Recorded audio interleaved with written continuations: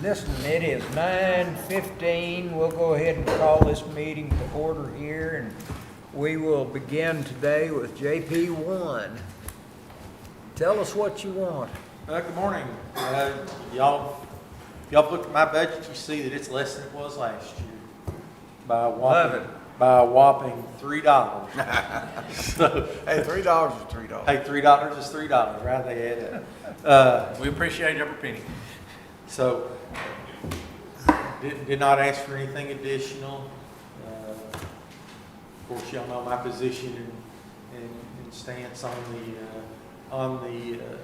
our pay study project. And we don't have those numbers yet. Speaking so of that, I was going to ask you last night, but I was at another meeting. Have you heard any update on that? we're expecting something by mid-July. Okay, we're still that far Is out. what we're still shooting for. So we don't have those numbers yet, and I certainly don't. We've not done it yet, and I don't want to do anything based on speculation. You know, that we want to be fact-based when we're coming back to you and asking for those and what we want to do. So I've got three budgets. I've got my regular budget, my tech budget, and security budget that are both covered or backfilled by fines and costs, court costs. They're not part of the general budget. But my general budget is decreased by $3 overall. Where did that $3 go? I don't remember. I don't remember as I went through it.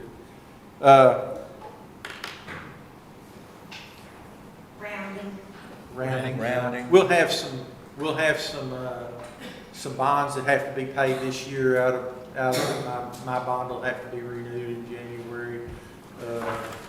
My chief clerk's notary bond will be coming due in this budget cycle. So we've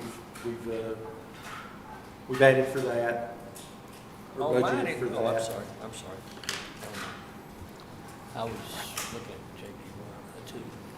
And I guess, Any did they questions breach regarding the conversation with you about using your tech to pay for the body camera? Yes, Mark came to me yesterday and told me about y'all's conversation. I don't have issue with that.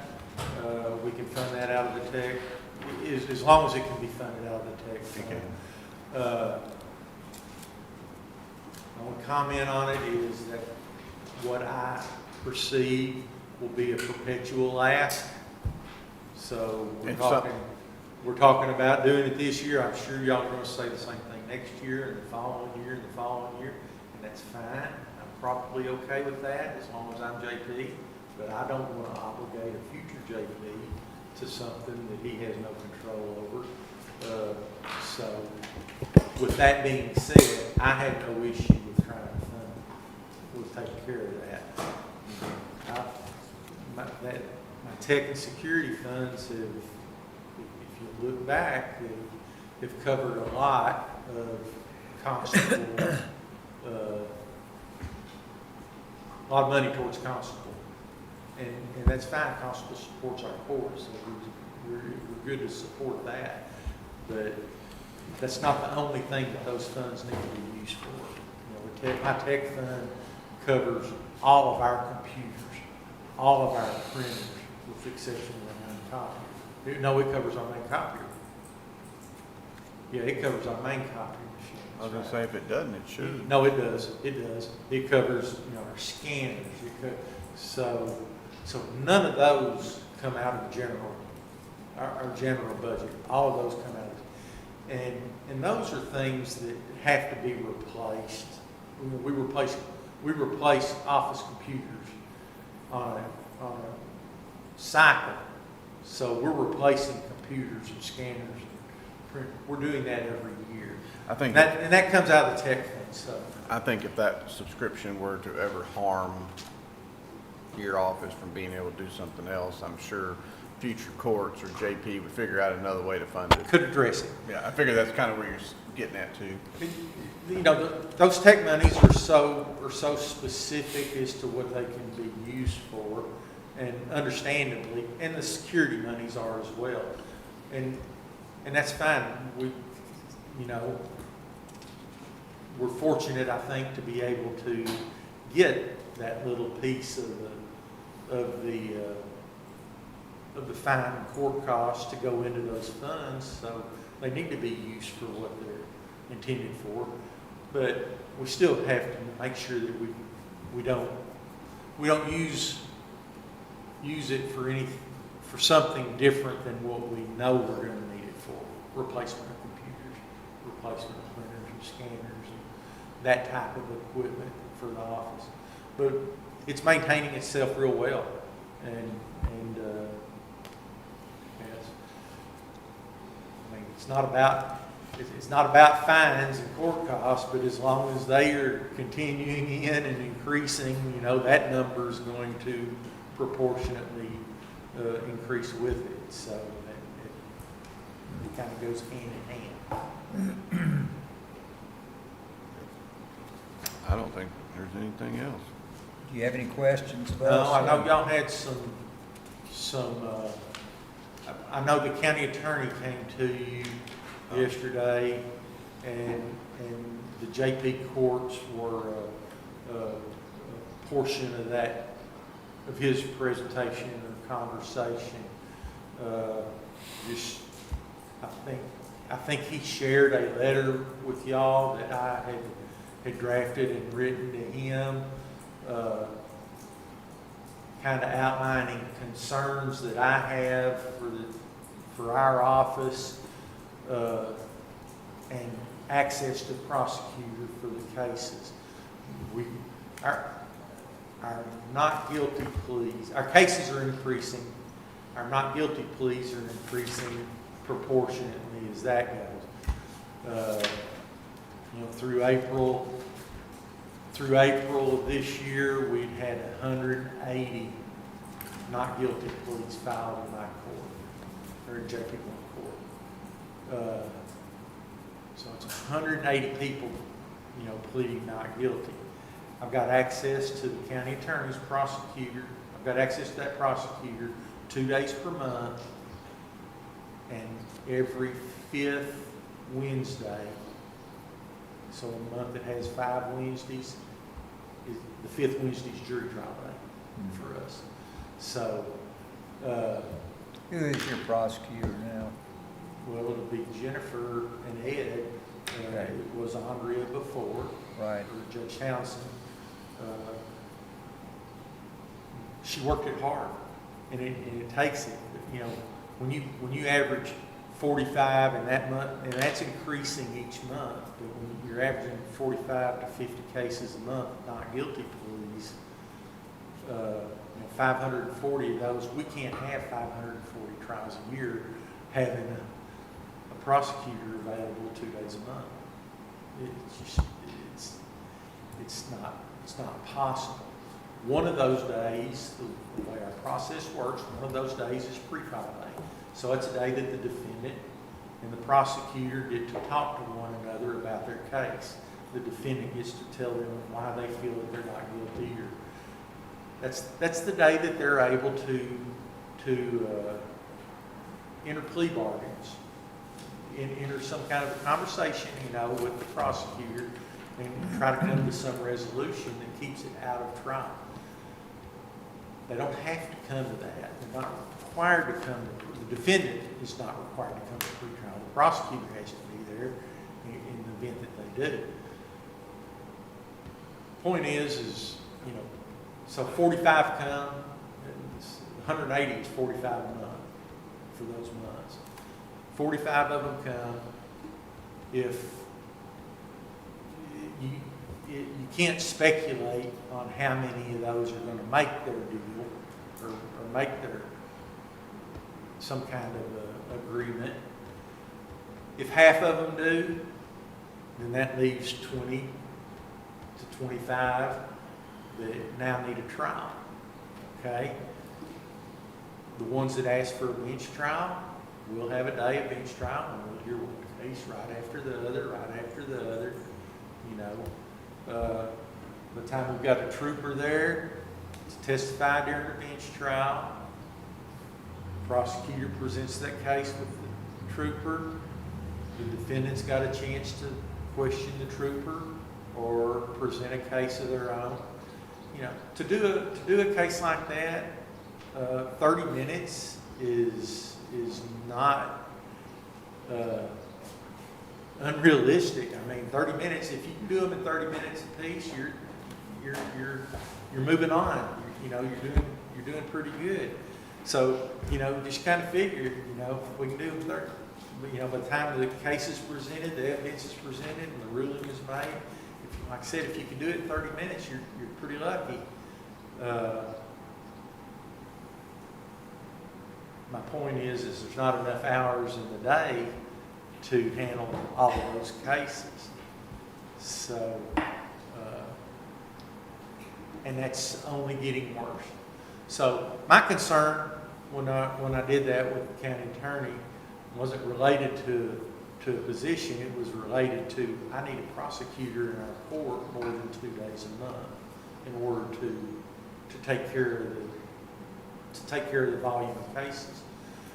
You know, I also highlighted in that letter, you know, we now have 4 CMV troopers here. We've got 4 CMV troopers here that are all weight certified, so they're writing weight tickets. You know, weight tickets vary in fines from $100 to $10,000, and they're progressive tickets. So, meaning that if they're overweight and they've been previously convicted, then that fine goes up. If they've been previously convicted 2 or more times, it goes up.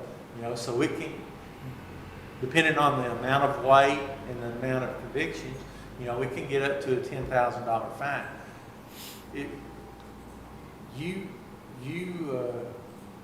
What I find is when a trucking company gets a fine, you know, that exceeds $1,000, They're fighting it. they're going to fight it. Exactly. They're going to fight it. They're going to contest that ticket. And what we're seeing on those contests are they are overburdening the court system. Not so much the court, because it doesn't come to me, but they're overburdening the prosecutor's office with discovery. I had one that I reviewed last week. Same company, got 3 weight tickets, fighting all of them. They requested in discovery the personnel files of the trooper, the disciplinary files of the trooper, the training files of the trooper, the policies of DPS, all of their policies. It's overburdening, but it's tactic. It's defense tactic. That's how they are trying to fight that ticket. I don't know if they've got a thought in their mind that the case will go away. You know, if I just overburden them with discovery requests, maybe they'll dismiss it. That's not happening, but I can't understand why they would be doing that. I feel like if that ever gets to court where they're doing that, you know, that gives the judge an opportunity to make them justify why they're asking for that stuff, and you know, I don't want to speak out of turn, but I would probably ask, okay, why? You know, why do you need that? What does that have to do with an overweight ticket? And some of those things probably won't be granted, but that's another hearing. That's more time involved in that one case. So you multiply that, you know, by we've got the 4 troopers here. We've got new or more troopers speculated to arrive probably by the end of the year. Is that correct still? That's what we're anticipating. 16 still the number? 16 right now is what we got. Oh, going more beyond 16? There's 16 right now. Hopefully in the future, there'll be more here. Wow. Which he's right, is going to be more burden. The point is, you know, more troopers, they're out there doing their job, they're going to create more cases. More cases are going to create more people that want to contest those cases. The more they want to contest those cases, the more the burden is. I can hear the cases. That's not the problem. The problem's not a bogged down in the court's docket, but I can't hear them without the prosecutor being there. The prosecutor has to present the case. I can't question the trooper. I can't question the defendant. That's the prosecutor's job. So, you know, I can hear the case. And they're also all entitled to a jury trial. In jury trials, you know, you can't, we'll hear multiple jury trials out of one jury panel in a day.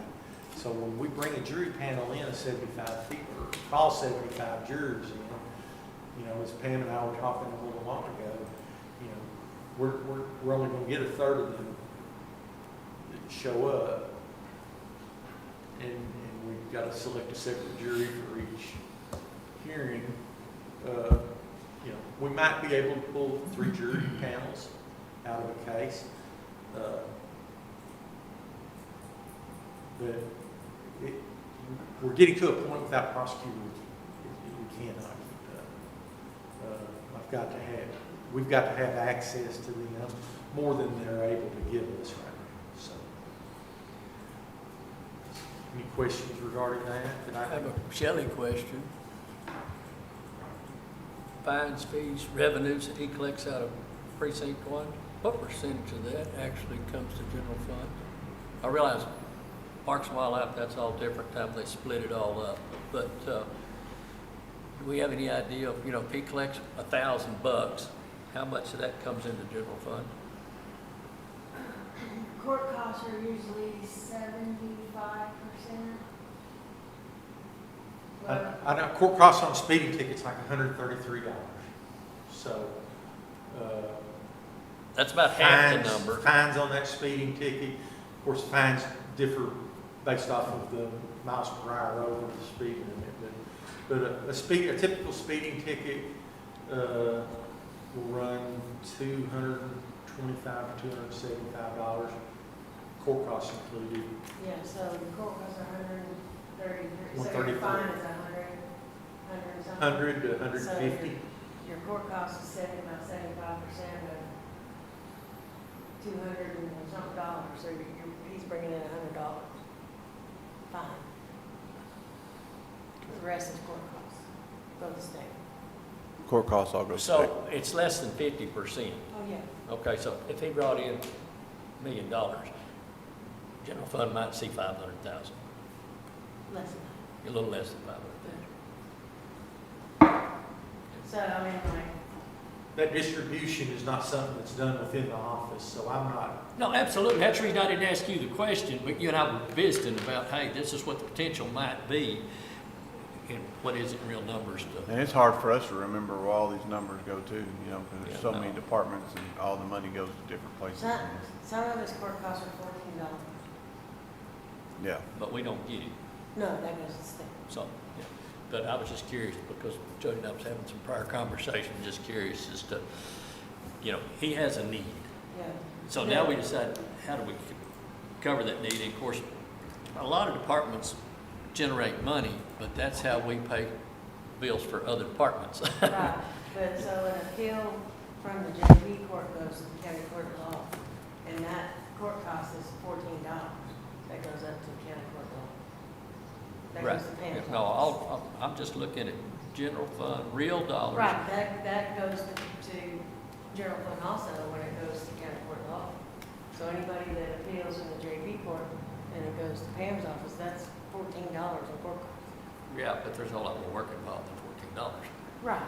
I mean, but- Also, I want to be really clear that with that letter that I had composed to Ed, that there is no lack, absolutely no lack of cooperation between that office and the court. None whatsoever. It's just that even with all the cooperation that we're getting, it's just no longer enough. It's no longer taking care of I don't think we inferred Of the load. inferred that So- at all. You just so did I- the numbers. Yeah, I could see it being misunderstood, and I want to make that crystal clear. There's no, you know, they are, they work with us 100% on trying to take care of that load. It's just, It's a big load. really, we need double access of what we've got now, and we need that right now. And I expect that to not be enough. Is all of the anticipation of the additional troopers. We already have additional CMV troopers, and then It spread us out too, as far as I wouldn't have 4 or 5 guys one day, and we have one on the road, you know, so. I'm not familiar with what's going on, but police scenes. yeah, it's scheduling troopers is a challenge. Yes. Right, it's a challenge for sergeants, it's a challenge for our corps. You know, we try to we may have to schedule a trooper 2 or 3 times to get him into court in order to have that hearing. But those are challenges that we've always had a little bit of, and it's just gonna get worse too. Well, The we more- wasn't the debating more- or challenging the county attorney yesterday. We were just having a similar discussion. We're just talking numbers. Hey, we see the problem. How do we fund it? And some of it's speculation as to what we're gonna have. But Well, it's gonna happen. we just almost know that it's gonna get worse, but it's already bad. So we've already got a problem that we can't really manage, can't keep up. So I don't know what's happened between 24 and 25. In 23, you brought in about 250,000 in fines and that stayed in the county. In 24, you brought in about the same. In 25, your revenue jumped up to 439,000. And I don't know if that's how, Interstate 35, The border had a lot to do with that, so previously we were at the border. and then y'all came back. And now we're not having to go to the border. COVID. So, and we're back doing highway patrol stuff, and so that may have something to do with that, because the troopers are here locally now. Yeah. Yeah, So- your staffing- Shelley, that number is the part that the county gets to. Yeah, that's the county, part the county gets. You know, my mind does not go there to the dollars. but Right. my mind But that's goes- my part but where I estimate. 100% has to be heard. I know our overall intake this year, it's gonna exceed $1 So, million for the first time, so. yeah, but But it so gets my distributed estimate by for the- last year was way off because I only estimated 250 based on the prior Prior year, years. And then, so I was off, so then I budgeted that same. So for 26, you are about on par for the about 450 for 26. The boys are back in town. Boys are. and you know, and we as in the court, you know, the JP court, the troopers, we can't think of it in terms of income because that's when you start. Oh, talking about, most definitely, You know, yeah. it's speed traps and stuff. It's not, we're after, you know, safety, compliance, learned behavior, you know, trying to get them to slow down and be a little more careful, you know, but Just mind your business. even with that. Mind your business. Our accidents are increasing. He got the meddling heads. Everything goes up proportionately, so. We don't look at it as income either, but we look at it as, okay, well, this revenues can fund what they're asking for. You know, I'm glad we got 6 lanes out there on the interstate, but it looks like Texas Motor Speedway some days. Well, it may not necessarily fund what they're asking, especially immediately. Now, we're anticipating all the growth, we're anticipating the numbers, and then we can probably fund some things. But, I mean, one year, say you brought in 400,000 this year. Well, by the time you take the salaries and insurance and benefits out of that, you're probably net zero. And like, let's not forget that there's other things that you do too, like inquests and small claim suits and civil suits and on and on and on and on. That, I don't want that thinking. yeah, don't get trapped into thinking you're a traffic citation office and that's it. But right now, we're just talking about the request. Right. And we're not trying to diminish, all we know you're busting your No, tail, I and know we you're appreciate not, it. and And eating the highway and I patrol. hope y'all recognize, that, well, I'm ultra conservative, but, you take the salaries out of my budget, and we operate our office on less than $9,000 a year. Brings up a kind That's a of, pretty good return for, minus the salaries, for the four clerks and myself. We run that office at $9,000 a year. That's pretty conservative. Yeah. kind of brings up an interesting point too. One of these days when there's gonna be 4 of you instead of 2 of you, that doesn't automatically mean that your caseload and everything else is just gonna double all of a sudden. Each individual JP might have less to do when there's 4 of you than when there's 2 of you now. And might even be that salaries go down a little bit, or have you thought as to where these other 2 JPs are gonna be located? And Well, the statute will require there be a JP in each county precinct. each precinct, So, right? once we reach 50,000, so it'll be that there be one located in each county precinct.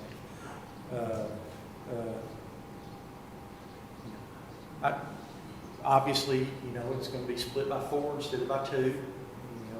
It's just everything will happen proportionally. The growth's still gonna be here a little more before it gets to that point.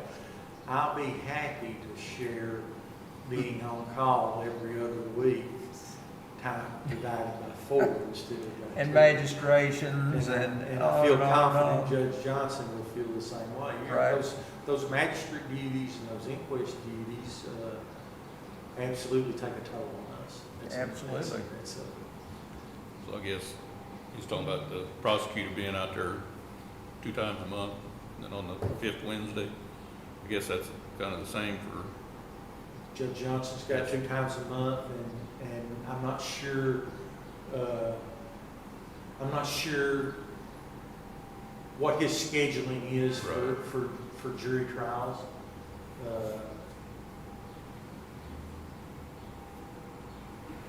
And y'all would have to look at the trial number, the court numbers, the case numbers, between the 2 offices.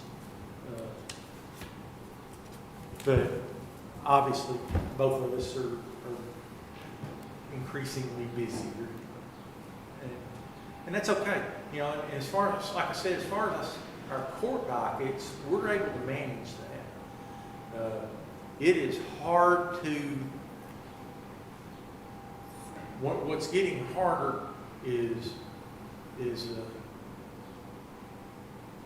to have bench trials, for example, on a day that I'm on call. Okay? Because if I've got a lobby full of 10 defendants or 5 defendants, and I've got 5 or 6 troopers there to testify, and then I have a death call here, or a death call in Valley View that I have to, that makes it increasingly more difficult. So what do you do in a situation like that? You do the best you can do. Hey, everybody sit tight and wait. We'll take care of this and I'll be back. You have failed to attend cases, and you have game warden cases. Sure, you we've got all have kinds of cases. animal cruelty, and have you had any, those things seem to me were some of the most time consuming of all. You got I a think, herd of horses that are starving to death. It takes forever to. I kind of think ahead, when we do have the 4 JPs, then and I'm going to call a week a month instead of every other week, we won't schedule those bench trials the week that I'm on Right. call. and then I don't have to worry about that interruption. And it doesn't happen every time. That's what I was, It happens at the most inconvenient time. Y'all know how that goes. that's what I was getting at. By going up, it would sound like, you know, our demands are gonna be so much more.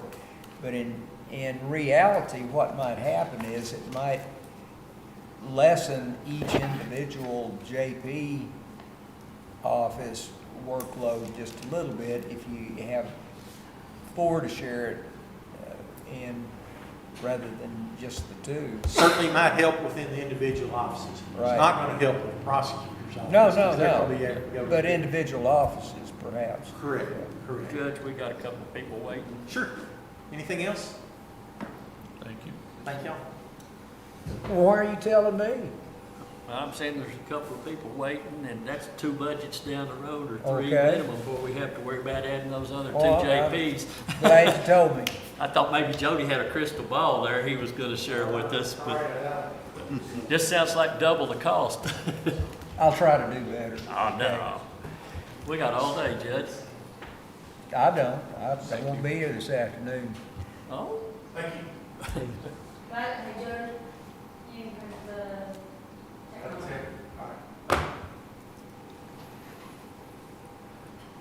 How about Mr. Molesby? Trooper Molesby. Yes, sir, that's me. When you gonna make lieutenant? Oh, I'm happy where I'm at. Are you really? I am. I like where I'm at. So. Okay. Well, Born and raised in Cooke County, so I'll probably retire here. Hopefully, if I'm lucky enough. okay, go for it. Well, we kind of talked about, I'll give you an update. We do have 16 troopers that are here. We'll get the tollways kind of done their deal, and so we're going to get one of those guys up here. He'll be here September 1st. We'll do 16 total. So we got 4 CBE guys, so we're hopefully maybe we can expand more troopers. But like I said, if we do that, that's going to be more work on the whole system. So that's where we're at on that. My budget, as far as that, I'm just asking for like we have in the previous radar. I didn't get one last year, but requesting that again. But also, if you look on the postage where that is, that will be very minimal moving forward due to we now deliver our mail. We take our evidence all to Garland office rather than mail it. And so I have a trooper take it once a week, and so that will take that amount of money, very, very minimal, so amount of postage, so.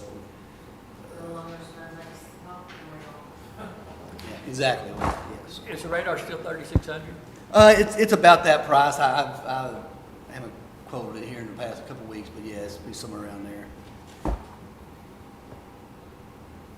And if it's a little more, I can always add some miscellaneous or whatever. You have any questions for us? Man, I appreciate what y'all do for us. Like I say, y'all, I know we're not county's employees, but the troops really appreciate what y'all take care of us. And I definitely do as far as providing an admin for me. Y'all do a lot for us, so thank y'all very much. And if you ever need anything from us, of course, just holler. So All right. We appreciate you guys. thank y'all very much. Thank you. Appreciate you, Judge. Thank you, Ryan. Thank you very much. Stormy. Come on down. What y'all want to know? I think you just told us. Hey, I appreciate those troopers too. Appreciate the heck out of them. We always do. Appreciate Joe. Hey, got a pretty good group of LE in this county. And it's impressive. Because I go back and forth between here in Grayson County and Denton County and seeing what I see here, you've got a bunch of local Mind troopers. introducing yourself? Oh, yeah, hey, Stormy McQuistion, I'm the game warden here in Cooke County. Only one. I'd say we need 3 of them, but I'm not asking for that. I have to go to state senator for that, Judge.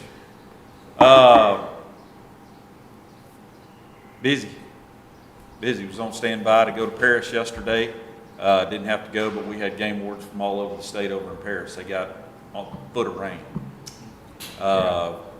So I'm busy. I feel like I'm spread thin, but I sat here and listened to Jody talk, and I'm like, golly, I'm not spread that thin. Of course, I've seen him on a couple death notifications in the last month or so, and he's busy. My tickets, I don't write a whole lot of them like these troopers do, I try to write good ones so they don't go to court. So that minimizes that cost for the county. So when I write something, it means something.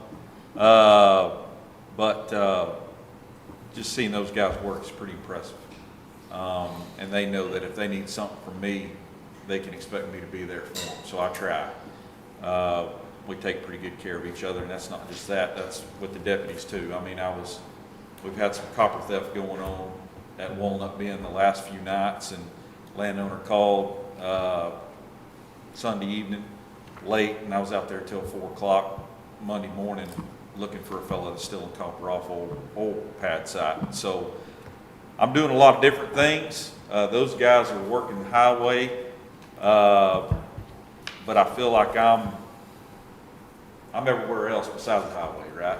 So that's what my job is, and I've got there's a reason they kind of call us a Swiss Army knife of law enforcement, because we're doing a little bit of everything different. So it's not just hunting and stuff. And right now I'm on Ray Roberts on the lake. I'm going to try to get to Moss Lake on the 3rd, on that Friday going up there before the 4th.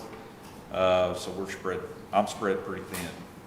We've had FIFA going on down on Lake Louisville, scheduled to go down there for a couple of days. So we're everywhere too. Somewhere there's summer vacation got to be. I never would have thought of y'all working copper theft and stuff like that. How do you get involved in that? Well, so I've got landowners. Yeah, My ranchers and my landowners are who I work for, the people of the county, right? right. And it's no different than having a John Dangelmeyer call me because a kid shot pigs on his place right off the county road, or having Jim Bob Willard, who just bought a place up here at Walnut Bend, 1,500 acres. He called and said, here's what we got going on. We've got a guy that's cut our lock on the fence, and went in there, and they're still in copper. They hit one pump jack.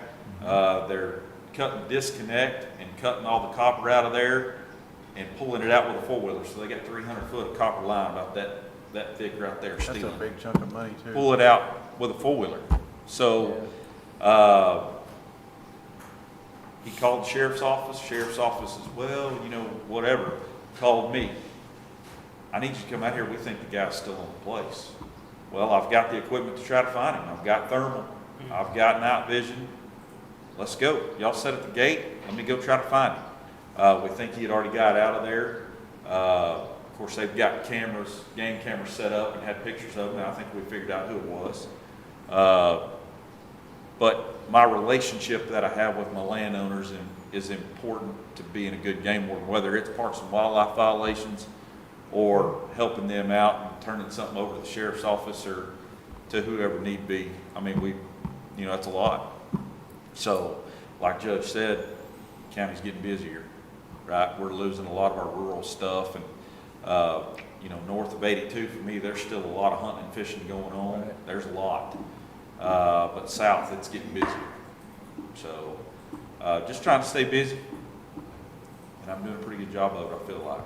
You are. So, We only, when I say only, we give you $1,000 a year. Does that suffice? Is there anything else you could need? 1,000 is sufficing. The state gives me what I need to do my job. Okay. That's sufficing. That keeps me up with stuff from my printer that the county's bought. It's keeping up with stuff for me to put onto my boat, in my vehicle, because that's my office essentially, is my vehicle. And right now it's sufficient. If I Remember need, last year you talked about it bought batteries for something? yeah, hey, all my equipment requires all that stuff. Boots, and they have been, I went to Kerrville and wore out 2 pair of boots in 9 days. Damn. Y'all bought me 2 pair, and I know it doesn't seem right to use our county money for a pair of boots, but the state don't buy those for me. And to buy a good pair of boots, I mean, they're $250. Yeah. Luckily we didn't put a Mylar tag on them, but that helps me a ton. And I'm okay on boots right now, because buying 2 pair, I try to make them go as long as I can. Now, if I'd had to go to Paris for all day yesterday and last night for swiftwater stuff, that'd have been different. But my needs are a little bit different probably from everybody else's, from Brian's, and but we're making it work. And the girls over here take care of that, and so is she. So, but yeah, my needs are a little different, and I think y'all realize that. So, For sure. but I don't ask for much for many big things. State gives me what I need to do my job effectively. So, Well, that helps me a little bit. I would never have thought of stealing copper and that sort of thing. So, yes, sir. Okay. I'm trying to benefit everybody that I can. You know, I can make traffic stops and do all that stuff. I don't. That's why we got 16 of those guys to do it. The roads I'm on are not 35 and 82. The ones I'm on, they eat tires up. So That must be in precinct 1. it is, yeah, yeah. It's precinct 1 roads are rough. Tough group, Red, tough group. Hey, we did get rid of a boat up there on the river. Did you notice that? There's a boat going from up there, Oh, where they stacking them up where there? them 2 boats were. Not Jason's boat that he called on, but hey, another example of just things going on everywhere. You know, one thing I will say, and I'm not comparing because those black and white troops, they do a lot. But this thing right here, my number is online. You Google a game warden in the state, and here it is. Because my phone doesn't just go through dispatch like theirs does. I am dispatch. So, you know, which makes us unique. So that's why I've got a job and we handle it. So I try to handle my business as good as I can. I try to represent myself in the state and the county as best I can. Like Ryan said, we're not having to go to the border, so that helps a ton. The money was nice, but being gone it was terrible. You know, we're a click away from having to go back down there. So, but we're all good on my end. I've called him more than once to give him TX numbers for probably, 3-4 times over Yes, the year. Somebody's just literally dumped boats. Yeah, and that's okay. And if there's information on there that we can do to track it down, we're going to try. We're going to try to do that. Always made an effort. Appreciate it. It's always a pleasure to have you around and see your smiling face. Yes, sir. Hey, I'm around. Yes. I'm ghostly. People tell me I'm a ghost because they don't That's ever all see right. me. That's what you're supposed We to know, do. But we I'm know there. you're here. Yes, sir. You know I'm here and you know I'm working. So that's all you need to know. Yes, sir. Appreciate y'all. If y'all need something, y'all know to call. Thank you, Storm. Yes, sir. Thank y'all. Appreciate it. Be safe. We need to get into screw runners. That's a whole other ballgame, screw runners. Yeah, it's coming. Have to deal with that too. See you guys. You got Captain Brown, come on up. Stop in and say hello to the I will.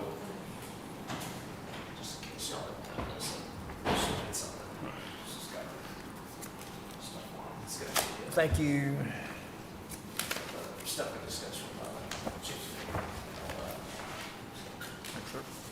Thanks, sir.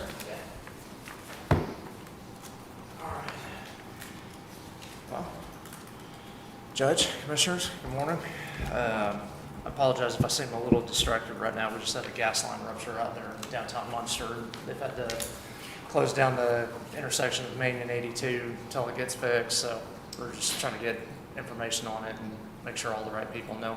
We also have we have an iPause message active for the next 2 hours right over that area. You can draw like a message radius, so anybody driving into there gets notified on their phone that, you know, to avoid that area. So, but yeah. And yes, I will be driving out there right after this, so.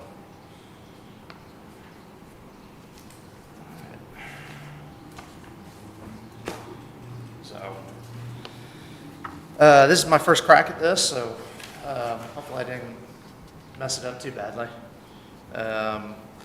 Not a whole lot of changes from what my predecessors had on there. Did find, just from my own personal budgets, did find some things to cut back on, just based off of what was spent from those previous accounts. Where it's going to get a little confusing is for the firefighters and what they're asking for. So we had our chiefs meeting on April the 27th. It's got in that packet, I've got the roster of all the chiefs that attended that. And basically what came out of that was two options, an option A and an option B. And what they're basically wanting to do is they're wanting to take a lot of the items that were broken out specifically, so like the grant match, the radios, the pagers from previous years, and they're just wanting to lump it all in together into one thing so that departments aren't limited, on what they can and can't spend, because some don't need it, others needed more, so they were just looking for just sort of a one lump sum, and added on to that is a $20 per run. And then option B is somewhat the same, but the grant match line item is still included. So you'll see on the budget that I've got, you'll see a color-coded where it says option A, option B, and that gives you the idea of what those amounts would come out to. But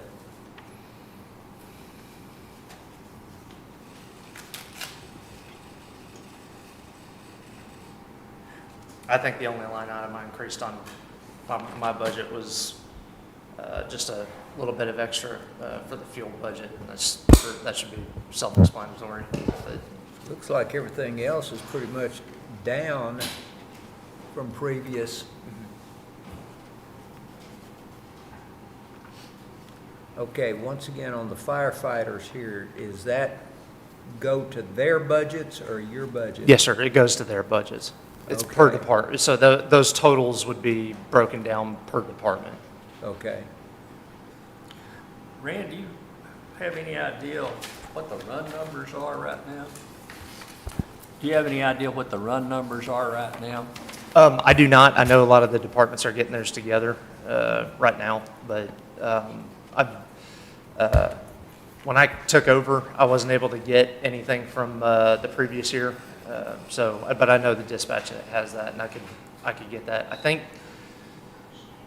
generally it's around like 600 with all of them combined. I think so, but that's I feel like I saw that number somewhere from a previous year. I think it's gonna be more than that. It's more than that. 2,650. Yeah, I was gonna say, one, Okay. Valley View. Maybe the number I Street saw runs was 600 each. maybe the number I saw was just one department. I thought Yeah. it was all of them combined. Yeah, But- 20, you said 2,600? That's $52,000.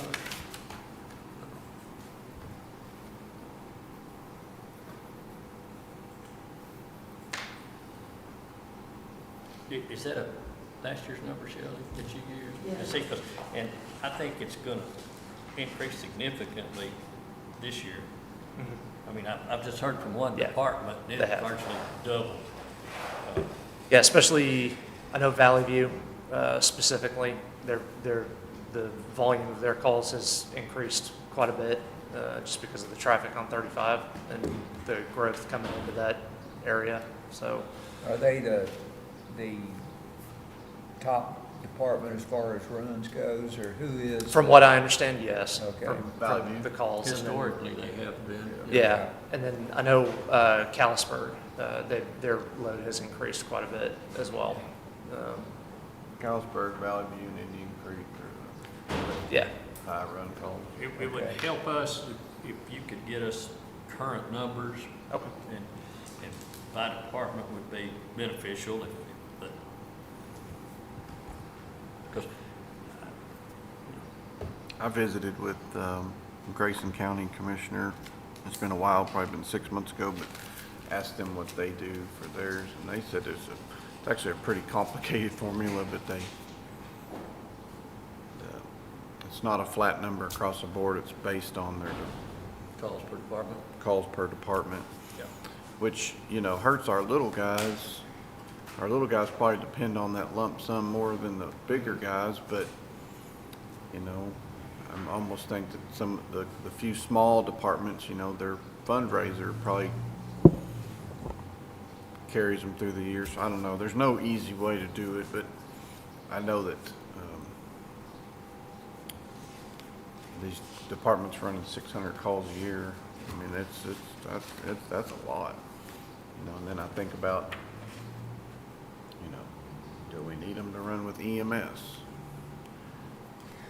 Well, So I'd we kind can of help. like to see the itemized, what we're What- spending it on. Yeah, what they're running. Yeah. Yeah. Now, I'm not saying I want to do away with anything. I'm just curious. I mean, do we No, need them I to run don't. with EMS? I I mean, can't we- imagine cutting them are- down. yeah, yeah, you know, I don't know. What is your thought on that, Adam? I know it's very helpful to EMS and all that, It but I mean, is. it's a lot of running for volunteer departments to run them every call. But then if you dispatch them after EMS gets there and they need the help for a large person or a difficult move or something, you know, then A it lot of takes it so depends on long. if the ambulance is, say like, for instance, 4 comes to Lindsay, also does Munster. Well, 4 is on a call, well, then we get 1, but 1 is on a call. So that lag time, sometimes, Yeah. if you can get there and get started with, Yeah. say CPR or whatever it is. I forget about that part, them actually rendering the first aid Oh, instead of yeah, just being there that- to assist. That can be Yeah. very, I mean, it is Yeah. very critical. Car wrecks, I mean, the car wreck we had on 82 a couple weeks ago, 4 was on a call, and had to come from, I think, Station 2 had to come. Now you gotta get all the way through town, so it gets, it's hard to say, Well, I wouldn't think that the car wrecks, they're running anyways. well, it's true, That's not Traffic. that's not But even on an the EMS medicals. assist, yeah. But extrication. yeah. But on the medicals, I mean, a lot of times, I mean, we got EMTs and paramedics that are on those calls. Now, we can't do the paramedic skills, but you can at least do the initial vitals. If it's CPR, get CPR started. We got a life pack, we can get hooked up. And there's a lot of stuff that happens that EMS doesn't have to do when, I mean, it's already kind of done, you know, they don't have, now they'll recheck it and redo it, but if it's a guy that works for EMS, that's on Lindsay Fire, they go with, I mean, they don't take another blood pressure because they know, well, he knows what he's doing, so, and that's a big deal too. I was just kind of throwing things in my head, you know, Yeah. to help the whole situation, you know. And how that all got started a long time ago, you know, before 911 addressing, and that's kind of when the fire departments got involved. It's just to get the ambulance to where they were going, because usually that call would come out, it's out at the Matt Sicky place, Yeah. When I behind was, the barn. Well, hell, EMS don't know where Matt Sicky behind the barn is. yeah, when I was I a promise kid, the fire department does. You know, so that's kind of how it all evolved, and then it just grew from there. You know, our fire departments, those that go have to have an FRO rating through the state. They got to keep that license up. I mean, it's gotten more complicated where it should be simpler, but it's there's Like a lot of to it. things, yeah. Yeah. And I would say too, there are, you know, the opportunity to find other ways of funding and, you know, accessing funds, other than just, you know, trying to wait for grants to come along and whatnot. I mean, they do exist. I've been talking, actually just recently talked with my counterparts, down in Denton County, because there's a development going on that crosses into both counties, and it's only like 12 acres that's on their side, and for those 12 acres, the fire marshal's office is making them sign a public safety agreement with fees attached to them and stuff like that, and it's all going to be used to fund any emergency services that come into there. But you know, Denton County's already got that on the books, and that's something that they just do. They also have a fire code, you know, where they can enforce stuff like that. So, you know, there are other ways, and I know some of the firefighters have talked about. I can't remember what it's called. What's the thing where folks have to vote on it? ESD. Yeah, you know, some of them have tried to, you know, come up with other creative solutions to try and, you know, get them a little bit more funding. But You know, and the state's given us these grants the last year, but, you get a $285,000 grant, you gotta come up with 10% of that. And you gotta pay the whole deal up front first, and then you get reimbursed. Well, some fire departments can't go get 285,000. I mean, they go to the bank goes, I mean, we're fortunate at Lindsay, because the city helps us. I mean, they'll say, hey, we'll finance it up front, and then, but, like Moss Lake and Ralston. Here, they don't have that luxury to have that to fall back on, so I see it's tough, and it is. How about that little piece of land that's over there by Pilot Point that you have to go around and? Oh, yeah, the And, little lake corner.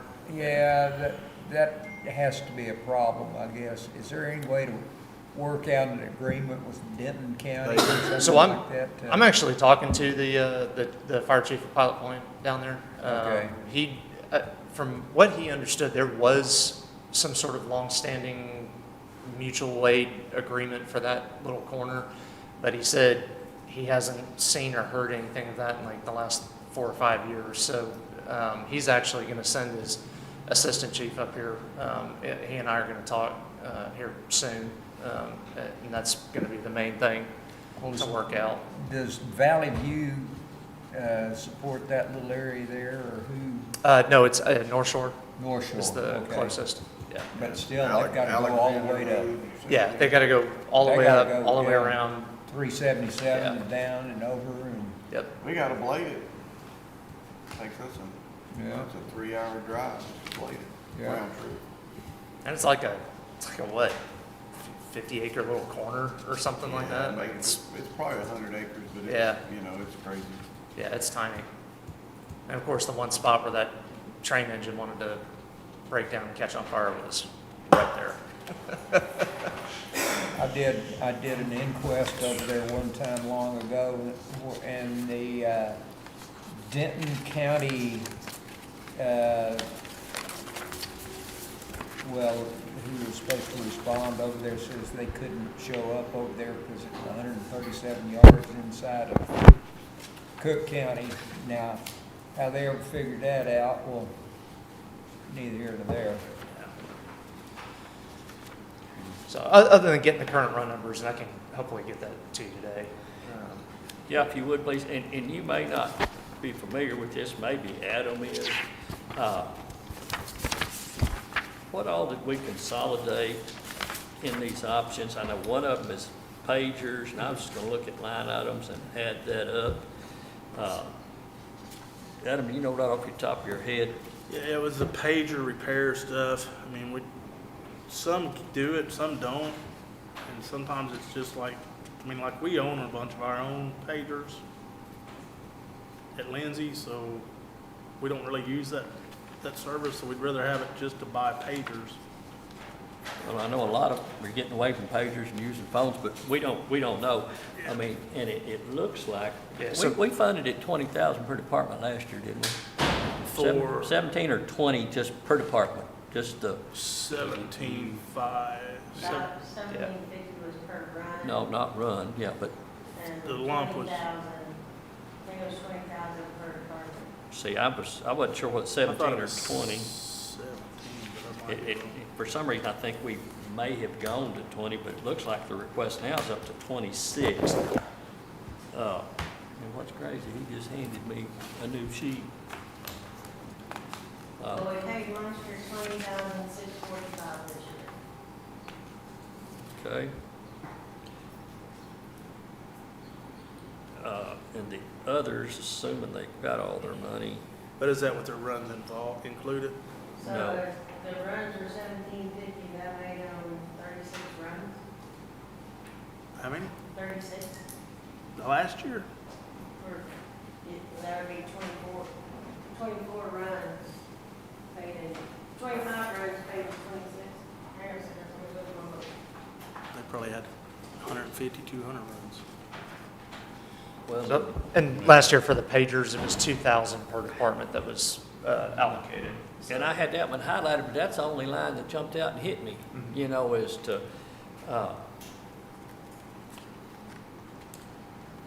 but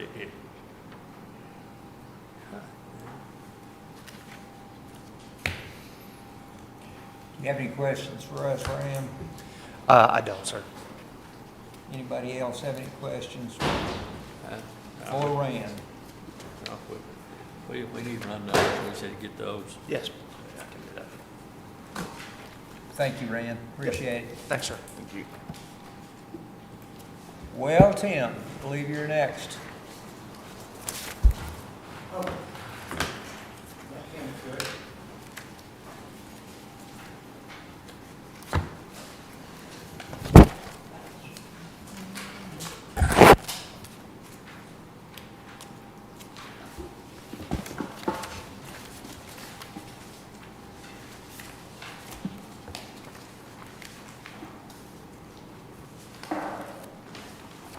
Tell us who you are, if you would. Say again, Judge? So tell us who you are, if you would. Yes, my name is Tim Cortez. I am the Cooke County Veteran Services Officer and/or Director of Veteran Services for Cooke County. Morning, Judge, Commissioners, Pam, Elizabeth, Shelley. If you look at my budget for the Cooke County Veteran Services, you'll see not a lot of changes. As always, annual training comes at the end of the fiscal year, so you still see that frequent amount down there.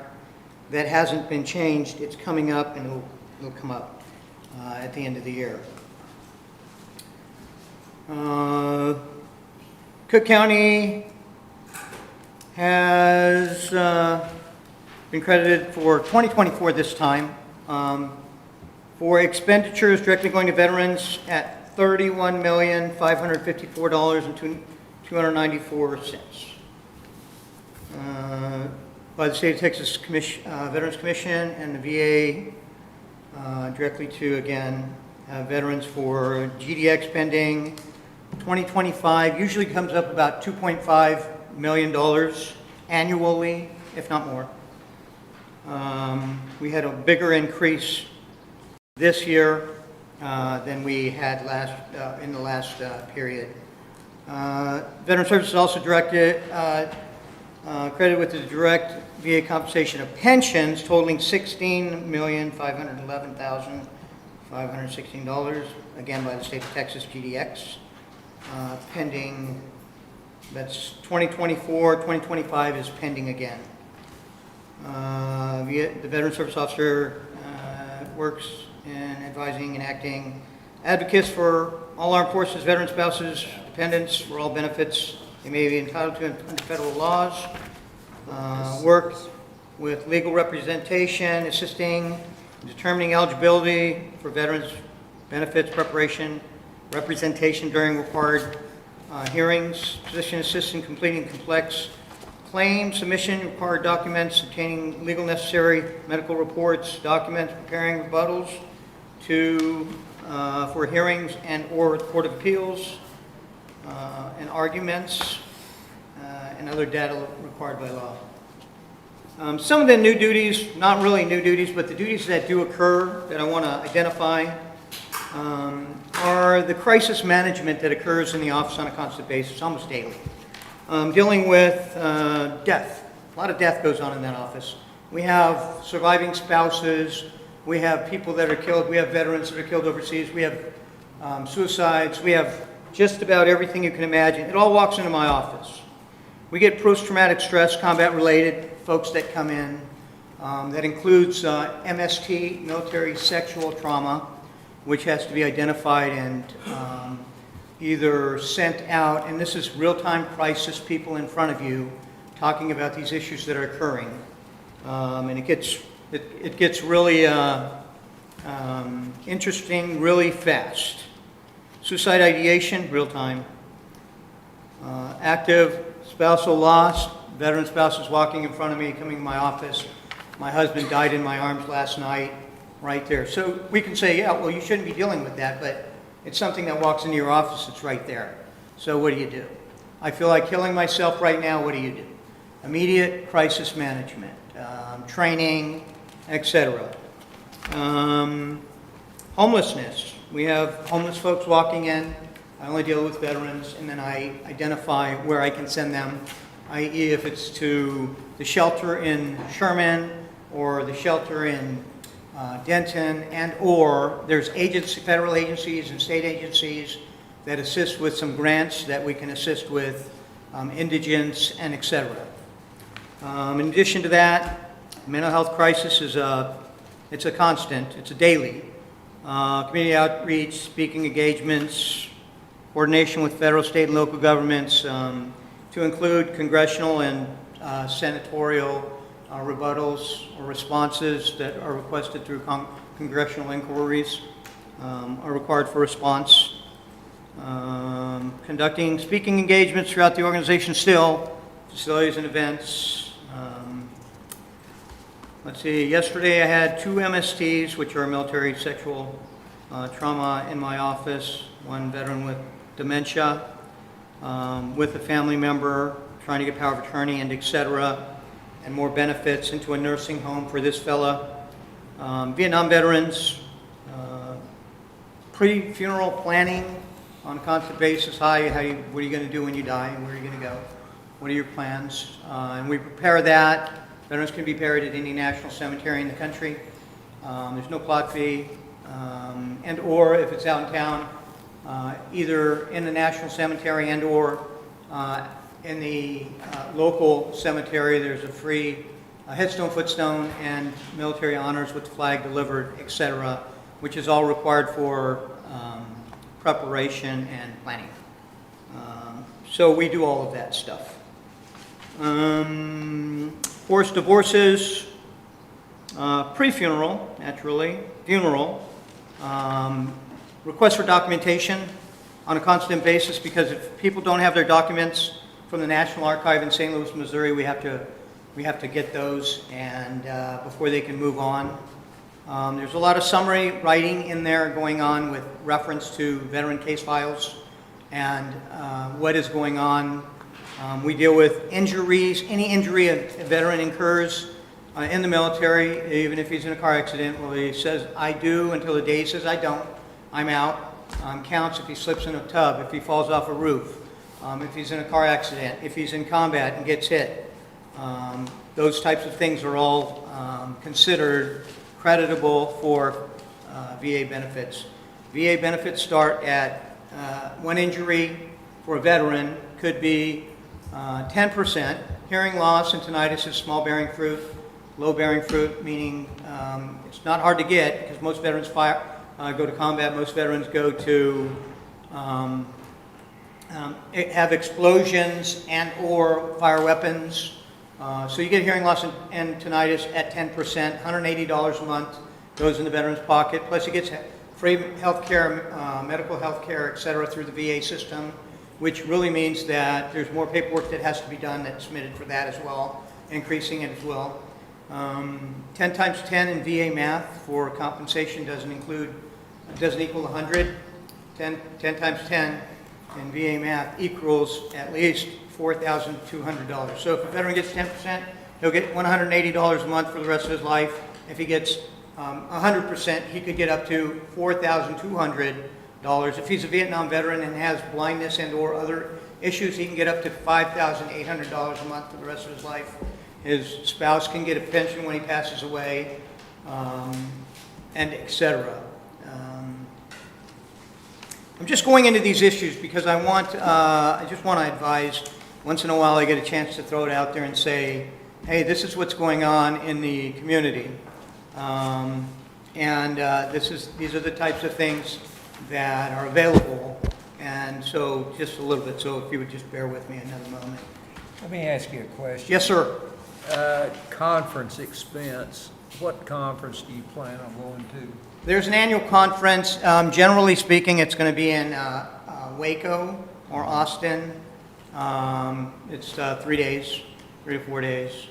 And then there's additional smaller conferences throughout Texas. Okay. Are those mandatory or just? Those are mandatory, yes. They are mandatory. So there's a requirement for accreditation annually. There's a lot of training that goes in. It's both online and in-person training that's required. So annually there's a required training scenario for accreditation within the VA system and with the state of Texas. So I'm accredited by the state of Texas and by the Veterans Administration to assist veterans. However, I'm employed by the county, obviously, and so, but I have to, in order to do what I do, continue the accreditation and training requirements.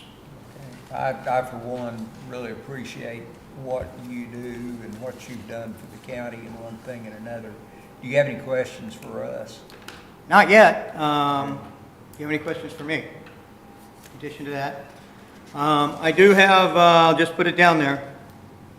I have asked for a 10% increase on my salary based on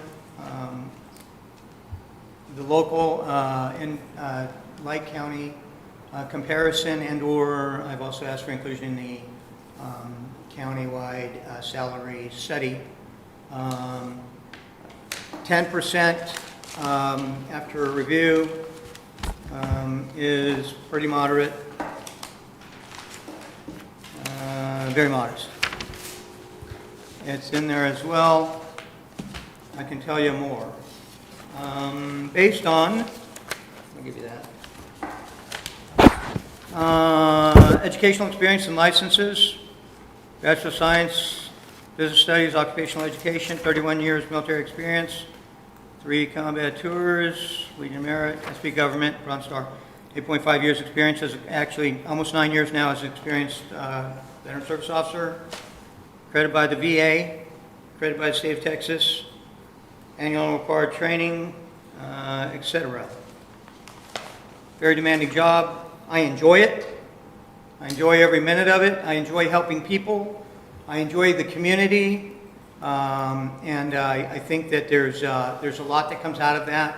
Again, with over $31 million in 2024, I'm sure it's about 34 million rather, plus in the year of 2025 for the fiscal year that's not out yet.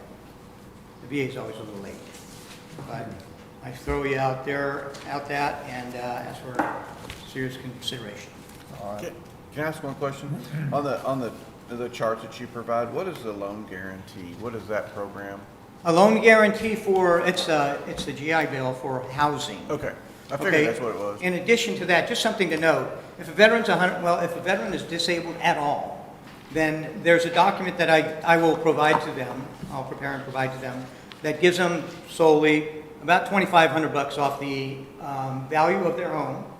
Okay, so the value of their home comes down 25%, so that it's a tax abatement, brings down, lowers their tax requirement. However, if they're a 100% disabled veteran, there is a 0 tax required for housing. So if you buy a house, no taxes. And additionally, once they get that 100%, they'll never pay tax in the state of Texas again for their own. And or once they pass away, that benefit is transferred to their spouse. As are a lot of benefits. For instance, pensions. If a veteran who was a wartime veteran, he can get a pension if he's low income. If the wife falls into the same category afterwards, she can get a pension, and the VA will pay her for life and include medical benefits and educational benefits and others types of things that are included as well. There's a lot of benefits out there. There's a lot of things, but you just gotta, nobody knows what they don't know. So we just try to send anybody in there that's a veteran has got to come and see me, because there's a lot of information. Everybody can be helped. Everybody can get something out of it, and everybody's earned. These are things that they've already earned. I was very, very fortunate to have World War II veterans. Well, we had them. I think we only have maybe 3 left now. 104, 101. A couple of them around, but and I've gotten to them. But now the Korean War veterans are really thinning out. Lots of Vietnam veterans out there coming in, but and now we have this new war. The 20-year war just ended. Now we have this new war or conflict that we have lots and lots of people nonstop coming through. So it's a busy place, and I'm happy to do it. Thank you very much. Thank you, Ken. gentlemen. Thank you. Appreciate you. Appreciate it. Angel, if you would identify yourself and proceed. Okay, Angel New, County Extension Agent with Texas A&M AgriLife Extension Service. So our budget this year, we have requested, very similar to last year's budget, with the only exception being we are not requesting computer expense items this year. We seem to be in good shape right now in our office as far as computers, so we did not make that request this year. Other than that, everything will be consistent as it was last year. I will point out that our mileage and conference line items, those line items are kind of fluid for us. We do transfer back and forth between those two line items. Some years we have to travel further to get to our mandatory meetings. And then some years they're here fairly local at our district office in Dallas. And so those two line items tend to be fluid from year to year. And then the other thing, I think that's it. Actually, our supply line item, we haven't spent much out of yet. We just had requested a PO. We had some supplies we were working down on, but now we need to place an order again. So we are using that line item, even though it may not indicate it on the documentation you have. And I think that's it. Do y'all have any questions for me? I don't think so. You answered my question because you said mandatory on the meetings. And I figured they were.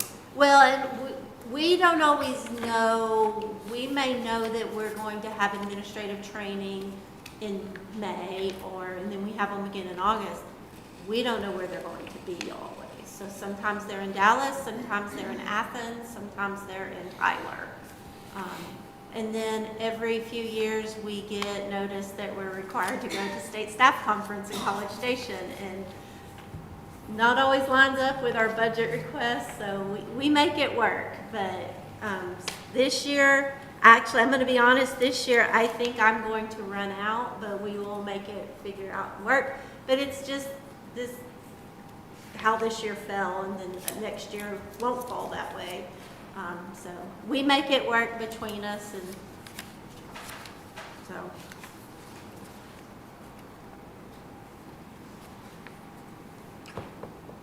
Sounds good. Nope. Any other questions? Easy one. Easy one. Thank you very much. Appreciate it. Thank you. Thank you. Rick, is it you? Let me take a quick 2-minute break. Yeah, let's take a real quick 2-minute break. We'll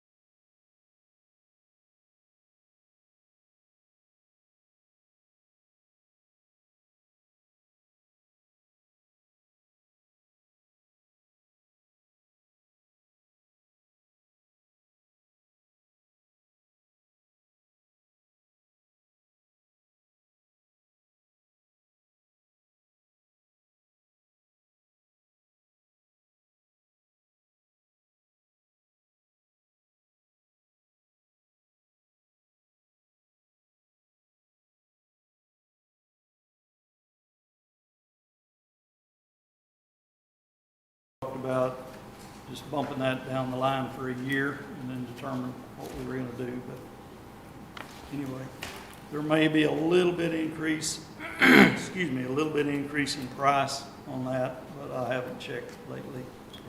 Did we not talk about, when we did that, we was gonna replace the ones here, same time? That was in the conversation. I thought it was. There's nothing wrong with the drinking fountains here in the courthouse. They work fine, and, unless you just want a different style. This is a different style. It has a water bottle filler on it, and that's, Right.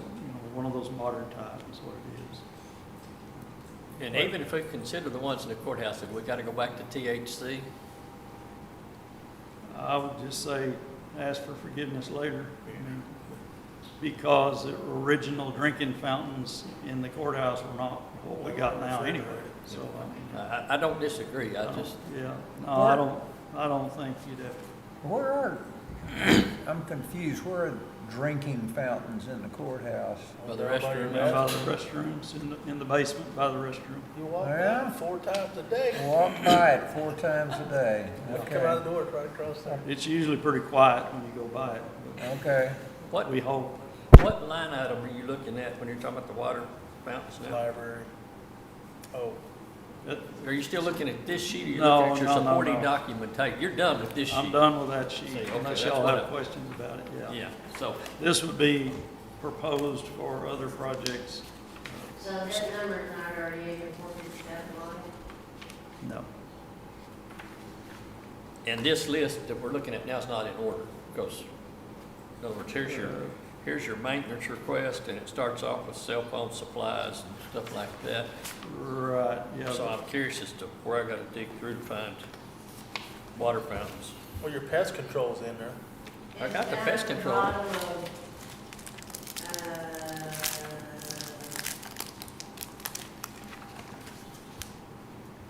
after it's $4.99, it says library. Your fuel's in there. Well, it starts off at 510 and takes me through the maintenance. And down at the bottom here where it says library.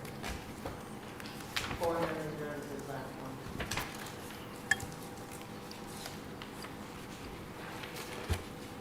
Okay.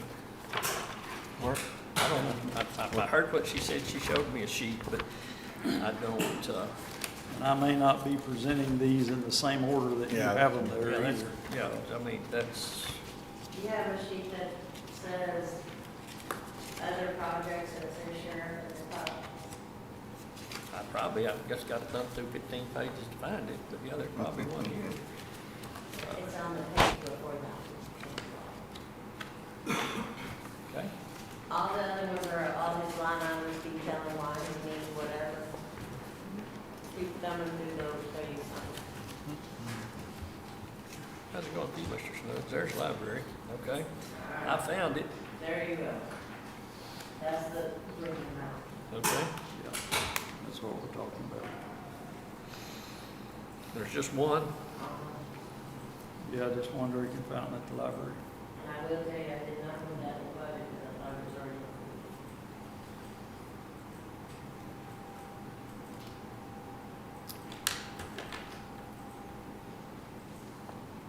I did not put it in his budget because I thought it already. So that one downstairs works fine, huh? Yes, Okay. it does. And there was some conversation last year, if I remember, about going ahead and put one at the annex building as well, but there's nothing wrong with it either. But it doesn't have a bottle filler, it's not that style. That's the only difference. Yeah. The sink upstairs in the break areas, it's got a tall neck so they can fill bottles from it, you know, right off the top of your head. I believe it does, yes. See, so they would have a place. Yes. So how much does a bottle filler cost extra? I don't know extra, but the drinking fountain, last year's price was $2,250. I wouldn't think it's that much difference, and it's worth every penny. If you were replacing, if you needed them, but you're talking about $5,000 all of a sudden over there to Well- replace drinking fountains when they can walk into the designated break area. and fill Is there them. something wrong with, No. there's nothing wrong with it? I thought there's something wrong with At it. the library, Mhm. it's just old. Okay. Yeah, It no, I works. thought you come replacing it to annex, I'm saying. that- I mean, you go to the sink and you turn the faucet on and fill the bottle up. What, Well, at a drinking fountain, For public. it's different. I'm talking about a drinking fountain, I know. not a sink. That was more for the public over there. Yeah. Yeah, it's for the public. Yeah. Yeah, these are for the public. And in theory, it keeps people from buying plastic bottles that have to be recycled and helps our environment and all those things. Well, they have to throw the environment in there. Anyway, so moving on, They're taking that bottle of stuff. Okay. Oh, I thought you were. moving on. so the next item, and I don't know where it is in your list there, but I want to talk to you about the HVAC control system out at the jail. Next page. And okay, good.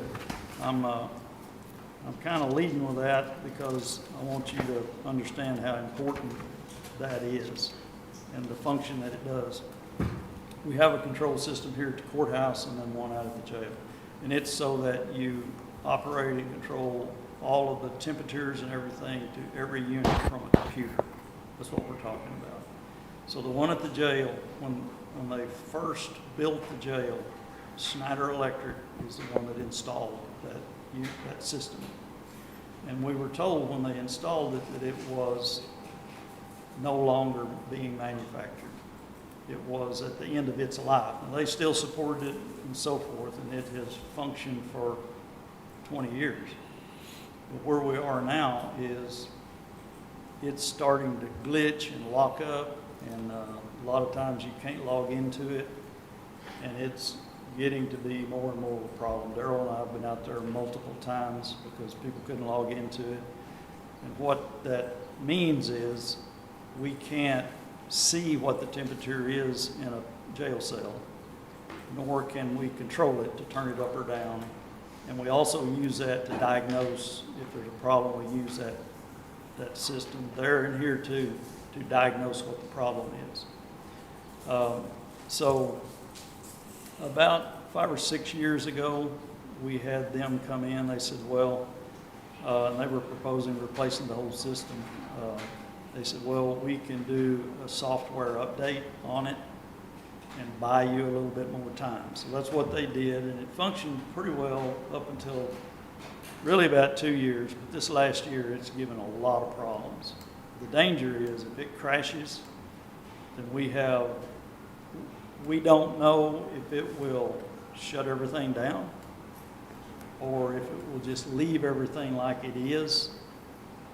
Whatever temperature it's set on, it just runs, but we can't control anything or even look at anything, or what it's going to do. We don't know what it'll do if it crashes. If it did crash and we weren't prepared for it, you're looking at having to, first of all, it's going to take some time to get a company to come and do an assessment on it and give us a price and make that happen. It's going to be a while.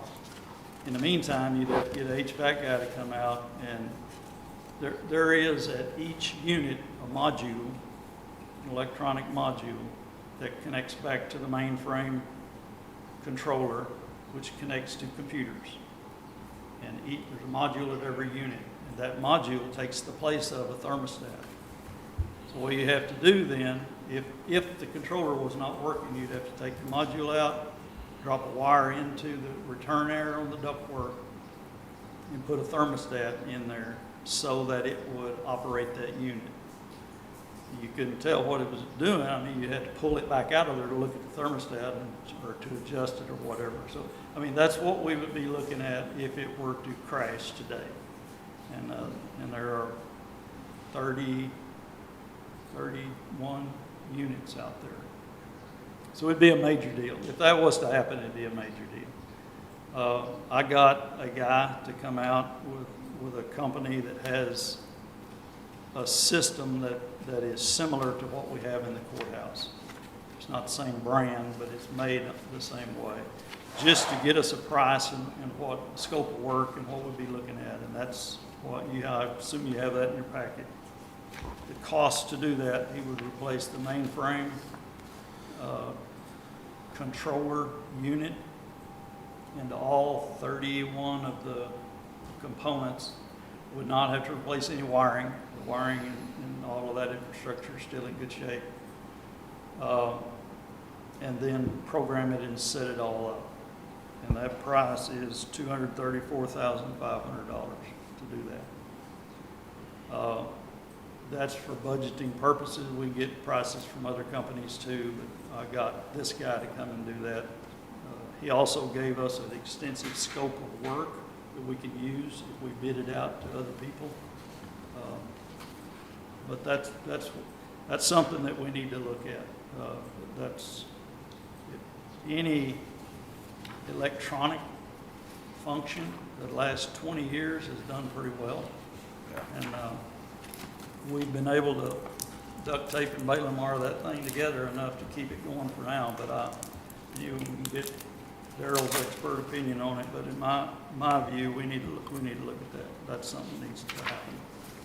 Any chance of another software upgrade by the city time?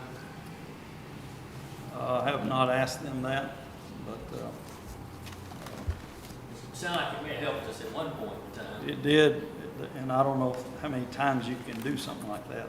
Worth asking the question.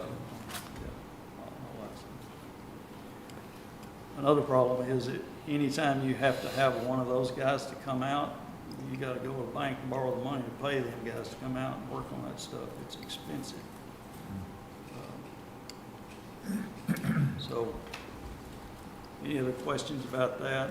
Hope I explained it properly. But that's not in the proposed budget, it's not in your current proposed budget. That's not, no, that's a, But it's not, you don't have any fund 35 today. You do have, okay.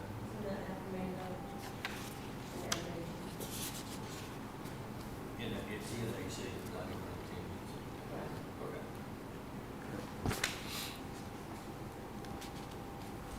any other questions about that? How about that? Are you gonna get to the roof out there? Okay, It's in line here. okay. Okay, the next item that we'll talk about, and this has sort of been routine every year. I put in 4 air conditioner units that we need to replace that were at the annex building. And they're just the older units. You know, I believe there were 8 units when the first remodel that we did back in '08 or whatever it was. There were 8 air conditioner units, the original ones to the downstairs part. And there are 2 of them right now that are on their last leg. But anyway, I put 4 of them in there to be replaced. If we don't have to replace them, we won't, but we need to get them in the budget just in case. Those, I put $20,000 for those, and then I put $18,000 for the ones at the jail. The difference is, with these, we have to get a crane to set them on the roof. So there's an extra cost there to get them up on the roof.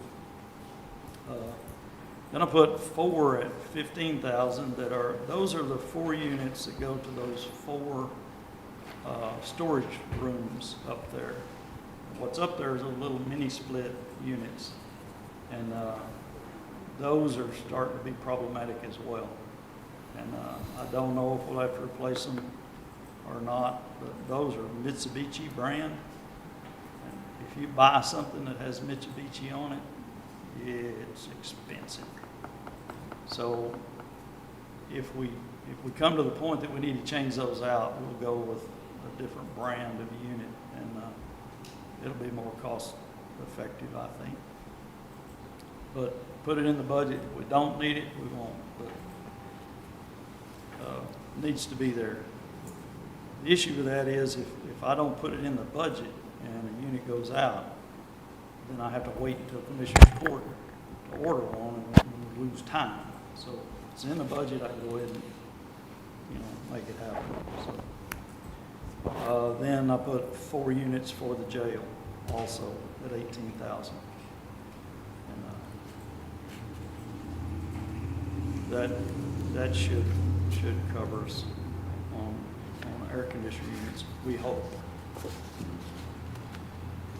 Any questions about that? All right, next up is the radio tower generators at Sybil's Bend and Walnut Bend.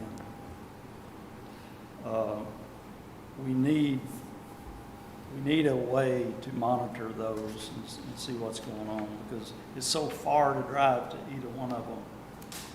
It's hard for us to keep up with what's going on with them. So I contacted Reliable Electric and they gave us, and do y'all have this? Don't have a dollar amount. Oh, wait a minute. I think I didn't have it at the original meeting, so.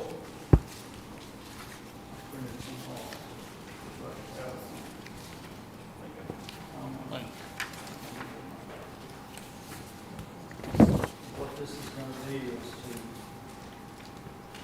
service agreement between service generators.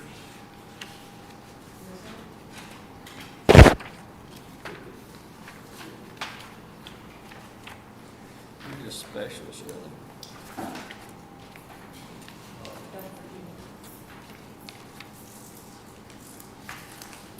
So what this is for, and you can see there's 3 prices he has right up at the top. For the first year, it's $4,382. That's for the first year. That's to install the remote access system, so that we'll be able to remotely access it from an app on a phone or from a computer, and be able to look at that generator, see what it's doing, tell you the battery charge and so forth. See the times that it automatically comes on and runs, you'll be able to see that and the history on it and so forth. Also, if it tries to start and won't start, it will send you a text or an email or whatever you want. And that first year is to install that, do the maintenance on the generator, and get that set up and running. Second and third year are for monitoring and the service agreement on the generators. And these are Generac generators, and Reliable Electric or Generac feeders. So that's the price I got on that. I know we've had problems several different times in the past if the generator wouldn't start, and we need the radio tower and it didn't work, and we've had that problem a couple of times. So this would address that issue. If there was a problem with the generator, we would know it. This will let us know. Is that in his budget, Shelley? Did you have the number? I put it in 390. Okay, so it's in there. We've had some issues with rodents and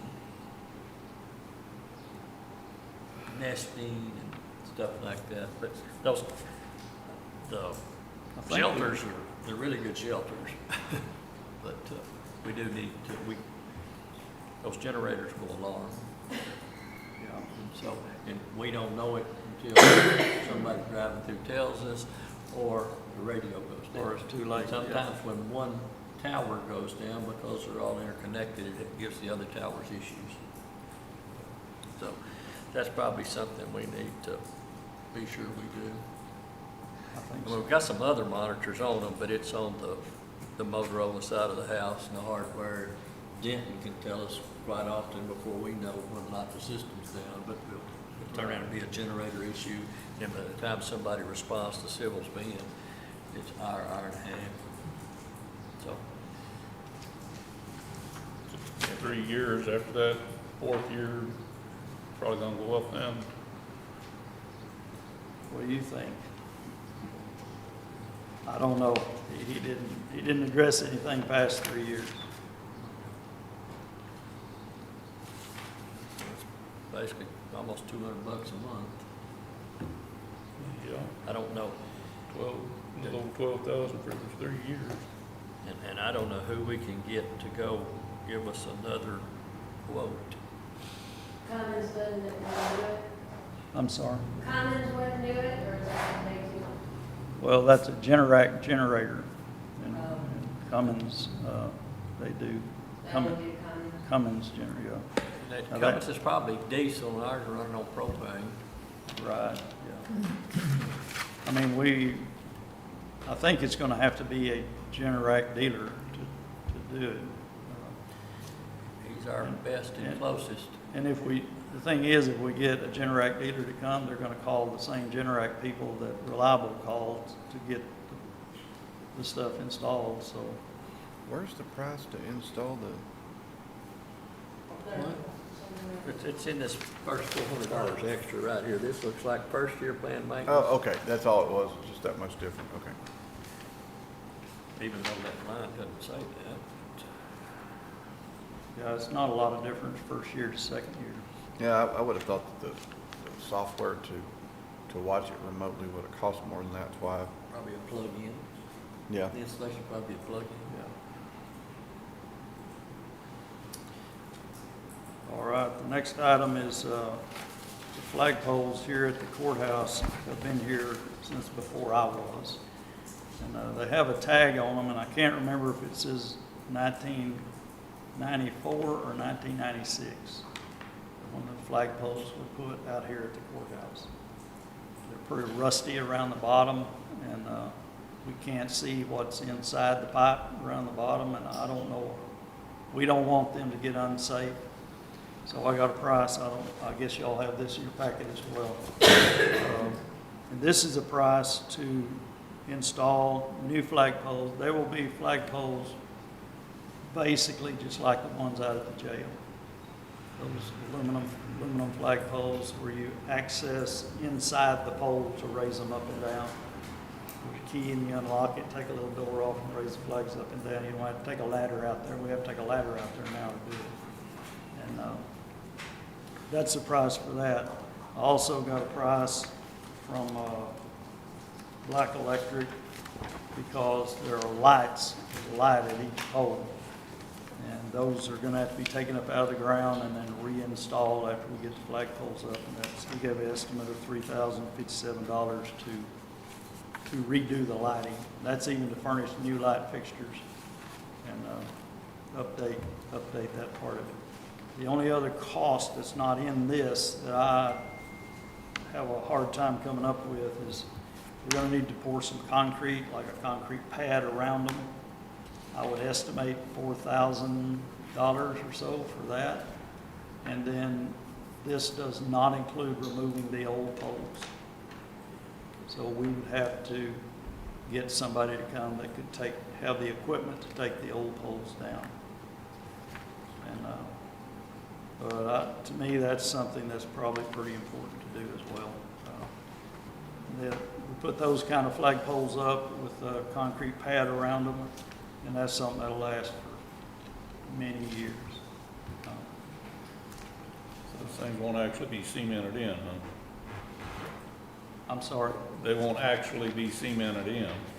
Yeah, they will cement them in, but they're not gonna pour any kind of pad around them or anything. Here it says, you're gonna compact sand down and put a 2-inch cap, cement cap on the top, Okay, or well, waterproof.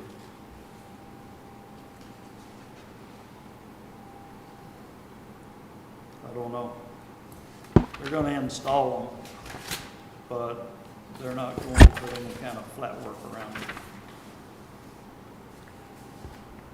And Shelley, what he's going through now is his supporting documentation for his line items. And are all these in consideration already? Are they already noted in the budget? Or so we don't have to keep asking? As I stated yesterday during my budget, I put the flagpoles in non-departmental. Okay. with the windows.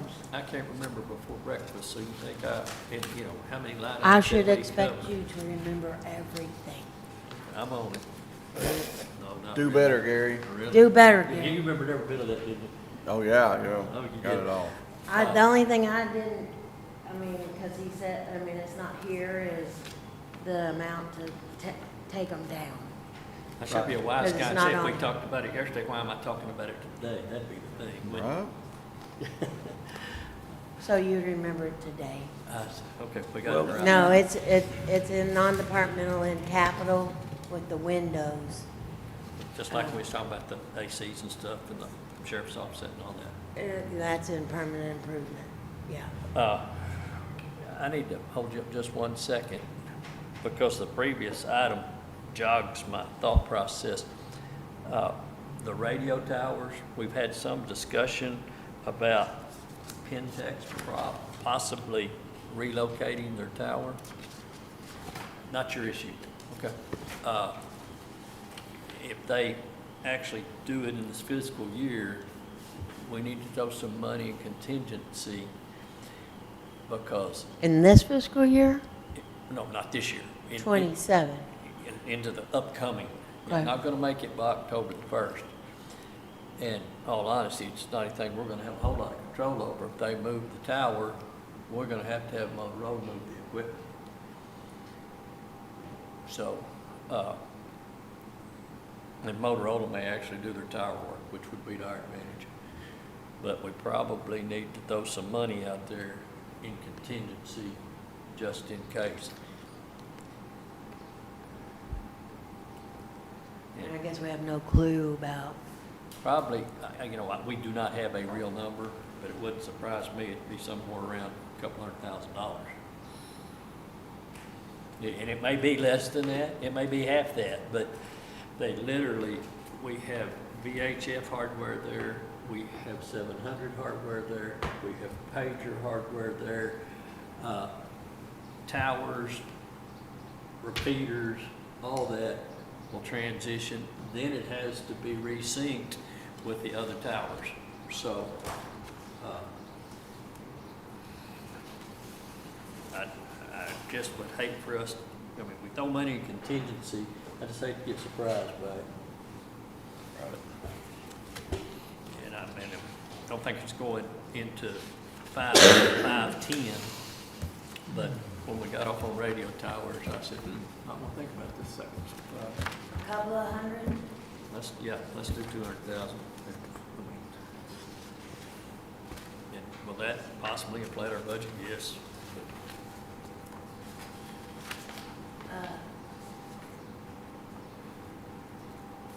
I apologize for slowing you down there, Rick, but it's prompted thought. Okay, got it. I'm sorry, moving right along. Okay, so as far as window repair, I don't anticipate having to repair windows this next fiscal year. They are in the process of doing windows this year. It will be in this budget year. They've come and got some trim pieces so they can mill. So they're doing some mill work for us right now. They will be here within the month to start. So I'm anticipating them finishing the window project that I have proposed that came in last year's budget, and then we rolled it over. So that should be finished. I don't anticipate having to do any windows next year. That was a 180 number somewhere, wasn't it? That was 180,000, yes. So that was not in your budget? Yes, it's in the budget. It is, but he says he thinks, I don't anticipate, I think we'll get it done. We'll have to do it next year. so we might have So $180,000 I'll hand that back to you. less in expense. That's what I'm Yep. hearing. So then the last thing that I'll talk about, unless y'all want to talk about something else, is the roof at the jail. And we have addressed it a couple of times, and I've gotten 2 or 3 different companies to go out and look at it, give us an assessment. I got another one to come. And what was decided last year was that we would just patch it. If we have a leak, we call somebody to come and fix it, and that's what we've been doing. And it's cost depending on what they have to do, between 5 and 10,000 when they come. And the last time it rained, it didn't leak. So what happens is they'll patch it, and you know, the temperature changes and the metal does its thing, and then it leaks again. And you can only patch something so long till you have to address it further. But anyway, I got an assessment from a company called the Garland Company, and he came out with a contractor, and they went over the whole roof. And if you remember the assessment and the presentation we got from 4T Partners, which is the consulting company that TAC uses, he came and he gave us an assessment of the roof and his recommendation. This guy's recommendation is dead on, exactly the same as that other one. Deal with all the penetrations, and everywhere there's a seam, clean that up real good, and reapply the adhesive to that, and just go over the whole roof and do that. That was his recommendation as well. The only difference is the price is about $40,000 more money now than it was a couple of years ago. So I just wanted to throw that out there. I know the thought process is to just patch it. Some of those roof jacks and the flashings around the exhaust vents and that sort of thing are getting in really bad shape.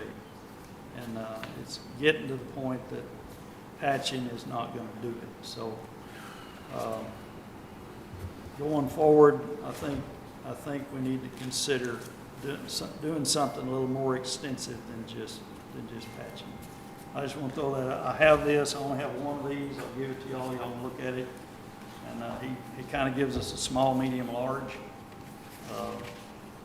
prices. What's the large? The large is to replace the whole roof, and it's over $2 million. Over 2 million. To replace the whole roof. That's to replace the whole roof. And that's coming, whether it's this year or the next couple of years, or 3 years. He says if we will do the extensive repairs to it, you can make it last another 20. Oh, So what's that number? what's that number? That Yeah. number's about 200,000. Oh, 234 somewhere. well, there's we can take that from the windows and Yeah, the do that. 180 that we're not spending on windows, add 50. Right. Well, and 4T's, 2 years ago, his was 150. And we could also reach back out to him and see what Sure. inflation's done. I mean, yeah, Because we he's can already take- done the assessment.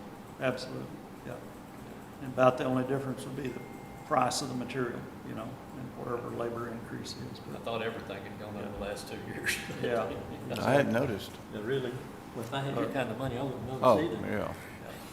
Trying to take it out, take the windows out and move the Justice Center. It might be a good deal just to hit that one in the head and get it off our brain. If you lose your roof, everything else is gonna go. And as always, the sooner you do it, the cheaper it is. You know, the longer you go, the more. Well, we've talked about that one my whole time. I mean, it's been looming on us for It's been 5 or a- 6 it's been years. an issue. And, Hmm? Seems like it's been an eternity. I know. but to me, I want to leave with this. To me, the thing that's going to bite us, if something goes wrong, it will bite us bad, is that control system at the jail. That thing's glitching, and Daryl can only work his magic so much out there. And if that thing fails, we could be in a world of hurt out Yeah, there. the two good, $500,000. That's all I got. Hadn't been any mention of the prosperity. I haven't mentioned it. Say again? I have not mentioned it, no. And I didn't put any money in this budget for that building. So it's just gonna sit for another year. I would let it sit for 4, Judge. Do what? We've let it sit for 4. I know. It's a shame. Doesn't look very good. Except for the fact you're still paying, how much are you spending on the prosperity just sitting there? I really thought we were gonna get through this without going into all that. I bet you did. Just utilities, Yeah. just utilities. And I don't know what that is. Okay. Well,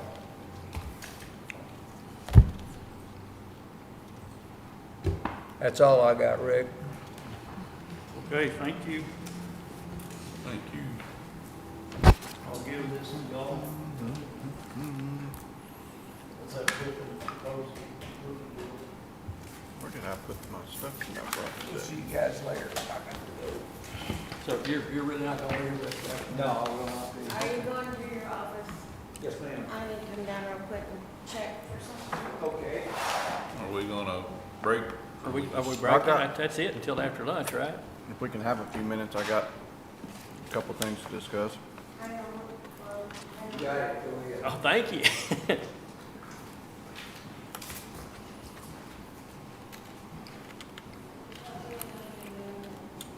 That was exciting.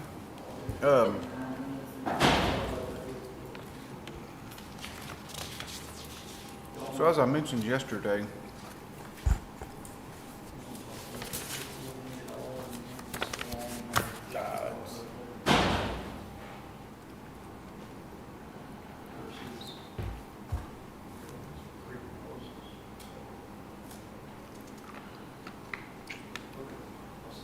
Thank you. Thank you, Rick.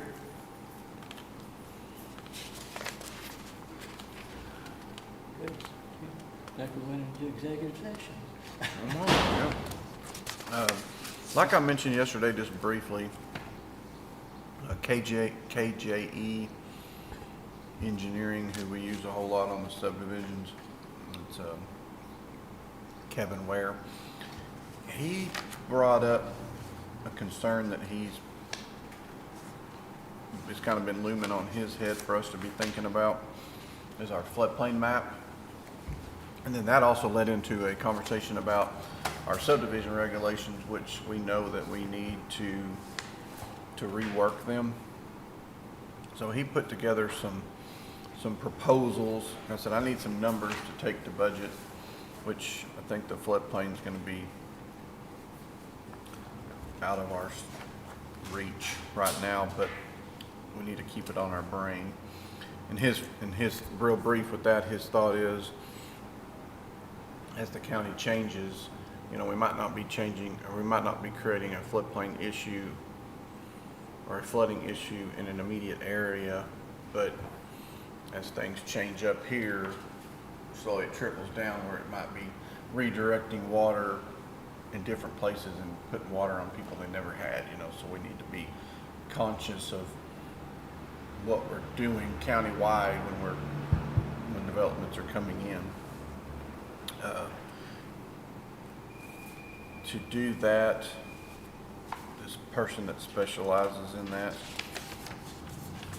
came up with a bid of $50,000 to draw a new floodplain map. It would be very much more intensive, deeper than a FEMA map. It would hit, our individual problem areas, which is what they're concerned with. And then I need to speak with Kevin again on this one, but he has another, for them to manage it or something, there's another quote that goes along with it that's,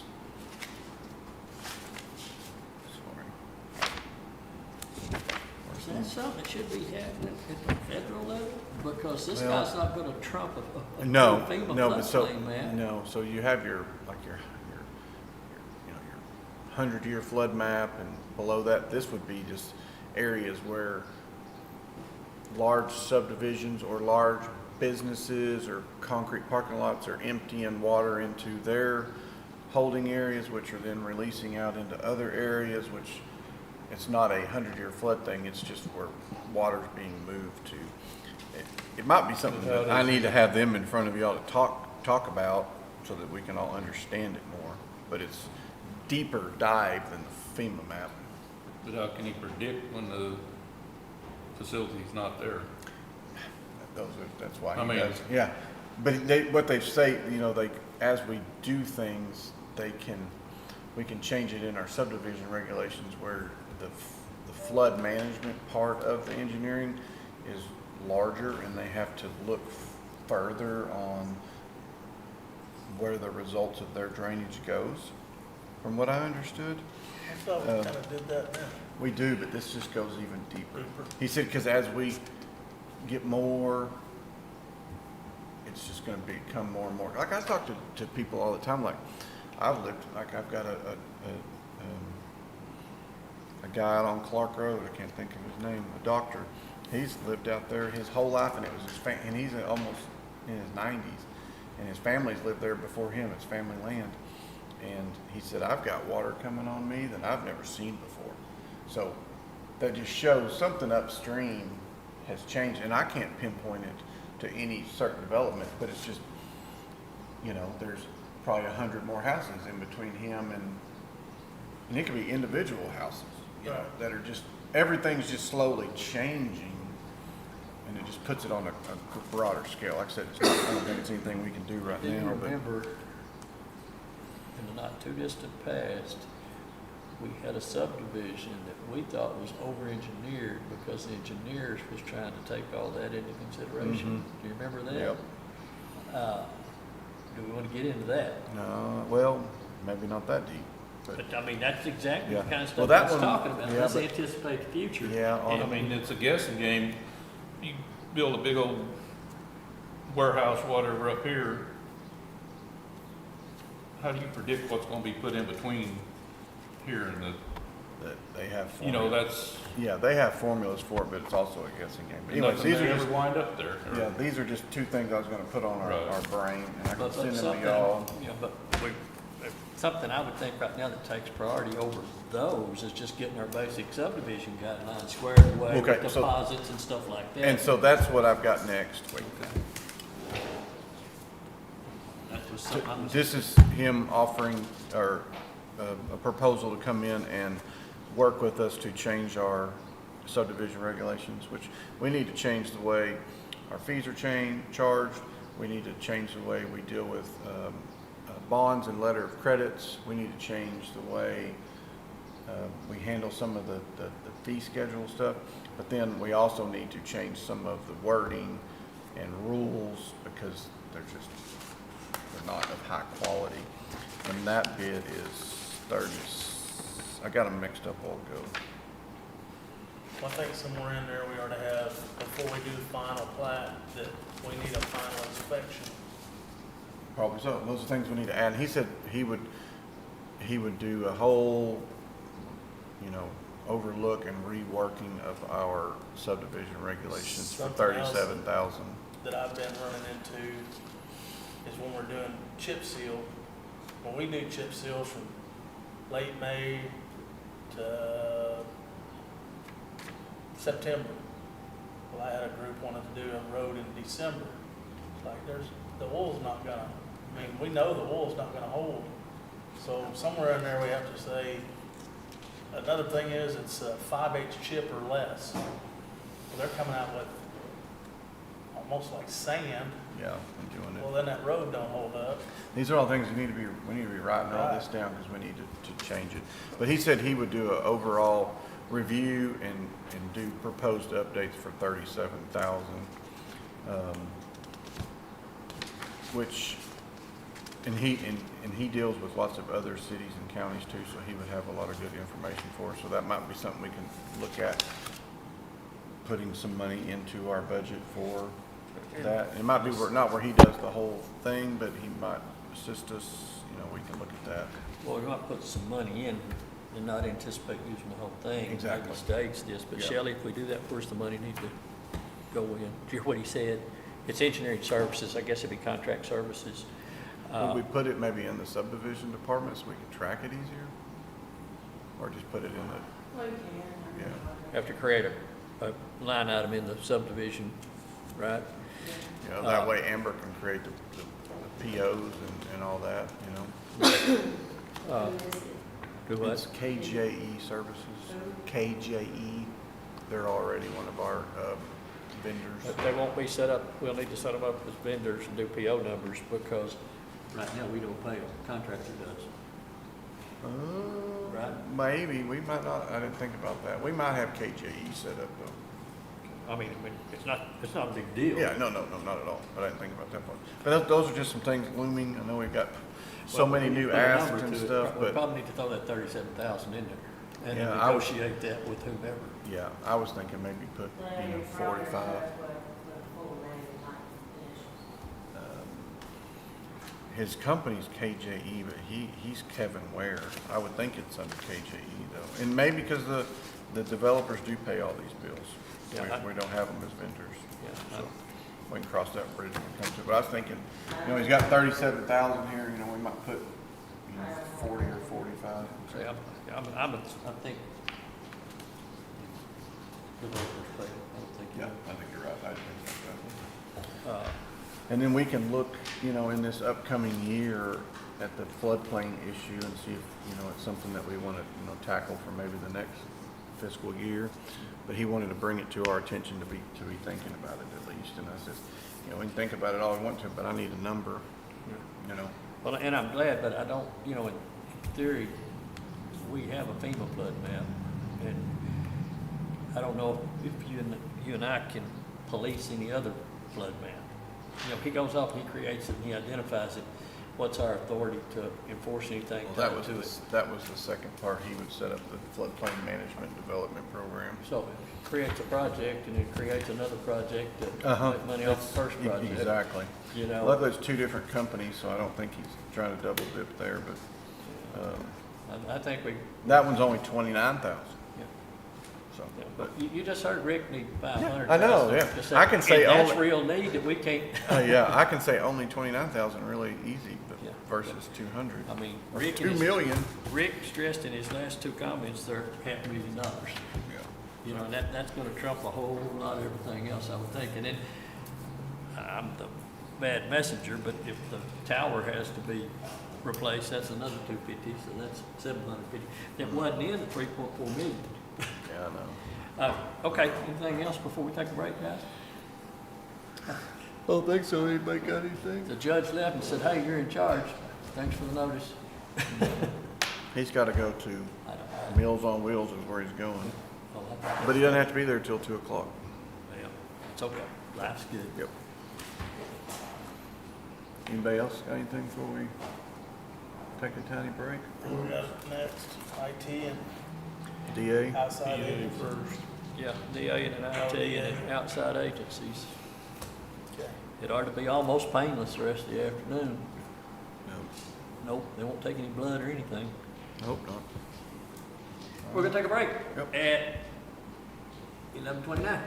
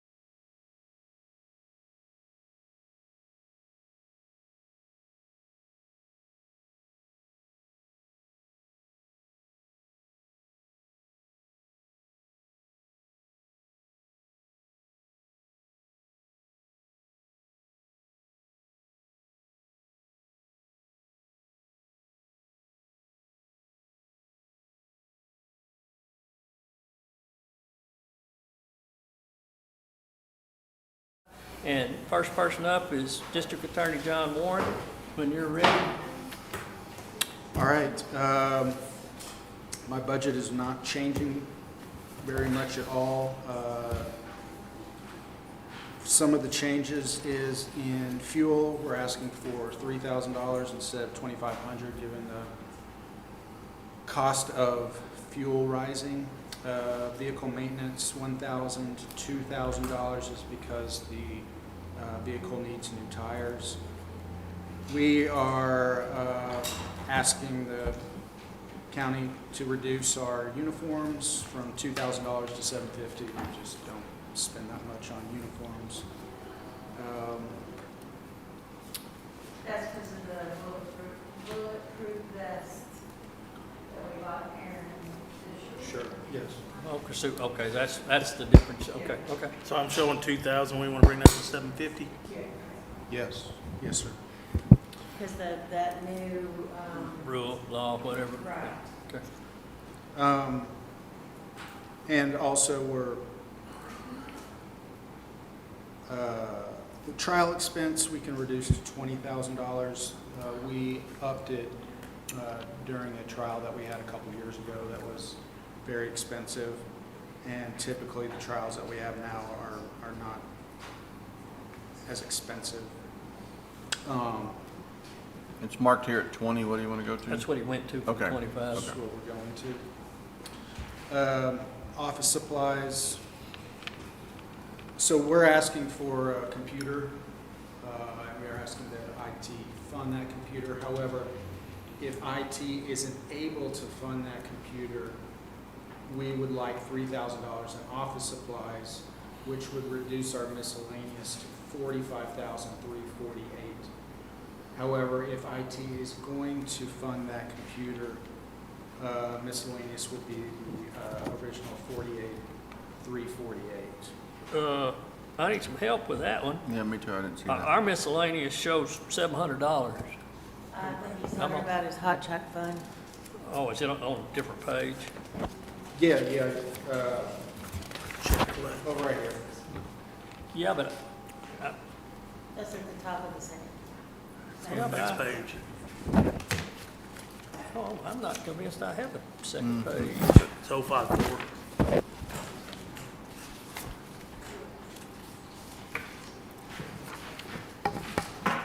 I'm not questioning any of y'all, I'm just looking for my second page. Okay, now, right now it's at 45, and if you take the computer money out of it, you subtract 3,900, is that what we're Right saying? now, it's $48,348. Okay. If we are to fund our own computer, then it would be $45,348. But I'd Okay. have to add a computer line and not office, it would go out office supplies. Yeah, so you're gonna add him a computer line. I'm sorry, John, 1 second. Just because Daryl's sitting here. Do we want it to come out of Daryl's budget? Do we need to put it in Daryl's budget or DA's budget? Daryl's got a big ask this year. Okay. Okay. Look at him grinning. Yeah, well, like I said, yeah. Okay, right now, So you're John, let's assume that we'll take that out of your budget for now, and if we, well, it depends on what Daryl asked for too, 'cause it's gonna be huge, I'm guessing. I understand. So that miscellaneous would go to 48, is that what you said? Would go to, with the computer, go to $45,348. Okay, and then the office supplies be 3. Would be, It looks to me like assuming we buy it out of his office supply, what we have written down is accurate. because that's out of the hot check fund. Because I have original office supplies on the first page. Okay. Oh, okay, so. Does that make sense? Because we're paying this out of the hot check fund. Okay, so we go back to the Because it's for- 3,900, do we erase that? No, keep that. Okay, well, that's just for pencils and This, such. that's out of general fund.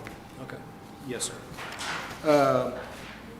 One other thing on the first page, training. We're requesting a $200 bump. It's at the bottom on the first page, from 2,500 to 2,700. That's Leo's.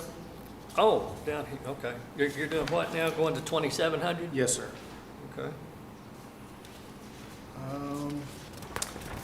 I think everything else is going to stay the same as far as salaries and such. The one other request that I'm making, Commissioner Hallwell, I know you did state when I had presented this earlier before that grant positions will not be funded by taxpayer money. And I'm asking for Callie Paxton's, if you are going to grant any positions as a full-time position out of taxpayer money that was previously a grant, I am going to ask you to also fund Callie Paxton's raise to $65,000 because as we discussed, she is doing the work of two people. Most counties, there are two victims assistance coordinators. If there is a county attorney and a district attorney, as in, I believe, Montague County, I believe, has two. Most counties have two. She's doing the work of two. She does a great job, and as you know, she lost her grant. And I asked to fund that out of asset forfeiture, which would not affect the taxpayers. But given that that was denied because, and this is all in all respect, you said that that would lower morale. But I am asking because I consider all my employees to be valued employees, but Callie has really, she's worked here for 30 years. She's gone above and beyond, and we couldn't do it without her. So I'm asking that it go from $59,69 to $65,000. And that one's probably still open for discussion. Yes, sir. What I said the other day, I was attempting to be transparent to say I might be concerned about stipends. In hindsight, the position that we were talking about was funded out of ARPA money. It wasn't a stipend. And everybody, if you remember, we took ARPA money and gave everybody pay increases. And then we picked it up the next year in general fund. Right. So I see the two as a little bit different as far as stipends versus, like I said, this is not SB 22 money and stuff we're talking about. And everybody benefited from ARPA money. You know, we had an ARPA employee, and that grant ran out, and that employee went away. Was that in paid full time? Yes. Not a partial? Yes. And we relinquished that in order to save the taxpayers money. Okay. That one's open for discussion. I don't want to commit Okay. one way or another, but like I said, I was making an attempt the other day to be transparent, and all I've done was confuse the issue in all honesty. So, Okay. Okay. Yes, sir. Shocker. Really? So, okay. We see it? And Yeah. everything's good on salaries. We've heard that the county's giving a 7% pay raise. Absolutely. Yeah. Go ahead and cash that one. Well, somebody asked for 10, just go ahead and swing for the fences for 10. 10%. That was a joke for everybody. That's a joke. She said it with a straight face, so she's trying to pull it off just to see if we were awake. That's a joke. Okay. Any questions? No, do y'all have anything? Questions, guys? The 22 still going on though, right? SB 22 is not an issue. Didn't mean to confuse Okay. things. SB 22 is good with everybody. Okay. Okay? So anyway, sorry for the confusion over the stipend stuff, but I mean, and that's to be discussed. Yes, sir. Matt, anything? No. Sorry Thank for you. taking your way. Thank you. No problem. Y'all have a good day. You All right. too. Y'all be safe. All right. And now we're to Mr. Expensive himself. Oh.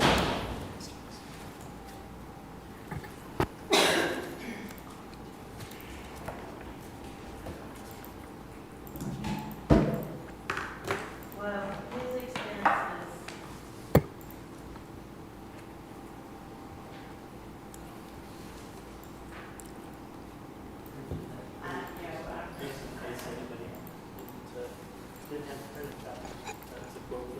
his expenses keeps the county running.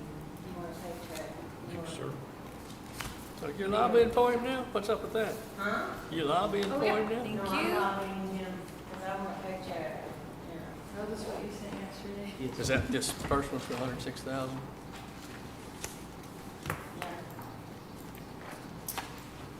Yeah.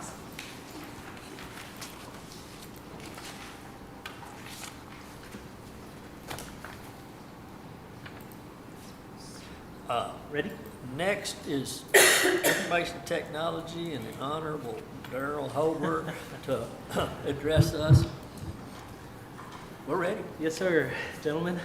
Here to talk about the IT budget. Definitely the shortest budget I've ever submitted. Very short list of projects. Unfortunately, one of them has a rather large number attached to it, but we'll get to that. I did want to start out by saying the budget that I submitted, I reduced by $26,000, so that was a good start. Some of that has been added back in our meetings. Yes, ma'am. It was $26,000 lower before our meeting. Before we started talking about money, Yes. that's the way everybody's. Yeah, been, well, you know, that showed up a little bit later. We asked them, say, can you take a really hard look? It's going to be a rough year, and everybody went up 25%. No, I went down definitely at the beginning. So, thank you. So, part of the things that cost us money is hardware prices keep going up. Even a small printer's hovering around $400 now. The scanners we use are around $1,000 each. Laptops over the last several years have been just tremendously expensive. So what I've done to combat that is most of the laptops we buy that are not law enforcement models are refurbished. We have a really good refurbished vendor that we're getting laptops from, and those come with a 3-year warranty for free. So we've had pretty good results reducing costs by not buying, laptops brand new off the shelf. So I'm always looking for ways to save some bucks and save the taxpayer dollars, not spend things on IT that are not necessary. So for my budget lines, most of those are either the same or lower. I increased conference expense a bit because we're behind on our training. We really haven't been getting any training lately other than going to conferences. So I'm trying to find some kind of training that we can get our IT staff that will be beneficial that's not conferences. So I'm not certain that money for training goes in the conference line, but that's where I put it until somebody smart tells me that it should go somewhere else. So, but those budget numbers, you'll see most of them are the same or smaller. Moving on to my projects list. That conference expense, Yes, yes, sir. maybe you catch up and maybe reduce that extra. Sure. I mean, we can certainly do whatever you want to it. well, and we had this conversation yesterday with some other folks. Like I said, everybody's back to adding $1,000 or $2,000, and we'll be back where we're spending $135,000 a year in conference expense. Right. So, we can address it real time or wait and say, hey, you got to cut. So, okay, thank you. Yeah, thank you. So in my project list, that's the grid that you can see in your packet. The first and the most important thing on there is we need a new server for our net data software that runs everything in the county, the court records, the payroll, everything. In the past, the company has let us know ahead of time when our server is going to be end of life. I didn't get that word this time, so I kind of reached out and said, hey, by the way, when is the end of life? And it turns out it's November 2nd of this year.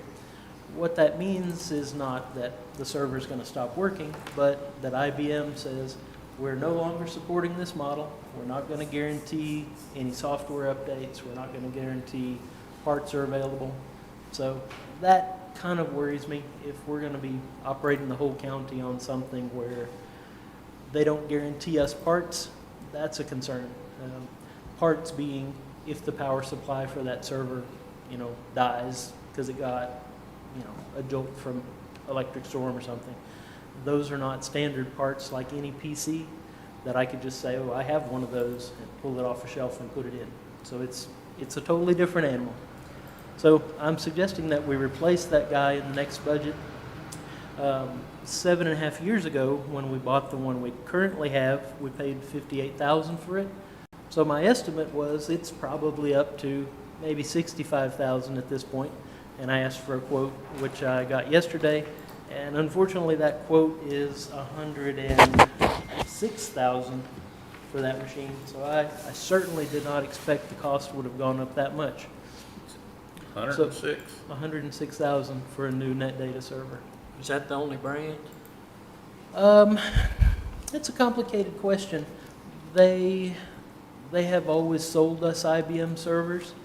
I'm not certain if they will run it on a different brand of server. I'd like to ask that question. Never even thought of it, to be honest with you. They're paying for the IBM name, and they're a good product, Yeah. but I mean, doesn't hurt to ask the question. That's a wonderful idea. I didn't think of that question. I'll ask them. I think part of that is the cost of the hardware, and part of it is the cost of transitioning from our old one to our new one, because you have to copy all the data essentially either over the network or onto a external drive or something. So it's not a small task to replace that server with a new one, but that's a pretty big amount of money. Their other suggestion to us that we went to their cloud server service, and in my narrative there I suggested that, but after discussions with Shelley and Judge, I'm thinking maybe I want to pull back from that. Maybe our on-site server is the best option. I think that's what the county prefers. So that's a lot of money, but we do need to do that in the next fiscal year, or worst case, the fiscal year after that. What's the comment? Either way, we also still pay approximately $120,000 per year for usage of the software for all departments. That doesn't have anything to do with the storage, right? You're going to pay, in other words, that's kind of a moot point. It is, we pay for the hardware that lives here in our courthouse, but every year we pay a license fee to them to use that software and get software updates. So whether we go with buying hardware or cloud, we still pay the $120,000, and that's just a rounded estimate. That's not an exact number. So you just put that in there to confuse me. No, just so you It can has see nothing to do with it. I just want you to see the big picture, because I know Okay. you like the big I'm picture. still looking for the picture, but yeah, okay. Yeah. We're good. So You guys got any preference on that, any comments? Not that we're approving or disapproving, but So your 570 line should only be the 106.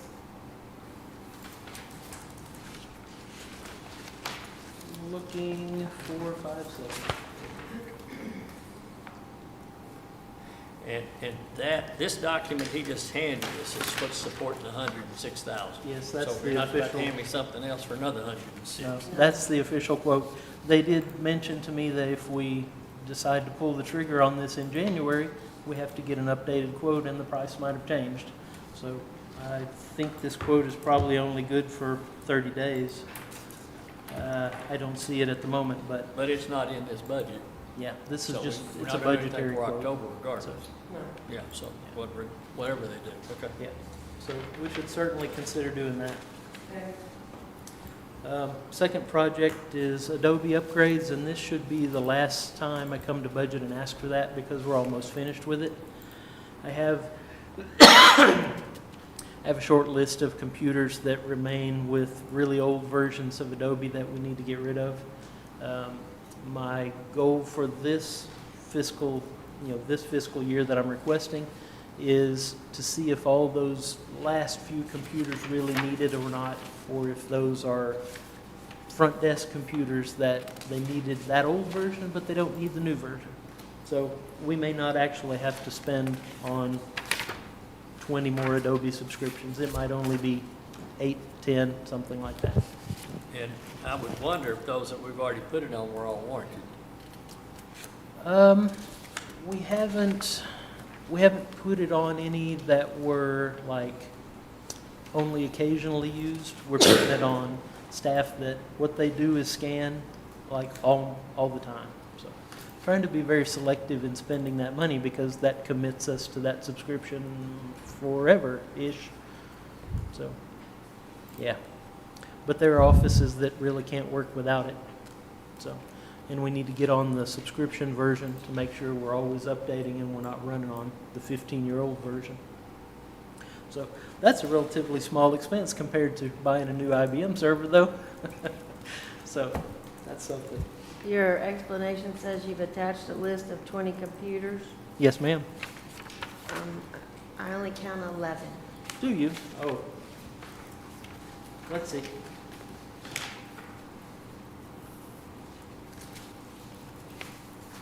You are correct.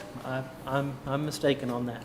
That's 11 on the list that still need to be upgraded. So it's not 20, it's 11? It is. I'm sorry about that.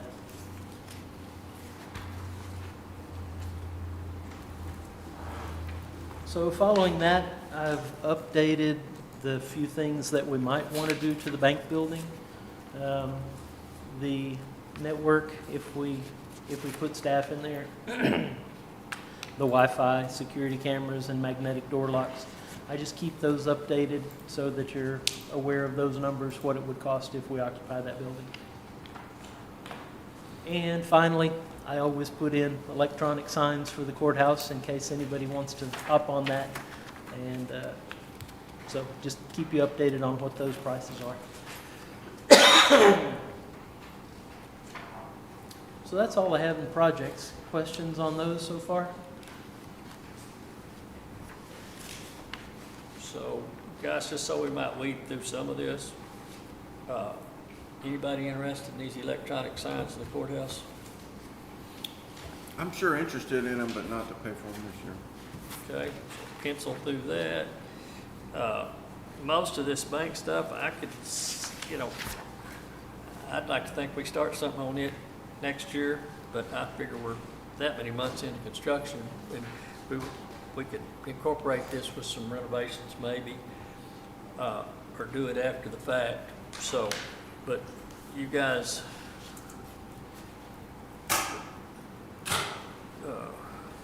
we might want to, is there any way we can put a lesser expensive camera in those, in a couple of locations just to monitor, so somebody, if they were to come in after hours, get access and go homestead on the upstairs floor or something? That is possible. Something with some motion on it so that, We've had good results with the less expensive camera system in our smaller buildings. So yes, we could look at that. Any idea, you put some in, what kind of money are we talking about? Let me see how many cameras. And keep in mind, this is a temporary thing, so we don't spend a lot of money. Yeah. But, you guys got any preference on that? I've got an 8-camera system in my house, and it's $400. It's amazing, you know? Yeah. And see, mine is too, but, I mean, I got do you 10 agree more that than we you do. should we throw something in there in the time being? I don't know. I mean, almost just wait. And if you do it, it'd be Till we have a plan to do it right. Each door would be the only place you need them. Yeah. We could do that now, but there's no internet in the building. So that would be We'd have one to at least problem. have the internet. Sorry.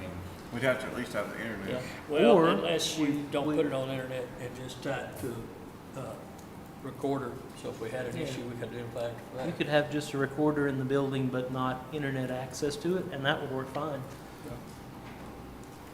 So I don't know, anyway, that's not a showstopper. Right now, I have a tendency to mark through that page on bank cameras and all that stuff. Yep. That's just there for your information. Oh, I hate it, but I'm thinking like it complicates things. You need to watch your mouth. What? I said no on everyone. Oh, okay. Okay, and then next, Moving along, I have a request for another full-time technician. okay. I was told that sheriff and EMS were going to request a technician just dedicated to those areas. I didn't hear that in their presentations, but I already had it put in my packet. So we did the math, and for a full-time technician to support EMS and law enforcement would be around $68,000. If you would like to consider that, I put the information there for you. Okay, That includes okay. Have But we, you got it on the wish list, right? you were about to go to the server page, right? I just passed the server page, that's what that 106 was on. Oh, you're backing up with me? Yeah, backing up with you. Uh, Can I ask, so, I understand the end of life and everything, but if it wouldn't immediately be hard to get parts for, do you feel like, we'll have some contingency money out here if we had an emergency for it, but as far as budgeting for it, do you feel feel like immediately be emergency, or can we kick the can for a year? Only one time have we ever had to deal with getting a part for it. We had a failure in probably, I can't remember when, but we had to get a part and they had it in the warehouse in Dallas, which was fantastic. Yeah, so for that we were down maybe 6 hours. If we had to wait for a part to be shipped and nobody could work in that data, to me, that's a significant problem. Yeah. Would that happen? I don't know, Yeah. for sure. I mean, I would think that parts will still be available, even though they're gonna stop supporting it then. I would think parts will still be available for a couple of years. You would think so. Yeah. I rely a lot on that data company to take care of that stuff for us and do Yeah. that. And if I tell them, hey, we have an emergency, it's kind of on them to do their magic and make their contacts. So I understand. I don't have direct contact with IBM to say, I can how see- big is the supply? I can see where it would be looming. Sure. We're eventually gonna have to replace it, but Yeah. I would hope that we've got a little bit of time before would it was hope. just an emergency. What, I mean- what about spares? What if we ordered spares and put them on the shelf? What kind of money, it's hard to guess what might go wrong, Yeah, it's true. but historically, what has gone wrong? The one time we had to have an emergency part, it was a hard drive controller, and I think it cost $600. Typical failure points are power supplies.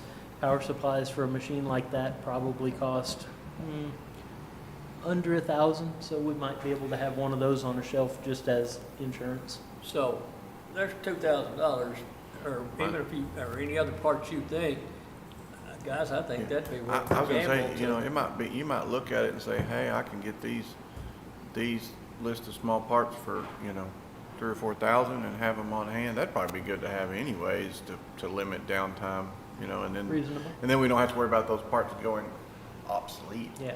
real fast. I think it would be smart for me to ask NetData, what are your most typical hardware failures in other counties? And let us buy some of those parts. Yeah. So And you might, even if we spent 10,000, that's not 106,000. And if, that might buy us another 5 or 6 years. yeah, that might buy us a long, yeah. I What do don't you know. guys think, spares, or spend 106,000? What's that grin for? You look like Daryl grinning. I just, That runs the courts, that runs Oh, I know. clerks, that runs. It runs the whole county. ambulance, I runs the understand. railroad. That's why I was, gambling pretty heavy. that's why I'm trying to think, you Well, know. see, I'm thinking of spares is less gamble than doing nothing. That's what I'm thinking. It is really important. So we all want to get paid. We all want to pay our bills. Well, but it's gone down before, right? So, Not when it fails 5 years from now after it retires in November. Well, I would think we get it I mean, you see replaced it, before then. I mean, you see a lot of things that they put out to end of life and stuff of that nature, that's to their benefit because they can sell another one. I mean, Yeah. In the meantime, if you want to call that data and just say, hey, we had this idea, what kind of spares would you think we should just throw in our inventory? And then we can go from there and we can, look, decide I one will way or do another. that. Shall I report back at next Commissioners Court? yeah, it works. Okay, happy to do it. I mean, probably half the computers in the courthouse are end of life and obsolete. We got keep a pretty commissioners good, Absolutely. Out. we Yeah. keep a pretty There good you go. eye on stuff like that. We have similar issues with our equipment. Sure. Because some of our stuff's certainly hard to get parts for at Oh. times, but it's a long ways being in the life, and motor grades are expensive. So you're going to give us some feedback on the server. Yes, sir. The, You get stranded on the side of the road away from the it works. Depending on where I'm at. But you're going to check on, is there an option other than IBM? Of course. You're going to check on some spares and what the most likely thing is to, okay.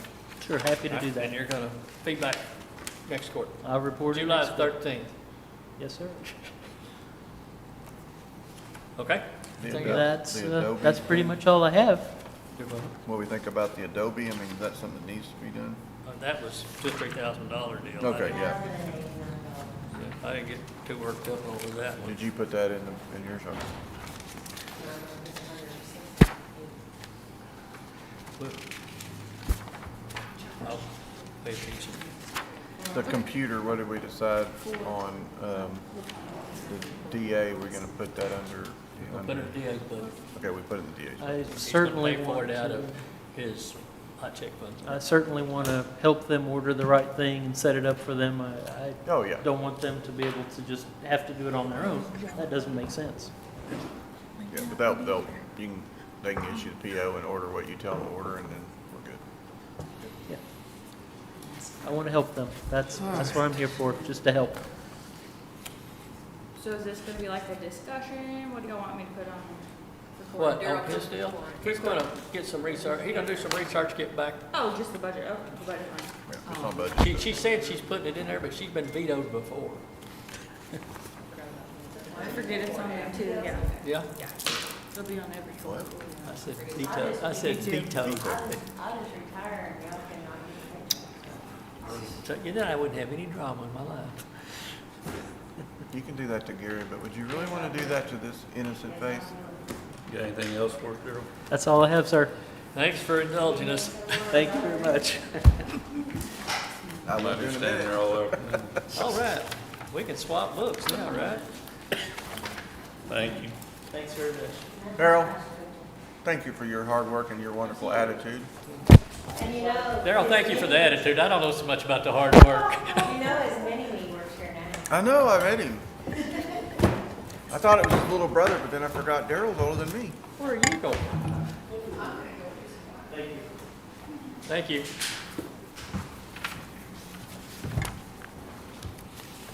We gotta laugh a little bit or this gets real old. It gets real old.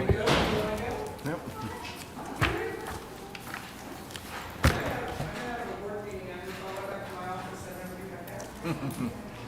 I wonder why you're here so early. What's that? I wondered why you were here so early. I got to the office and had about 30 minutes for them to time me up. And I was like, yeah, I'll just come over here. Yeah. Usually it's quieter over here than over Like there. so much she was here Monday and she's here today. I'm always here. All She, right. she loves Commissioner's Court. Ginger loves Okay, us too. Ginger. All right. So technically I have 3 requests. I guess Two- state, before we get going, state your name and organization. Sorry, Ginger Johnson, Executive Director for Abigail Farms. My usual request for funding is for the emergency shelter, non-residential support, and the Child Advocacy Center. That is the current budget. We're asking the same thing we asked last year. For our SANE program, last year we asked for $100,000 so we could hire a SANE nurse. I did go to the other cities in the county and request some funding from them and got commitments from 5 different cities, totaling about $20,000. So we lowered our ask this year from you guys down to $80,000. I do have those funds from those other cities, and what we're using that now is we have a nurse that's fixing to go on call after hours, and we're going to pay her a stipend until we can figure out how to pay a full-time nurse and bring her on staff full-time. Sharon Forney is currently our nurse, volunteer. We've never paid her, and she is going to not renew her RN license in 2027. So I basically have about another 9 months to figure out how to fund a SANE nurse. This falls under the SAFE team, the sexual assault response team that the county commissioners are a part of. We do a biannual report that you guys have to turn into the state every 2 years. And Judge Rome sits on that committee. So this is all part of that. All of these funds are used to cover expenses for clients who come in for services that are not covered under grant funds that we receive.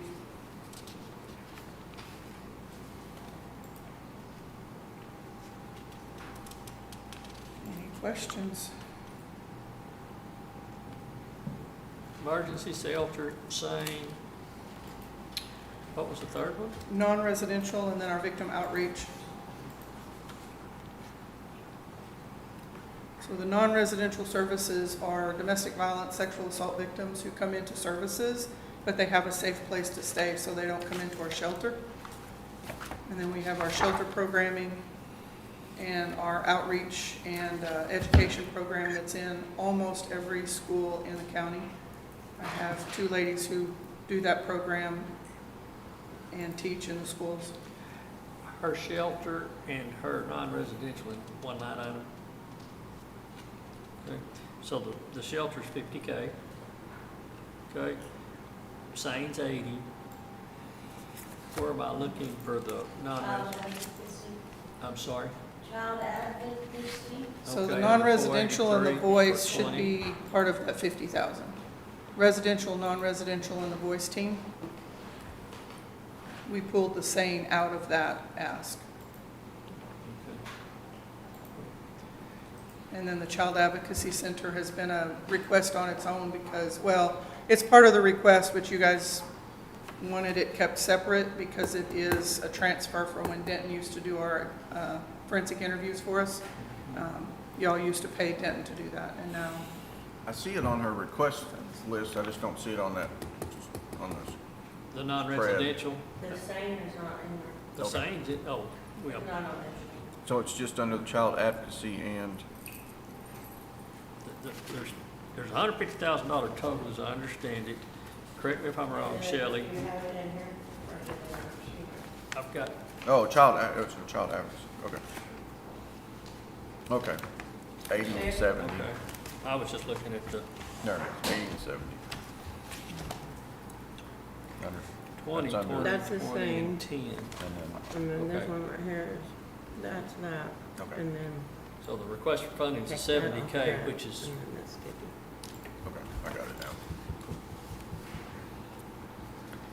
some of that, one of those. in the Shelley, past, we've one of those always we're asked, Funding out of something else, right? What? Other than general fund, don't we have some? Neither of those three?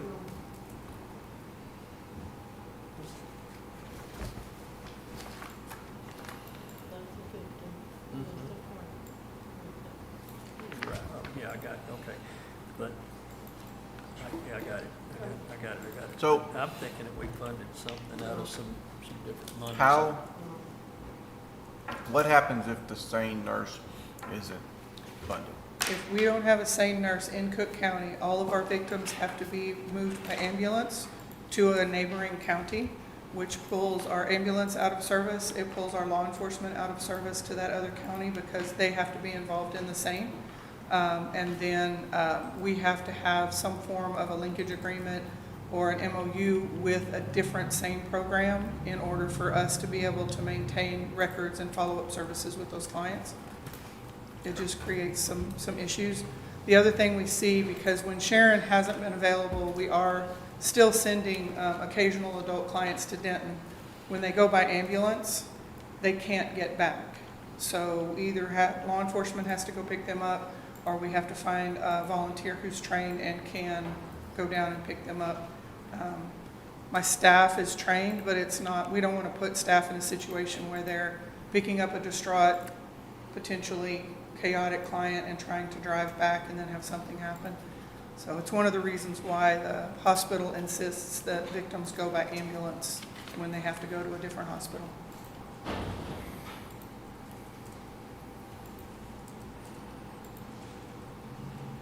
I know our SANE numbers are not real high, but overall, we saw 420 sexual assault victims in the previous grant year. So the victims are there. They just don't always present to us for that initial exam because they have to have that exam within 120 hours of the assault in order to gather evidence. But that doesn't mean that they don't come in. It doesn't mean that we don't provide them support. It just means that one component doesn't happen. Part of having a SANE nurse on staff would increase our ability to make sure that the people in the communities know if this happens to you, there is a person dedicated and they are available 24/7 to be able to provide that support to you. Right now, we're scheduling a lot of our SANEs for Sharon's convenience. I mentioned it last year, but I'd like to bring her to court and recognize her. Sharon, yes. Let's not let that I get won't let swept under that the fall through the rug. cracks. Yeah, we're looking at planning something so that we can recognize her great years of service. She's been phenomenal for us. Not only the amazing service she's provided, but at the cost that she's provided it at. Yes, definitely. Okay. Anybody got any other questions? Anything for us? No? Matt, Adam, you good? Thank you. All right, thank you, guys. Thank you. Next.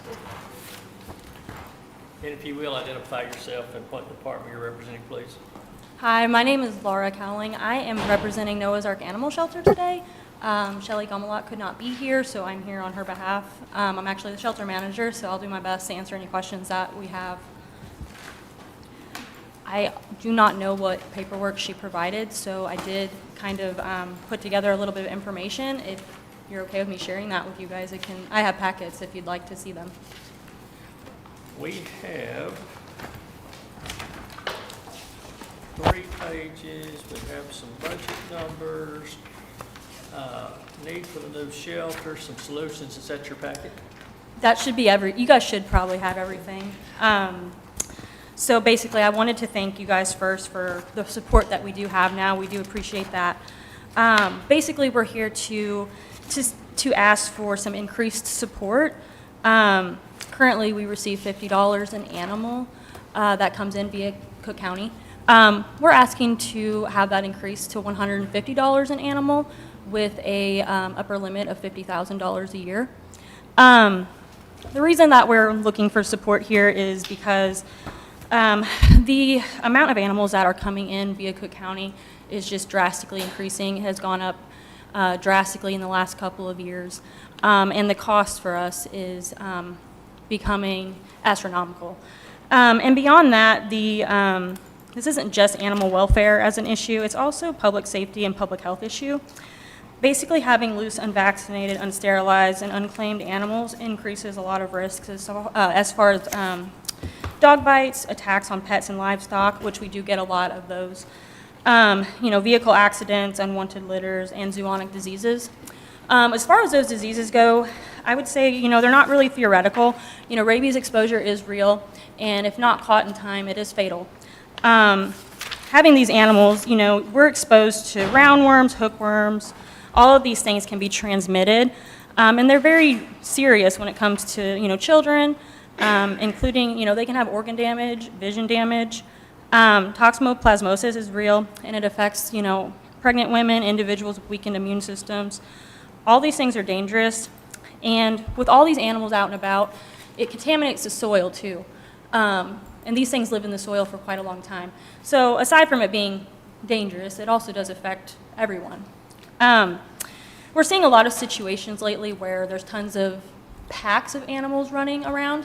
Just recently, there was a situation in Lake Kiowa where there's 9 large breed dogs just out running around. They can't be caught. And even if they were caught, the space is an issue due to the fact that this is happening in large quantities all over the county. So as Cooke County continues to grow, as we all know, that means animals will grow too, and the need for animal services will grow. As we know, a need has doubled in recent years. Intake volume at the shelter is dramatic, and the demand on our shelter has grown at a pace that exceeds our funds and exceeds what our building can handle as well.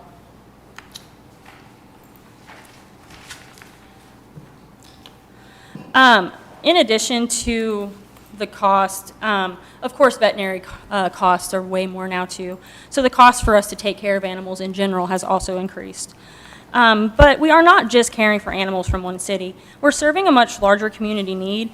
County animals come to us through many different situations. They're either strays, they're dumped, they may be injured, tons of unwanted litters, and even just residents in the county that can no longer keep their pets. In 2025, we know that Cooke County contributed $11,400 to the shelter. This represented about 1.6% of the total support for the year. If you look at those numbers, you'll see that our operating budget for this year is expected to be about $630,000.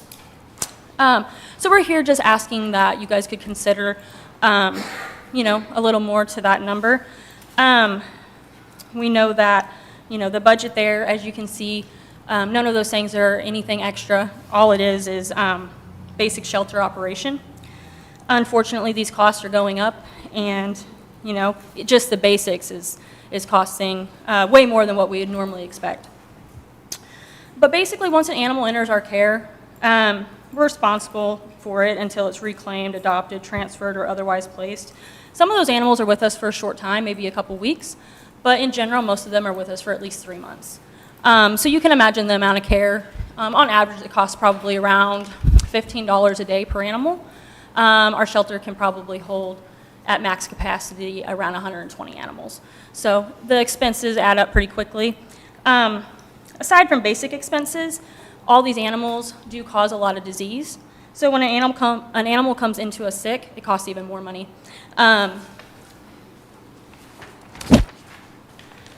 Basically, when they come in and they have any kind of illness, the quarantine space, extra cleaning, extra care, staff time, all these things are extra additional costs, and we don't see this as something that's going to decrease.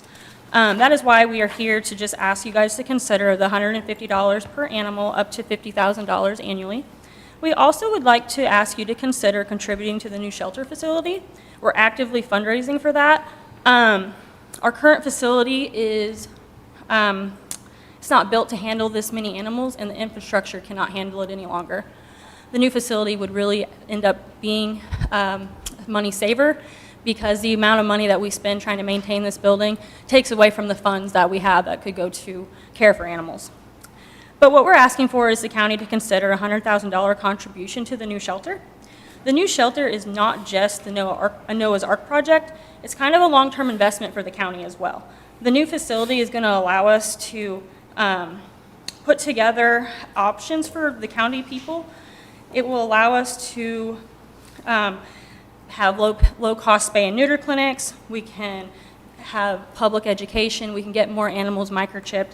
And the goal is not to take in more animals forever. The goal is to help get this population down over time before things become emergent. Unfortunately, we can't solve that problem alone, as everyone knows. So that's why we're here asking for that. And that's all I have. If anyone has any questions, I'd love to help. Can we turn this shelter into some sort of a tourist area so we can use hot buns on it? A tourist area? Hey, come on in anytime. We can walk some dogs. Well, I mean, you know, really, if you approach some type of adoption and attract people from out of town, That is a goal. I have only worked at the shelter for the last year. I took over for the last manager who wanted to retire. My goal has been really implementing more social media, pushing us farther, working on our website to get more exposure, which seems to be working. Our goal was, let's get more donations, but to be honest, the calls are more, 90% of the time are to surrender an animal that either is a stray or theirs, unfortunately. The reason I say what I say is, if we promote tourism, we can use funds that don't hurt our local taxpayers. Well, I was making a joke. If it's entertainment or tourism, we can use a separate pot of money on it. Yeah. It wasn't necessarily a joke. I mean, somebody could get creative and attract people. There could and be some kind associate with Noah's Ark. some kind of an exhibit or something. I think Shelley's cutting y'all in half on that. No. I mean, that's the reason I It couldn't be ignore 100%, but it could maybe, offset it. it could offset it. Yeah. Tie it to the zoo somehow. We're just Well, thinking. Yeah, I mean, somebody's gonna have to think outside the box Yeah. to come up with this kind of money. And I will, we talked about, having to go to 4 JPs when we get to 50,000. I think we have to have animal control when we get to 50,000 You too, do, so. and then we're gonna have to probably have our own facility. Yeah, or we're gonna have to be very heavily invested with Noah's Ark to contract Noah's Ark, it. yeah, but I mean, some of these things are banging on the door, and these things are gonna come at 50,000, are gonna come with not much more help or budget. It's gonna be real scary. But don't quote me on that, but I think, does that sound right? Animal control comes at 50? 50,000, Y'all- yes, I believe y'all you're heard absolutely that? right. I feel like it And comes with that or it becomes might be animal 75. control person, and then there's housing, It's a substantial Vehicle. increase in cost. Yep. But we thank you. Does anybody have any questions for her? I mean, everything you said is, we know you're speaking the truth, but, you know, it'll come down to we only have a certain Yeah. pot of money and we'll do what we can do. Absolutely. All ideas are appreciated. We're, planning to build that shelter in a way that it can be expanded on, so it's always, out there as an option too. You could always build onto it, something like that. Looking at your annual budget, I was gonna call, well, Shelley's my neighbor at one of my businesses, but the credit card fees, we need to pass that on to the people using the credit card. Okay. And eliminate I'll look that. into- I Yeah, haven't, Just about uh, everywhere you go now, if you use a credit card, you pay the fee that way. The business doesn't have to pay it, especially at a nonprofit. Yeah. I'm sure I'll the talk to person Shelley wouldn't about that. I'm mind. not Yeah. sure how they have that set up. Yeah. Okay. So, Yeah. that's just a thought, that's $5,000 right there. Absolutely. Yep. All right. Thank you But guys thank so you. much for having me, and have a great rest of the day. Thank you. We didn't pay attention to what order that you came in, Thank so. the library, I don't know who said. Who'd you see? I seen Was Nancy. y'all here first? Thank you. Oh, this must be Monster. If you will, please, sir, when you get to the podium, if you would identify yourself and the organization which you're representing, please. My name's Cliff Sicking. I'm with the Munster Library. This is Janet Rose, also with the library. I'd like to start off by thanking you for last year's $13,000 of support. Our budget this coming year will be about the same as it was last year. The main things we did last year was we replaced 3 of the patron computers, and our goal this year is to replace 3 of the children's computers. They're like 10 years old or so, a little bit older than that. And so other than that, we have no really changes. Our statistics at the library are slowly improving, and everything's kind of as it is. Do y'all have any questions? So your ask did not change. Right. Yep, same. Questions, guys? I'm good with it. Thank you. Thank you. Thank you.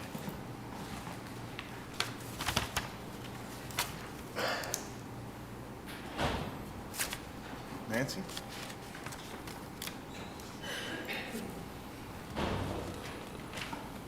Hello. Hello. And thank you for the opportunity to be here. Excuse me, I brought my water, but when we came to visit with the judge and Commissioner Sicking and Shelley, I caught whatever Shelley had and missed a week of work next week. And it's still kind of hanging on, so I'll leave them set. Does it ever go away? She's generous that way. It's, I can't tell you how much I appreciate it. Yeah, huh? Identify who you are and who you're with. I'm Nancy Branham with the Stanford Senior Activity Center. You all know what the Stanford House does and the population that it represents, which is the senior citizens of our area, certainly all of Cooke County and a few from even around Thackerville and Whitesboro and Sanger and so forth. And we are asking for the same amount as last year. Obviously, budgets for everybody are going up simply because of the cost of products and energy and so forth. Everybody that's come before you obviously has a good cause, as we do. I have found it interesting in the time that I've been there to observe what socialization can do for senior citizens. And it's been very eye-opening for me personally. And so I think it's incredibly important that we keep this facility open. The building is now about 35 years old, so we are continuing to try to do updates. We recently got a grant from Second Time Around. We have a request in to Pentex now. I think we'll probably get something from them. So we're trying to do all of our updates through grants and not our day-to-day living expense. And so we are asking you again for $5,000 just to help keep the doors open. The cost of doing business day-to-day, utilities and so forth.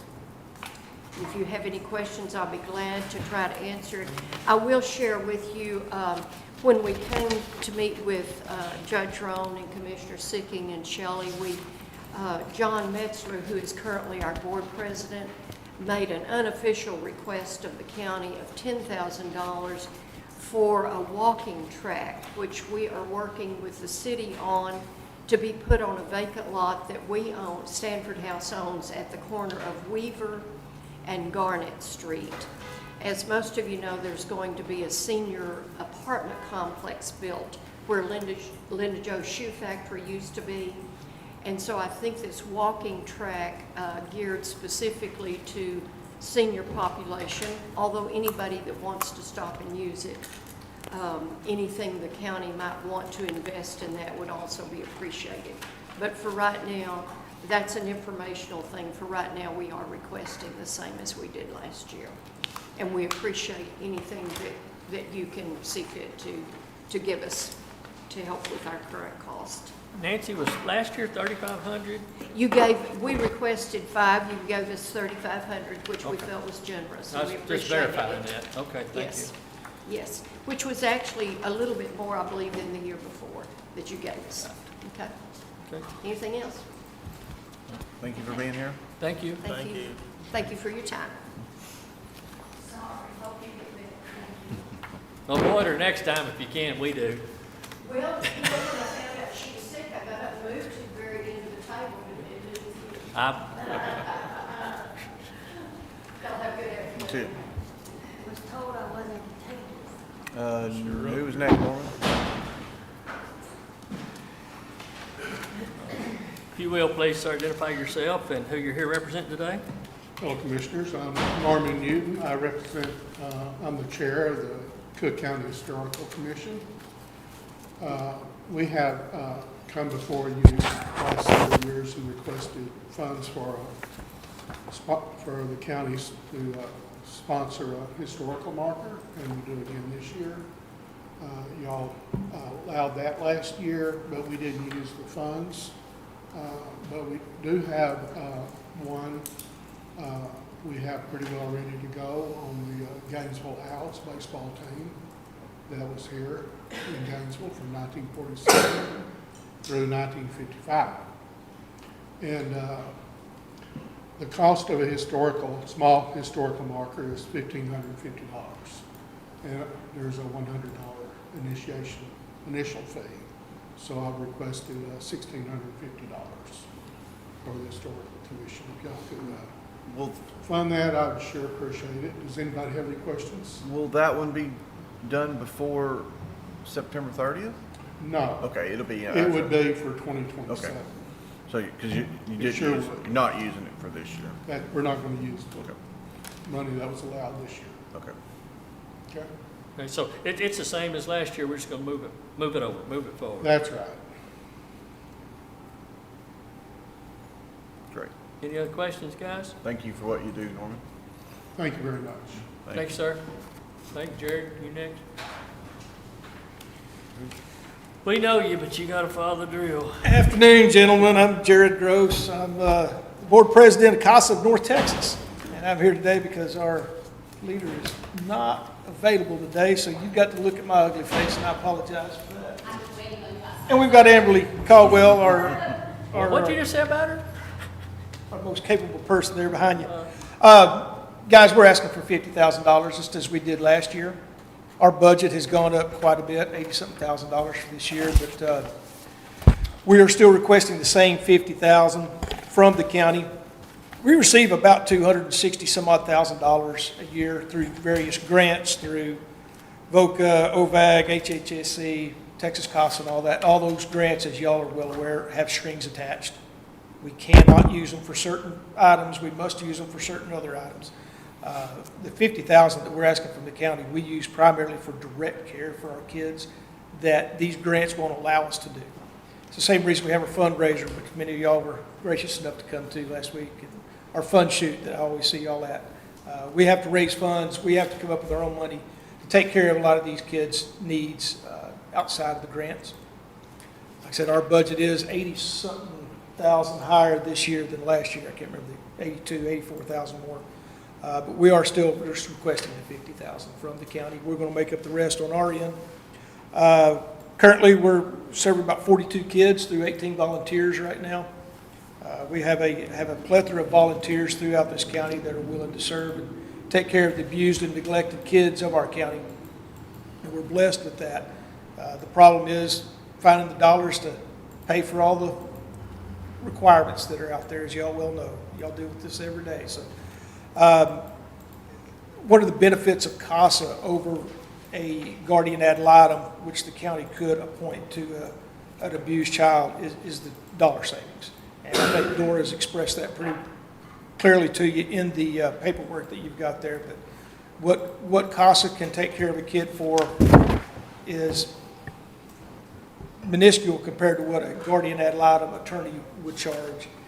And let's be honest, I think we all agree the kids are going to get a whole lot better care from a volunteer than they are from an attorney. And so therefore, we're requesting that $50,000 once again from Cooke County. And I'll be glad to answer any questions that I can, so will Amberly. How did y'all's fundraiser go this year? It pretty weak. It's pretty weak. It seemed like I unfortunately missed, I was out of town, but it seemed like a lot of the fundraisers I've been to in the last few months have all been off. Yes, sir, they have for sure. And it's attendance more than anything. I'll be honest with you, Amberly gave us the preliminary numbers last night at our board meeting, and we were pleasantly surprised. It was a little higher than what we thought it would be the night of the event. But compared to previous years, man, it's down, like you said. Yeah, Everybody else they is all too. are, and I hated to miss y'all's. I always enjoy it. Well, we missed you there. It was a good event, but the enthusiasm just wasn't, yeah, it was just a different environment. People are holding on to their money. They are for sure. Well, I'm feeling it myself. Yeah, So, yeah. I get it. But Anything for us, Jerry? questions? Any other questions I can answer for you guys? I think so. Hey, we appreciate y'all. Yeah, I know thank y'all you. ready to get home, but thanks for what you're doing. Yep. And we haven't committed anything to anybody, but y'all know the drill. I got you. We're gonna do Thank everything you, we can do. Thank you. But we hadn't denied you anything either. Yep, Yep. take care. Have a good one. Why not? Let's hear from some MHMR. Or Texhoma Community Center. Let me get it right. Yeah, Sylvia Cave, I'm the CEO with Texhoma Community Center, which is the local mental health authority. And once again, we are here with the understanding we know how tight money is. We are primarily funded by the state and federal government, so it's been extremely tight for us as well. But what might be interesting for y'all to know is that we expend around $868,000 of our general revenue budget in Cooke County, providing for the services that we provide in this county. Last year, we provided around 960,000 services. No, I take that back. 9,600 services. And I was in money mode. 9,600. We anticipate it going up to 10,700 or 800 this next year. A lot of it with children. Our children's program is serving twice the capacity that we have. This cost is about $7.52 per person. So it's very low budget services, but it really makes a difference in the community to the people that you serve. The kids we serve are emotionally disturbed. The adults have severe and persistent mental illness, schizophrenia, bipolar disorder. They're the ones that interact with your police departments and your sheriff's offices and are in the jails. We have a contract with the jail to provide psychiatric services and medication services to the jail, the people that are housed in the jail with mental illness. We have dozens of services. We would love to get a co-responder program going in Cooke County. We have where our team goes out with law enforcement in the moment so that we can interact with individuals with a mental health issue and divert them from the jail and at the county's expense. We have this program going in Grayson County, the city of Sherman, the city of Denison, and Fannin County now. And they love it. It has diverted 98 to 99% of the people that they encounter, law enforcement encounters with mental health issues, out of the jails, which we were surprised that the numbers would be that high. We've been doing it for several years now. We just lack the funding in Cooke County. I know that the Captain Phillips and the Police Chief Phillips and Sheriff Sappington would love to have that program going. They're both familiar with it. We are wanting to expand it, but without sufficient funding, we won't be able to. But in spite of that, we do provide crisis services. We provide case management. We expect 10,000, like I said, 800 people in this county this next year. Our budget, we're asking for 58,000. I know that's a little bit more than what we have had this last year, and I know that you guys were generous with us the last time, which we very much appreciate. We are just over-serving significantly and doing the best we can.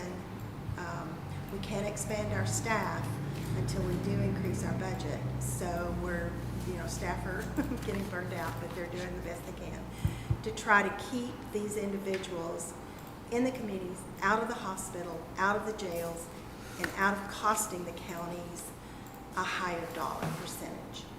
Open to questions? So, Looks like it's a $5,000 increase over last year. We've got to go crunch numbers. I know. I understand that. When We have to really crunch numbers this year. I understand. But, we have some idea what you do. I know. Obviously, having not walked in your shoes, we very much appreciate what you guys are doing, and in the increase of activity we've seen in Cooke County especially. Good, good. That's our goal. We have increased our services in this county significantly, and absolutely intend to continue doing that to the best of our capacity. We try to be as efficient as possible and as low cost as possible, but at the same time do what needs to be done, because these people cost you guys a ton of money, and we know that. We know that they are the ones that, that cost the jail and the county the most money, and we're there to do the best we can to help you keep them stabilized in the community without it costing so much. Thank you for your time. Thank you. Thank you. Have a safe trip. All right, you too. we expecting, I think that's it, is it not, Chelsea? yeah, 'cause we already saw Meals on Wheels. Do we want to talk about some of this? Take just a minute break. What time is it? 2:13? Not spend all day, but if we wanted to talk about a few things. What are you doing? Getting way too comfortable.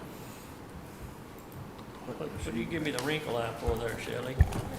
She's wondering what my, Trust me, I'm up to over here. I'm closer to him than you are, and I'm wondering what he's doing. I mean, for some reason, I felt him around my shin there, and that made me nervous.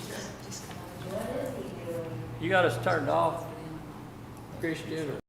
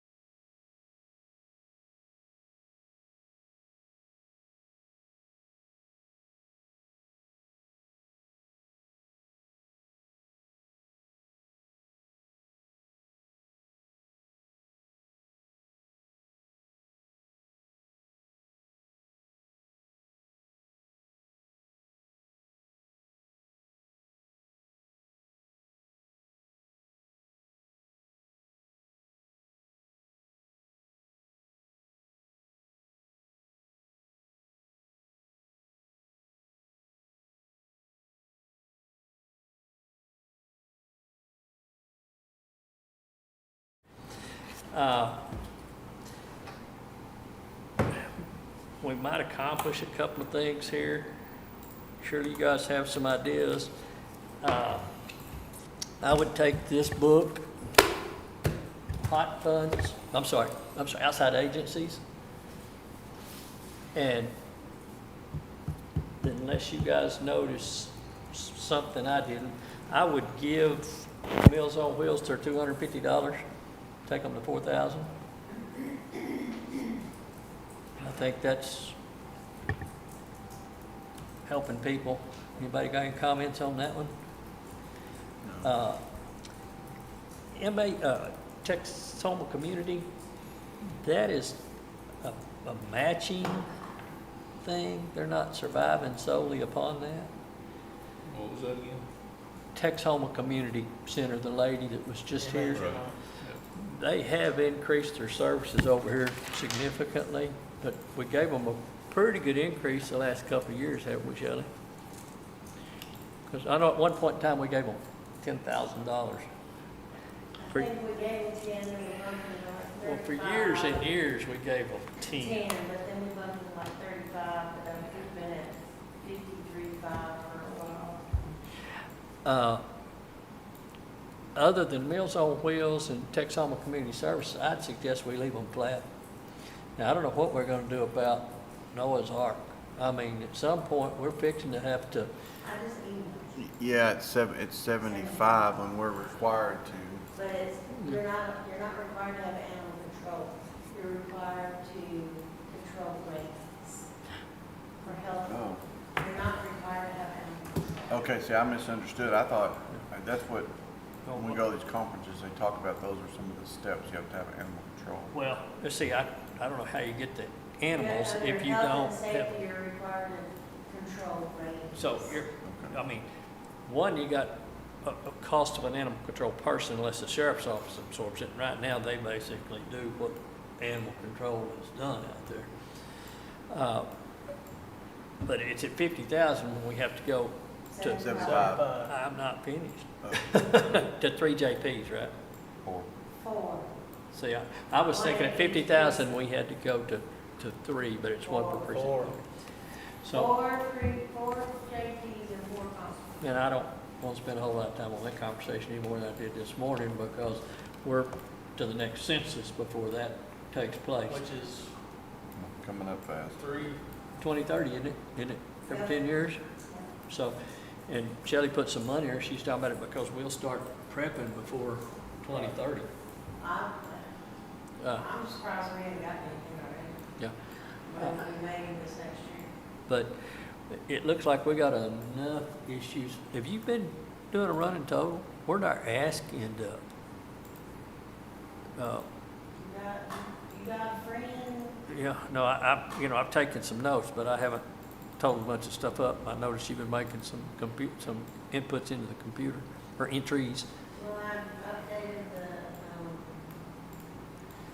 summary thing. Okay, because Jason and I was having some conversation, but toward the end of Rick's presentation, I thought that he had about 500 in ask that was not in the budget.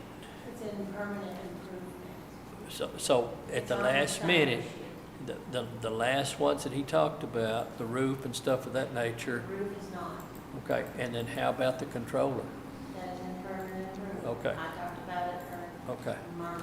Okay, so the roof was how many dollars though that's not in there? Was it 230? No. He said 2 million. Or you could fix it or you could patch it for 200. 230 to do some major, to stretch it out. He said another 15 or 20 years, what they said? It might buy us some time. But, we start off talking about 3.4 and the 106,000 for the server wasn't in that, right? In the 3.4? You put it in there, but it wasn't in there, or if it is, you sure act like it was new information. No, because we just got it. You got it yesterday. That's So what it sent out. can't be in the 3.4, I'm guessing, Right or it now might have been the- in the Right now, 65. the asks are Yeah, throw it out there. $6.3 million. How'd we jump to, I knew we was jumping, but Is that including, That's people, okay, is that including health insurance and all that? No. and how much of that, I need to so see the apparently, summary sheet. part of the 3.4 was budgeted, right? After y'all's meeting with Matt and John, y'all budgeted part of that 3.4, or approved it, or tentatively agreed to it, or something? that's with people, the people are not in here. People are not in, Not in the 6, and no raises. no. How did I miss that it's that much different? Well, when it's 200,000 here and 400,000 there, before you I know mean, I it. guess it's just all in it's all in, The capital is 2.3, and the line items, the hot funds, and the da-da-da-da-da-da is, 4.5. No, 2.5. the hot funds, to me, that's not a, Let's talk, we'll spend what we got on that, and that doesn't hurt. well, let's talk about that a minute, though. I mean, that is all the ask Okay, for every okay. single fund, That makes me every feel better. single, Okay. that's the summary. Okay. Let- That's not just general fund, that's all the asks. Let's talk about hot funds just a minute. Do we want to zero out the hot fund? No. I wouldn't. So, I kind of took a glance, and it's absolutely not equitable, but if we went in, there's 9 of them. Each of them had a number one priority, okay?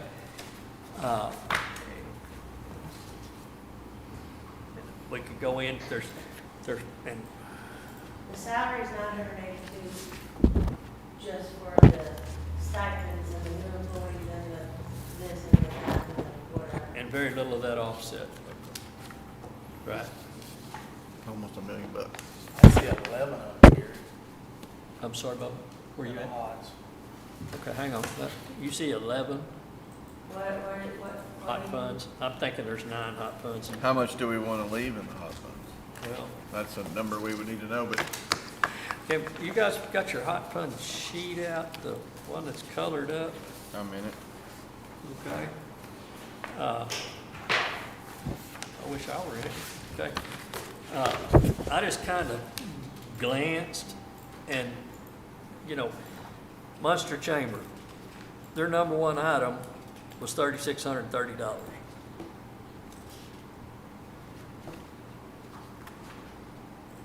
Y'all with me? Yeah. And so that would be their number one item. And we can come back and fund some more of it later. But we get down to, see, downtown development, I don't have anything under downtown development. They're gone, aren't they? Okay. Says no more. I don't know. but Downtown development is no more. Yeah, no, they're not asking. Okay, I didn't see it. That's why it's 0. Okay, so we get down to Butterfield. Well, their number one request is the part-time. I don't think we're paying for salaries out of hot funds. Look, Shelley, you got any comment on paying salaries out of hot funds? I don't think we I think start. we already are. Huh? I think we already are. Who we paying? Morton Museum, Part, I don't know how we're doing that based on what they, didn't you, they Well, said it. unless, the expenses we're paying is freed up money from something else for them to pay, but, I don't they think turn in invoices but But she said it's covering part of her salary. I that's, I heard her say that, but they're not turning in, Right. time sheets and payroll checks, they're turning in invoices. And, unless we're covering something that they used to pay out of some bucket of money they have. And who was that? Morton Museum. Oh. So if we're not paying salaries, I'm just right now assuming we're not paying salaries, their number 2 request was for $20,000 for postcards.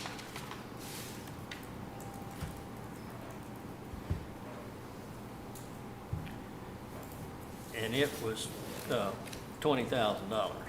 What I'm gonna do is put all these number 1 requests in here and add it up and see what's left. That's what the goal I'm trying to achieve. The Fair Association was $167.82, $852. Could they not do it by square footage? I am, So if you read. Because. let's see, I'm thinking we might could fund the whole thing, be done with that. On which one?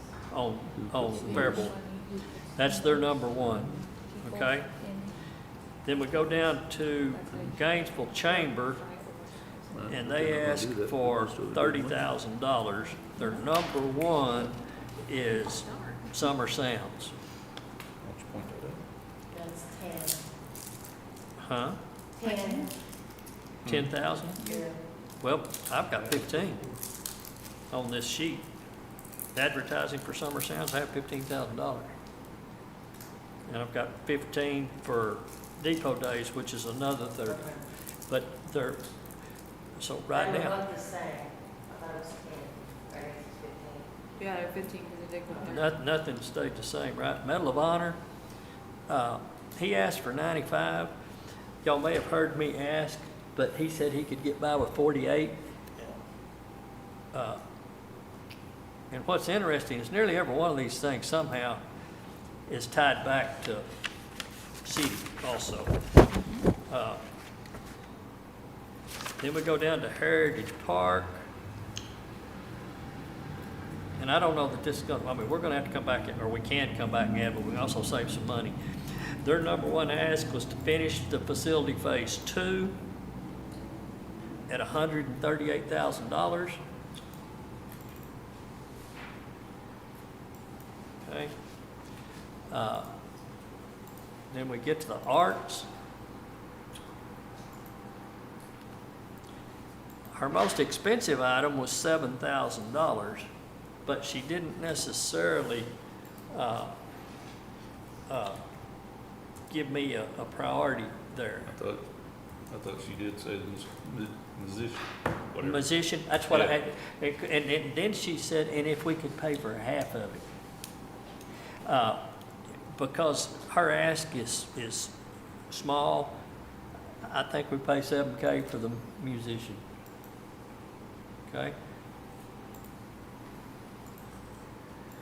And see the catering and all that, non-alcoholic, that's stuff I don't think we need to sign up for anyway. The zoo, I failed to ask them, that was before I started asking what priorities was. But I say we look at, did either of you guys hear what their priority is, the bench or the gazebo? I thought she said, Well, the fence is paid for this year. I'm sorry? The fence is paid for this year. But it was intended to be, right, but they didn't get it done or something? No, it's already done. So why are they asking for it this year, I wonder? Okay. So we take that information and put the 25,000 in for the zoo. And then we get down to the winery. Their number 1 request was $1,000 for miscellaneous decor. How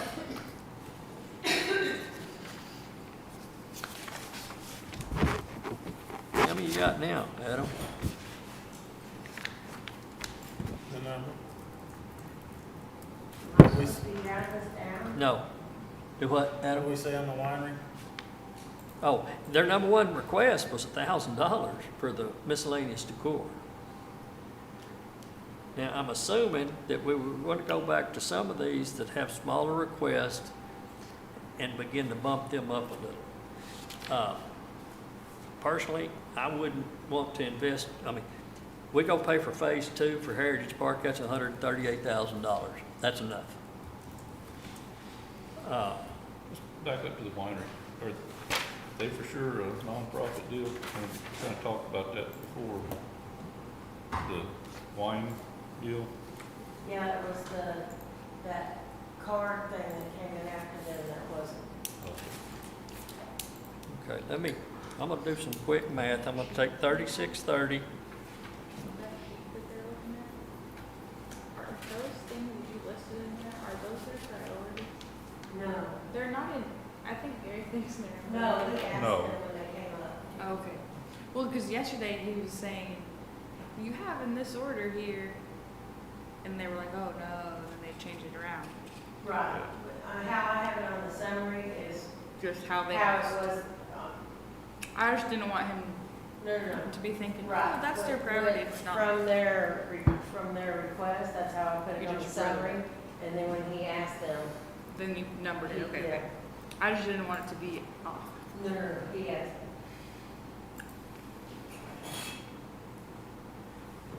Okay, guys, right now, we may want to put the whoa on it where we are. That's $650,482 out of the $700,000. Yeah. Don't take long to add that up, does it? You already asked me? But, you want the numbers? Yes, Butterfield, 20K. but you're not just like giving them an amount, you're saying what project, right? Oh, okay, I'm sorry, let me back Because they're up. gonna have to Yeah. turn in And some of them, I mean, Butterfield has Picking asked. their number one. Butterfield's had a project. big few years, you know. Yeah, see, Butterfield had a $185,000 ask, but we have helped them along for years. Right, but I mean, you just can't just throw Okay, a I'm- number, all right, I'm because with they're you. gonna have to turn in receipts. Okay. Munster Chamber, Yes. $3,630 for billboard design and advertising. $3,630. That's what I show as their number one priority, How much was it, 30? $3,630, Right. okay? 630. On Butterfield, we chose not to do part-time, and their next priority was postcards at $20,000, Okay. okay? Then we get down to the Fair Association, theirs is $167,852. That's for insulation, the installation of insulation, how's that? Okay. Morton Museum, number one priority was to, and I left them off, guys, so it's gonna go up. Their number one priority is $2,700 for skylight repair. So I missed that in that original number I just gave y'all. Okay. Chamber of Commerce for Sight and Sounds, 15, I'm sorry, Gainesville. the Chamber, yeah, Gainesville Chamber. Okay. Sights and Sounds, $15,000. Okay. Medal of Honor, $48,000 for website hosting was. Okay. Then Heritage Park for finish hall decoration of facility phase 2, $138. Y'all with me? We doing good? Mm-hmm. Okay. Now then we go to the arts, $7,000 for musicians. Okay. Frank Buck Zoo, $25,000 for completing the gazebos and the water fountains. Okay. And then North Texas Winery, $1,000, oops, I'm sorry, miscellaneous decor.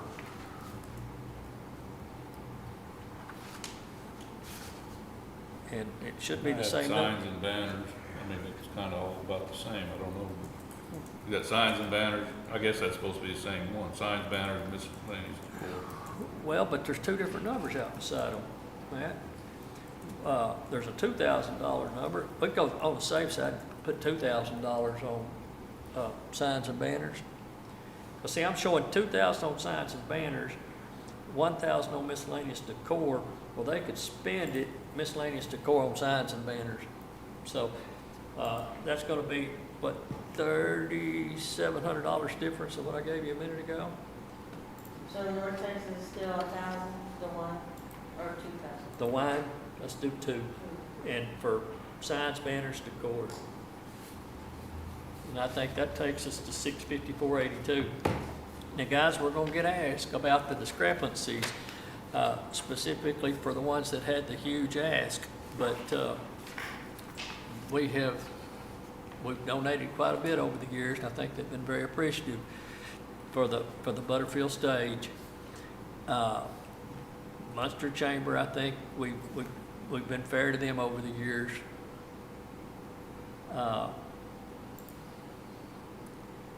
Summer Sounds is not a big one. Heritage Park, $138,000. Like I said, the only ones that might question would be Butterfield, for the most part. Munster Chamber may ask, but you know, the tents, apparently, we're buying tents for them, and they're not only using them for German Fest and stuff, but they've got a sign saying rent our tent. Really? Rent our tents, yeah. So, Any gazetas? I'm sorry. Redo your gazetas. Oh, what, are you half what I am? Redo my addition? Yeah. Okay. I'm gonna put in 3630. I'm gonna put in $20,000. 167,852. 2,700 that I left out the first time. 15,000. 138,000. You forgot the 48. Did you do the middle one? 48,000. Okay. And I'm glad y'all are checking it because, and then I put in 7,000. This is sad when you got to sit here and do it by phone. Frank Buck Zoo at 25,000 and 2,000. 429. Okay, that's fine. I don't have a problem with that at all. So, and I don't necessarily need to spend the whole 700,000. I put something in. What did I miss? Because I don't know, because you heard 650. well, but what's interesting? Hang on, Shelley. Something seems wrong because I've got 167, 138 in 2 items plus 45.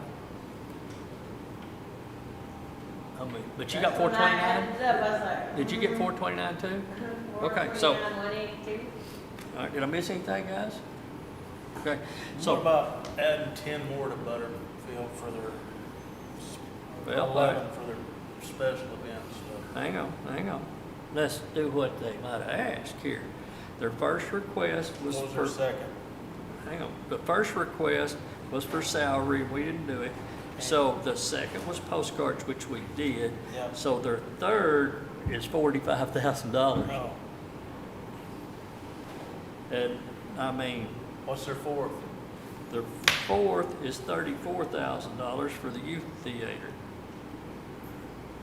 Want to throw that in there? Yeah, I see it.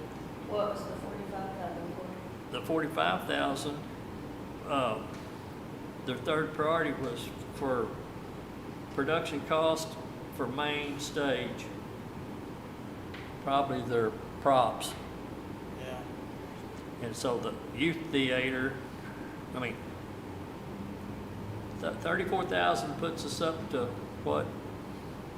445, something like that. Leaves us a couple of $100,000. 460, 470. 429 and 34. If you're gonna do that, I think we need to add a little bit to the chamber then. I mean, go by the rules of the thing, it's who brings the most heads in, supposed to get the most money. Really go Okay. by the, So, their second choice was the PA system at $5,000. Well, I think we pay for the productions, because that's what brings the people in. yeah. Well, hang on, We wanna we do talking about the, 20,000 in postcards. I mean, it's advertising, I mean, you could do 15 on the, same thing for the chamber. okay, I don't know. what do we do? Which one all right, we done 34, we're kind of auctioning at this point. 34 more to, Butterfield Stage. And the only big item that they've got back up here at the chamber are those tents, and I don't want to get on board for the tents. You got a 15,000 in radio and advertising, but it's their lowest priority. Yeah. It's number 6 on their list. So, if you jump down to their PAs. fourth priority, their fourth priority is 37.9.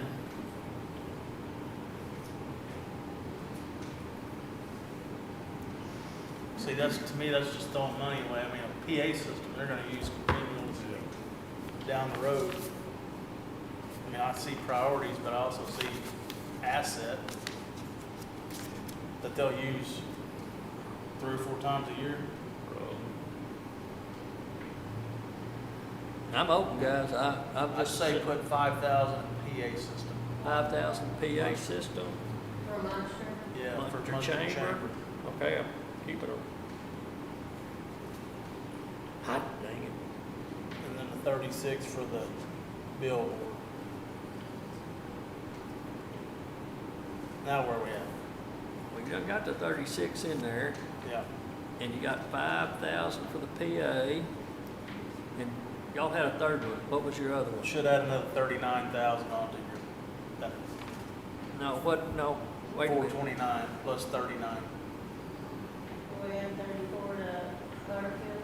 34, yeah, for, 34,000 to Butterfield. yes, Okay, but you just added 2 things to 34,000 plus 5,000 for the PA is 39,000, it's 39,000 But you're adding that to the total number, to the big number. to the 429. Right, so, That put us at about 470, that'd keep us, give about 130. 468, 182. how much will that give us left?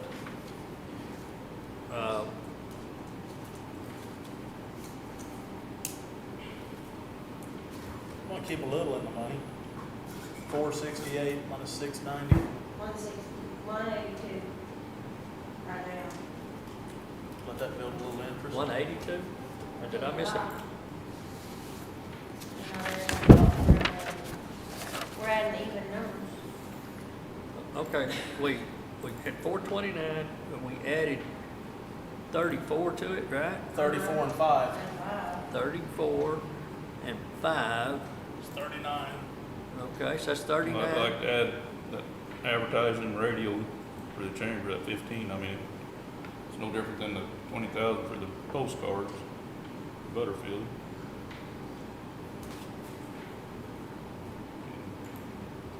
And advertising. We down got, hang on. Munster Chamber, we added 5 to 3630. And then, what are you saying, Matt? Add that 15 on the advertising. And see, I would say, that's the only concern, that is their least priority of everything they got on the list.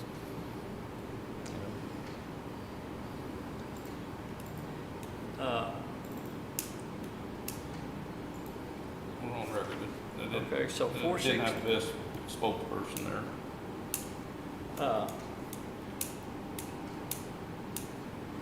429, 34, 5, what else did we add?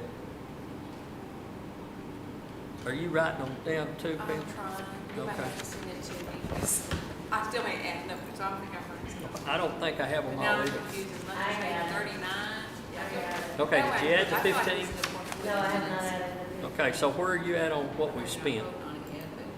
on the 15 for the radio. Advertising. I was doing good till y'all kept changing my mind.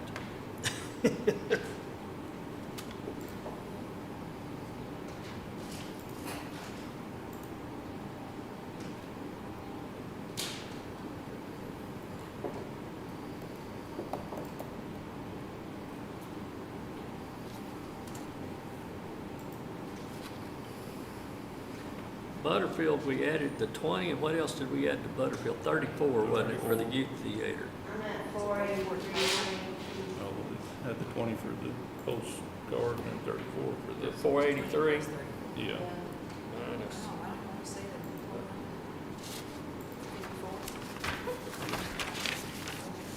that's 217,000 left in there? Is that what you get? I've got 5, I didn't add it up, I've been writing it down. Leave that in there? That's zeros, but. Yeah, I know. I mean, should we leave that much in there? Well, we don't know what's gonna come up. Yeah. 23,630, I think. It can't be used for anything else. Yeah, but again, where you wanna start putting it? 20,000, Get into 23,000. Yeah, that's to go. No, I understand that part. Okay. Shelley, when you get ready, will you read this back off? Pam, I'm gonna get Shelley to read it back off and what it's being spent on, okay? In other Y'all words, want that in the minutes, what it's been spent on? well, it can't hurt anything. No, I heard, I put it. I mean, it'll take you a minute, I know, but, and it's not all that much, As I long mean. as it's on the recording, I can get it. Just trying to keep up. Because what you can do is you can put down Munster Chamber and then boom, boom, and then, Butterfield State, boom, boom, and with the number. Yeah, that's what I was going to do. And it's just discussion right now, of course, until I vote. Well, but. Unless you're gonna make a motion, you're gonna make a motion. Well, I think that this discussion, that's the whole reason for having it, that we nail these down. Yeah, kind of nice to go ahead. What do you and think get about that? Yeah, I'm good I with mean, it. Yeah, get And it. then we can get some phone calls and all that, but we'll just have to, we don't want to liquidate it because somebody might have a brilliant idea next year that we would want to fund and not have the money to do it with.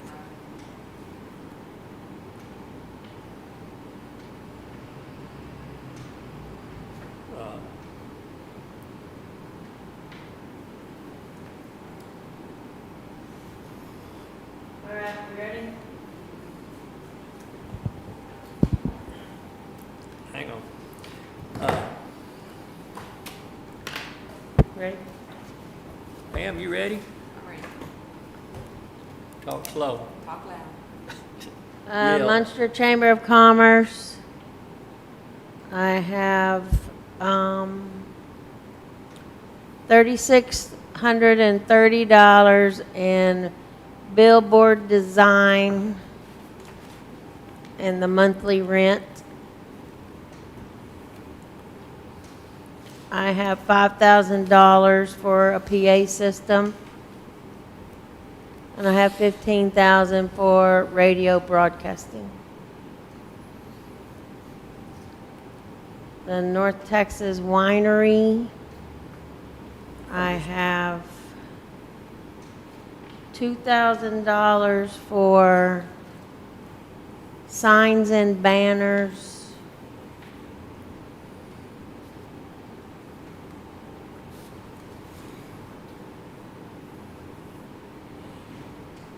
Frank Buck Zoo, I have 25,000 for shade.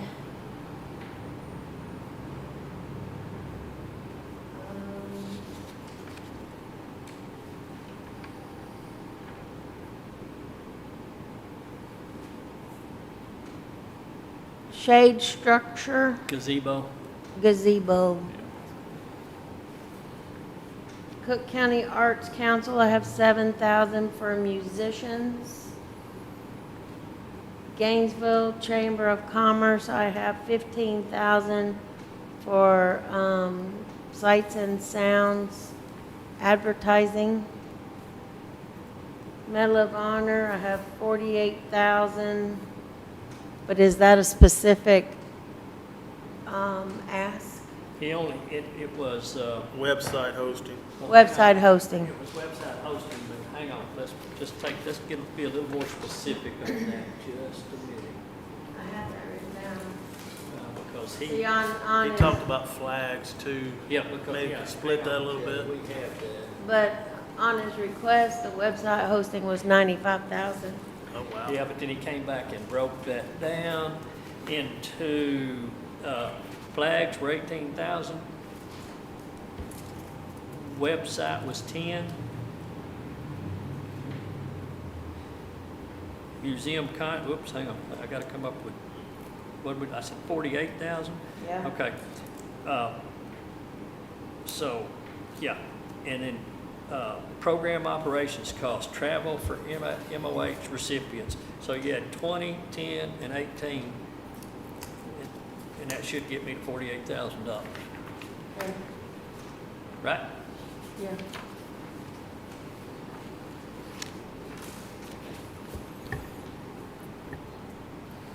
Heritage Park in Munster, 138,000 for Phase 2, which is the outside of the building.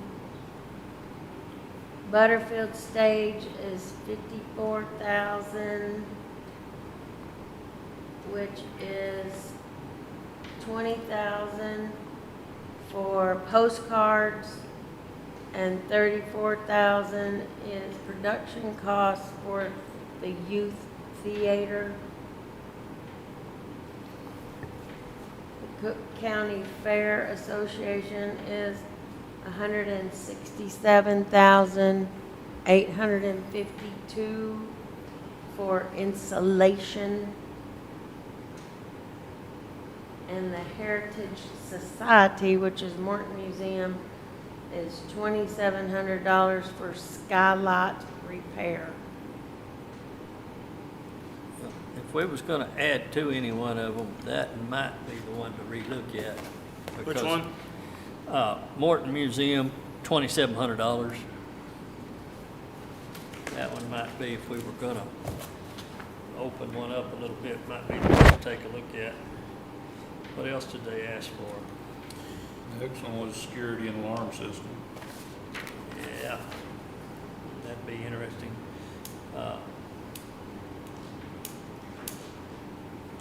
About 8,300 more. That's for the outside.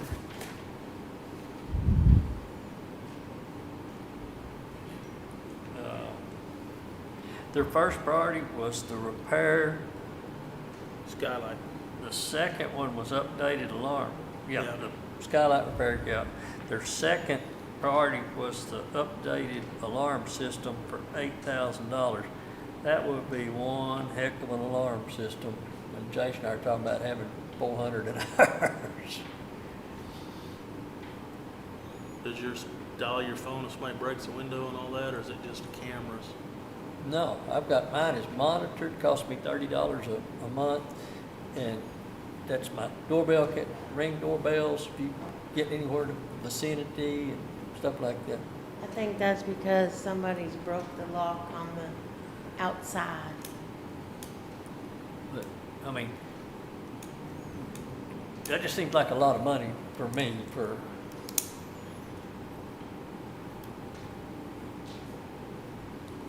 but I would like to,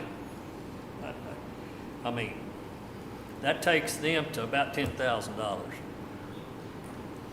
I mean, and they're the ones That's made, what it- huh? That's what it's designated for, then that's, I mean, if they don't spend it all, they don't spend it all, right? Yeah. But they don't give it back.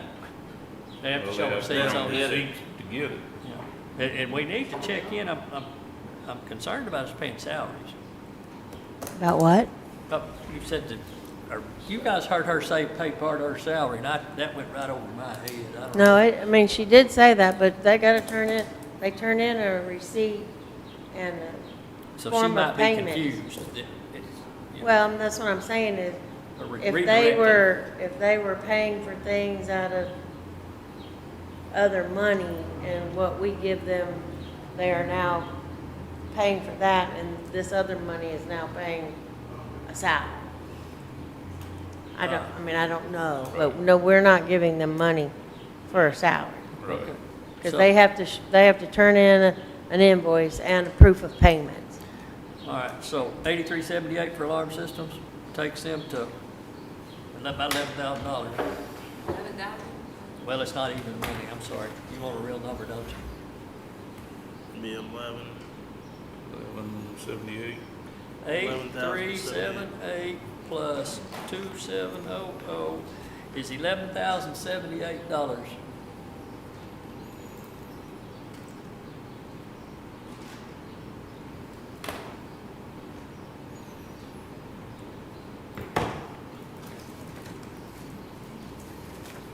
Guys, y'all want to mess with anything else today? It's 3 o'clock. Rather not, let it permeate a little bit and then come back and But now, start working through them. we're, I mean, everybody really needs to be thinking about the big ones, the Yeah. employees and and I don't disagree with anything you're saying. But guys, can we not go back now to the nonprofits and hotels? We pretty comfortable where we are on outside agencies. yeah, I am. The outside agencies or the hotel? Both.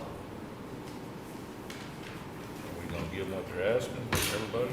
Oh, we left the outside agencies flat. In other words, So you want to keep Noah's Ark at 13? yep, well, unless you guys got some money in your pocket. Well, I know. I know the But I'm request. not being sarcastic, I mean, I'm just saying, will we have to come back and look at that, maybe? But, you know, I don't know where it comes from. Yeah, that's what I was gonna be the only one to discuss, but I mean, where does it come from? Right, I agree. Yeah. Okay, so, all right, back to here's the outside agencies. Munster asked for Munster Library, 13,000. 25, we gave them 9,100. Munster Library, because that's all they invoiced us for, because we budgeted 13,000. That's because we were supposed to knock No, we budgeted. some other ones down, and we didn't, we only knocked the library down. That's why it went back up, because the other ones didn't get knocked down like we originally said. And at some point, I mean, Well, but we gave them $13,000 in This year. 26. Yeah. Huh? 25, we knocked it down. Okay, so it came back to 13. Right, Okay, we put so it back where it was. okay, yes. so Munster Library, 13,000. Victim Services, 50,000. I don't know how in the world we would ever fund the sane nurse yet. yeah. CASA, We can have that conversation, but it's the same thing, where's it coming from? yeah, I mean, again, since when do we pay for employees? I don't know. It's one of those deals. It's That's great. one that's gonna keep on giving. Yeah, well, and it would be great if they could find another volunteer that's where their heart was. I was gonna ask when she was here, you know, it might take 5 or 6 volunteers to make up for that one. But see, it can't just be a simple RN. SANE stands for sexual assault nurse. Yeah, I know it has to be specially trained and all that, but I mean, it might take 5 or 6 people to make up for that one. But if they could reach out, put out something to the hospitals and all, they might get that. But if we just go throw the money at it, we'll own it. Again, not taking away from it, you know, and don't mean to sound selfish, but right now, we can't take care of our own. So 50,000 to CASA, 3,500 to the Stanford House. You good on 3,500, Judge? Is that what you got on Stanford House? Because she said same as they got last year, and this year, and we gave them $3,500. She said the walking trail was just a conversation, and if we can find money for a walking trail, we ought to pay it toward this $4 million we got asked, or whatever the number is. Child advocacy, 20. Noah's Ark, their ask is for 25. Well, actually, their ask is for Up to 50 to 150 per animal, up to 50,000 plus $100,000 for the building. Their ask is $150,000. You agree? So, right now, it's $13,000. And, Yes. and, you know, we may have to go reach out to somebody like a Whitesboro or somebody like that if we can't afford. Then it gets us to Noah's Ark for the shelter. We talked about that. The Historical Society asked for $1,650 for a monument, and that's carryover money from last year that they did not spend. Texhoma Community Center. Now that one, guys, do we want to leave it at 53.5 or do we want to take them to 58?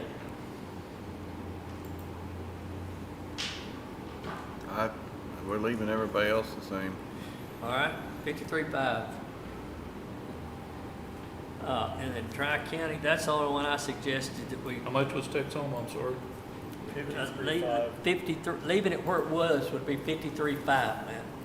They asked for 58.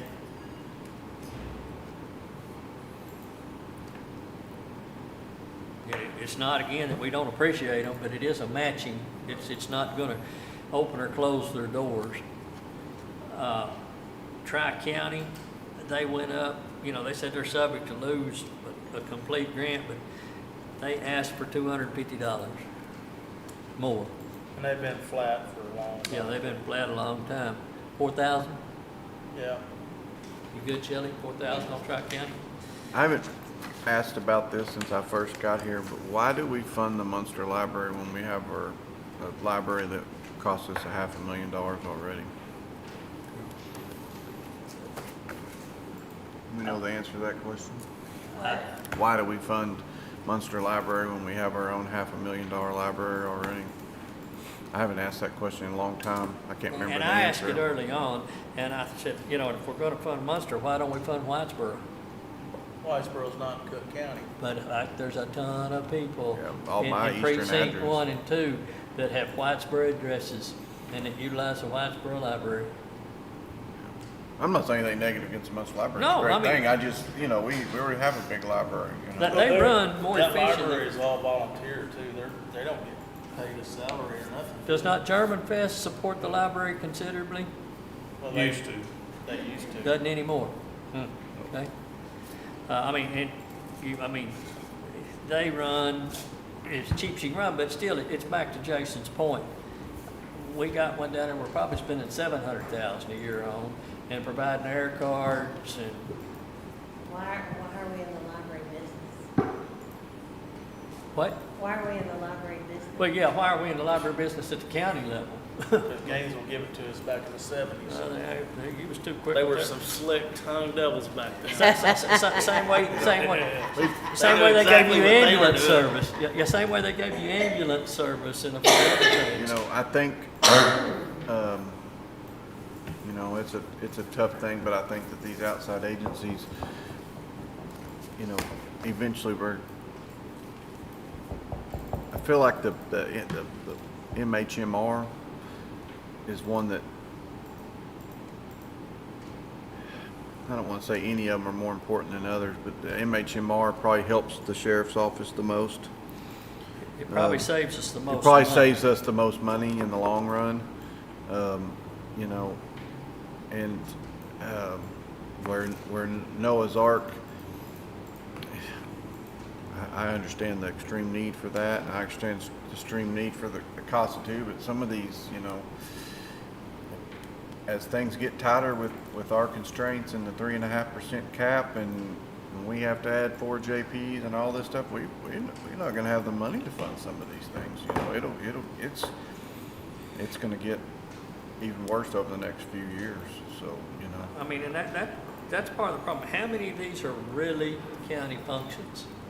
that the taxpayer ought to be paying for, you know, and They're all great programs. no doubt, but I mean, Stanford House would be it does a great deal, but how's it, you know, I mean, and what I've said many times is if the people would contribute directly, they can write it off their income tax to a nonprofit. I'm told that an outside county resident can't get a library card from the county library. They have to have a Munster transfer card to use the county library. Put that in English for me. Yeah.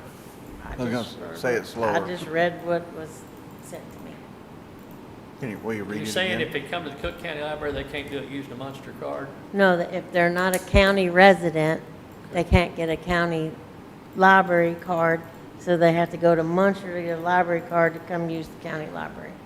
But see, what's interesting is my wife's a big library user, and specifically at Whitesboro, and they run for a lot less money than what we do over here. I mean, because they're not trying to provide all the free services, you know.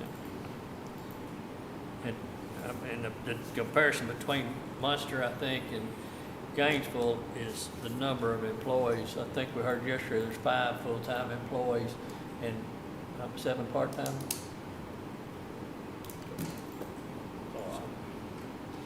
And it's not necessarily the time, but I mean, it's always the time. It's just, it's hard right now. It's gonna continue to get harder and, you know. where I was headed, we keep putting off getting out of the outbuilding business. And what was the ask in today's budget for some building that needs work? Adult probation. What did he ask us for adult probation? Termites. Termites. Just termites. You know, that's a perfect example of why we need to be getting out of the business. They just asked to raise his bird and pest control. Yeah, but we spent money on the old EMS station a couple of quarters ago, you know, 25,000. We can just keep limping them along, or we can get out of them. But, you know, I wouldn't want to just cut Munster cold turkey or necessarily any of the rest of them, but for years I've talked about cutting them 20% a year for 5 years and being out of the business. That's not popular, but right now we're keeping them contingent upon us, and then they've been good the last 2 years not to come back and ask for more. They've been satisfied with being funded at what they were the previous year, or staying flat. So, anyway, again, this is just, you guys want to do anything with Munster Library or move on? You just talking about it? I'm setting the groundwork for the future. Any of the rest of them, again, it'd be nice spending 3 days here, that if we actually walked out of here accomplishing something, and even if it's just outside agencies and hotel motel tax and not have to go back and visit them, that would be some. I think we just put it to bed though, didn't we? Oh, well, until you come back and say, what about Munster Library? We was Well, doing pretty good. no. No. I mean, I would, you know, if we did need to have a conversation about Noah's Ark in a couple upcoming weeks, that would be the only one, I think. But, I mean, where the heck's the money gonna come from? I can already tell you right now, it's gonna be the same conversation. And it's sad, but if they leave them out on the county roads, I know what'll happen to them. You know, and it's not something we control or anything we intend. So it's. I mean, I've got 100 roaming around my house right now. Well, if you quit feeding them, it'd be better. If you quit feeding them, it'd be better. Are there any Anything other else? large ones we want to talk about or be thinking about or put to bed? I Well, mean, let me, what? Okay, like the hot funds, we went through all this, are they set now, are we gonna vote to set them, or are we gonna carry it down the road and change it up again? Well, I'll put the numbers today in the budget, and I'm gonna put in the salary with the insurance y'all voted on yesterday. Now I can go back in and put the retiree insurance number in, and then I've asked HR to pencil in 3%, just in case the salary study doesn't come in, just to see. We'll go from there.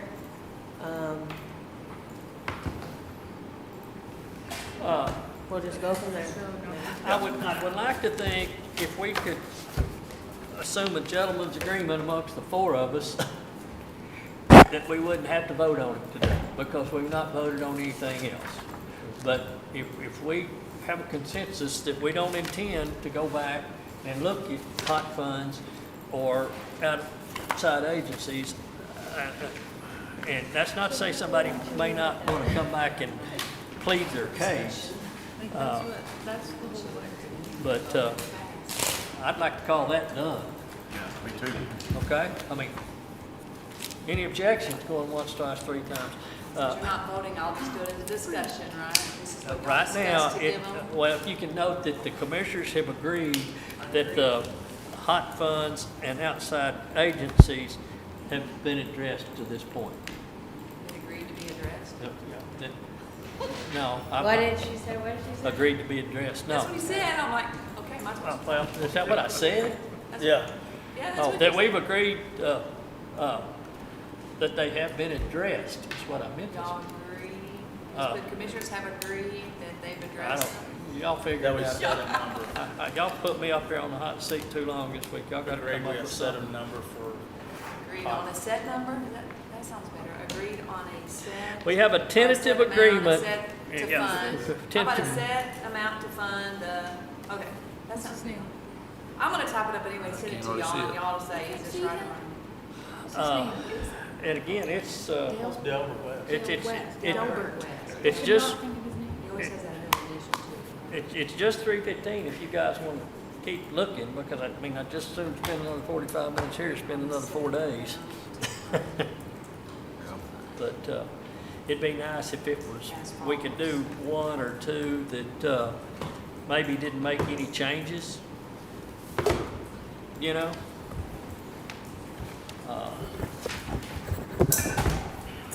Go back some more pages now, so You're dropping some.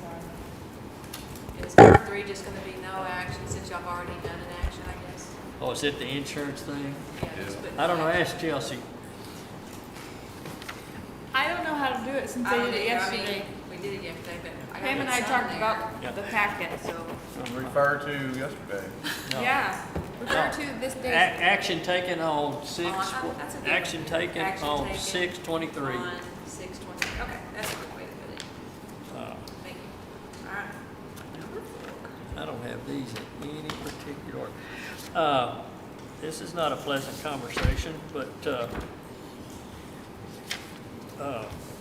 anybody got any interest in bilingual stipends? Not if you're not gonna do it countywide. No, I'm not, I'm saying, did anybody have any interest? That was, I mean, because what's gonna happen is,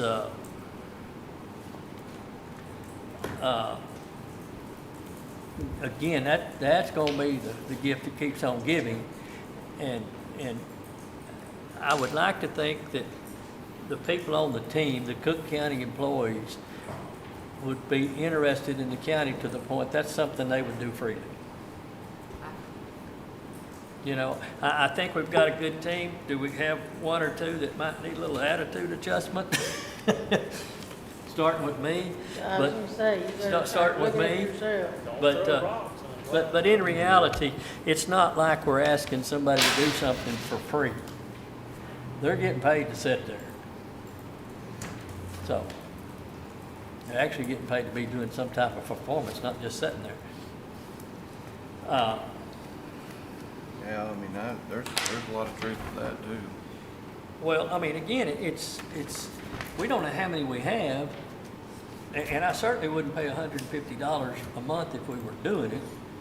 I'll talk myself right into some hate mail, but, you know. Doing all as needed. Now, if you were taking somebody out of their office multiple times, Yeah. Start giving $150 You to can't do everybody that. that can. It needs to be on a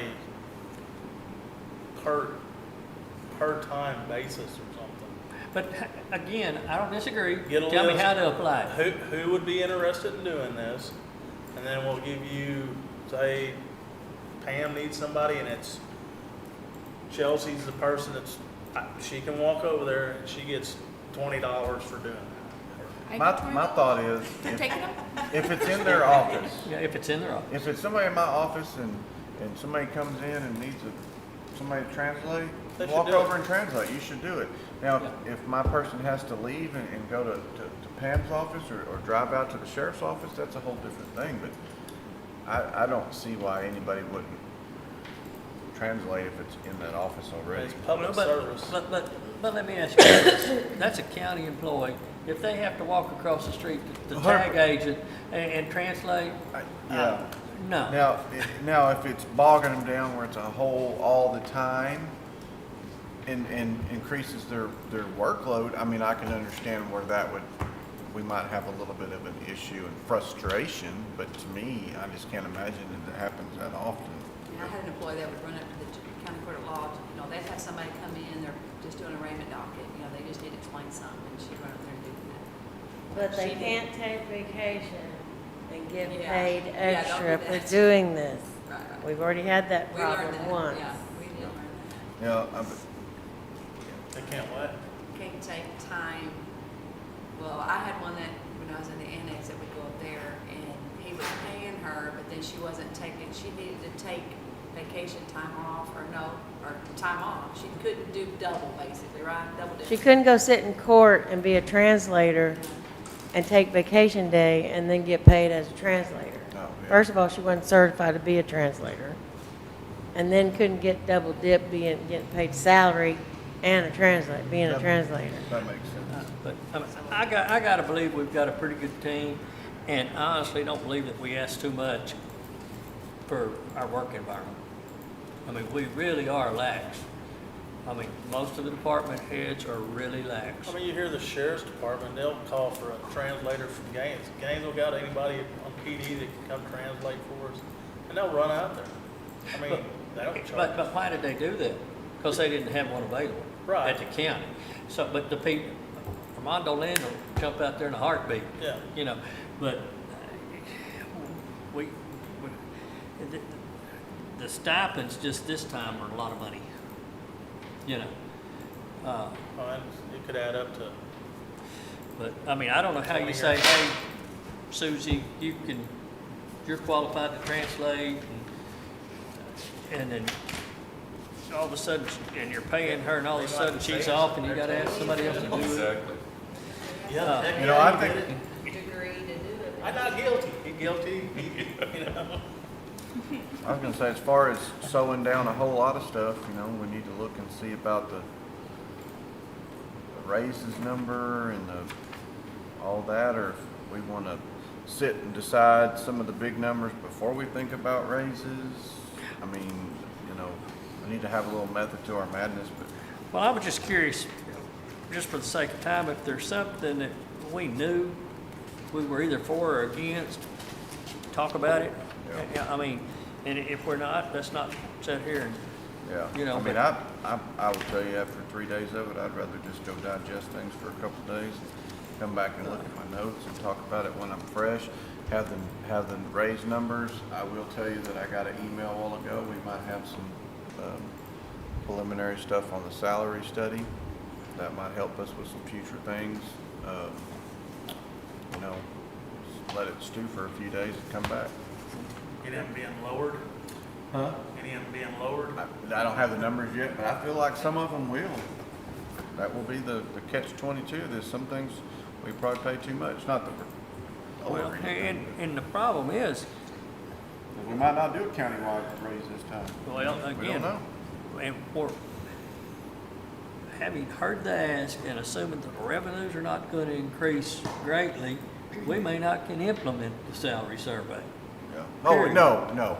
And I'm not saying we're gonna implement it, but I'm saying it might give us some information for a guide on some things. I mean, if some of the requests I've seen, if they're taking that from what they submitted on their salary survey, they're bumping some of them up to $60,000 or giving them titles, and just because you got a new title, you're gonna get more production? No. Or hire one so the rest of them can have less to do. I don't, you know.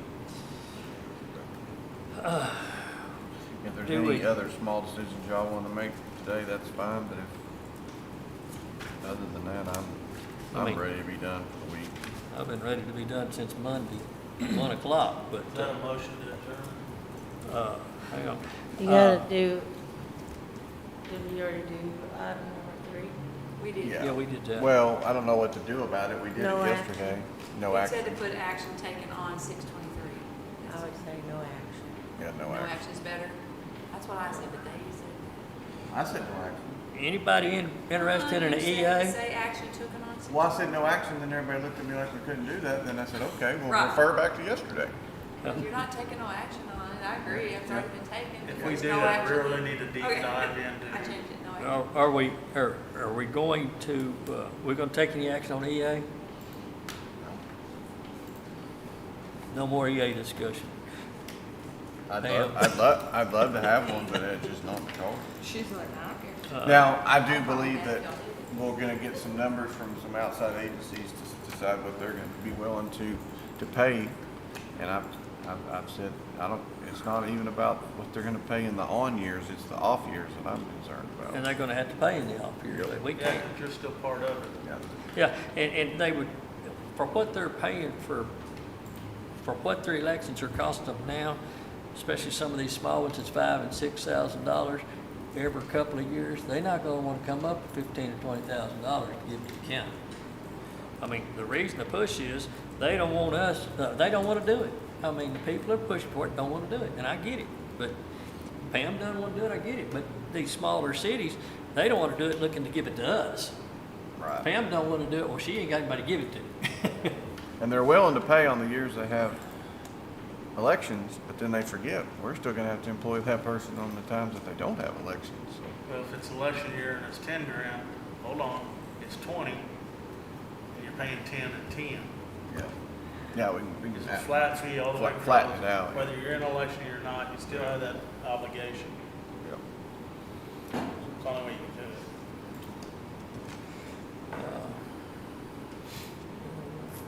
The hospital's pushing it, they haven't even had an election in like 2 years. Okay, anybody want to entertain a motion to adjourn? I will. We have a motion to adjourn by Commissioner Snooks. Anybody for a second? A second by Commissioner Arndt. All those in favor, please say aye. Aye. Aye. We are adjourned at 3:26 PM. Thank y'all.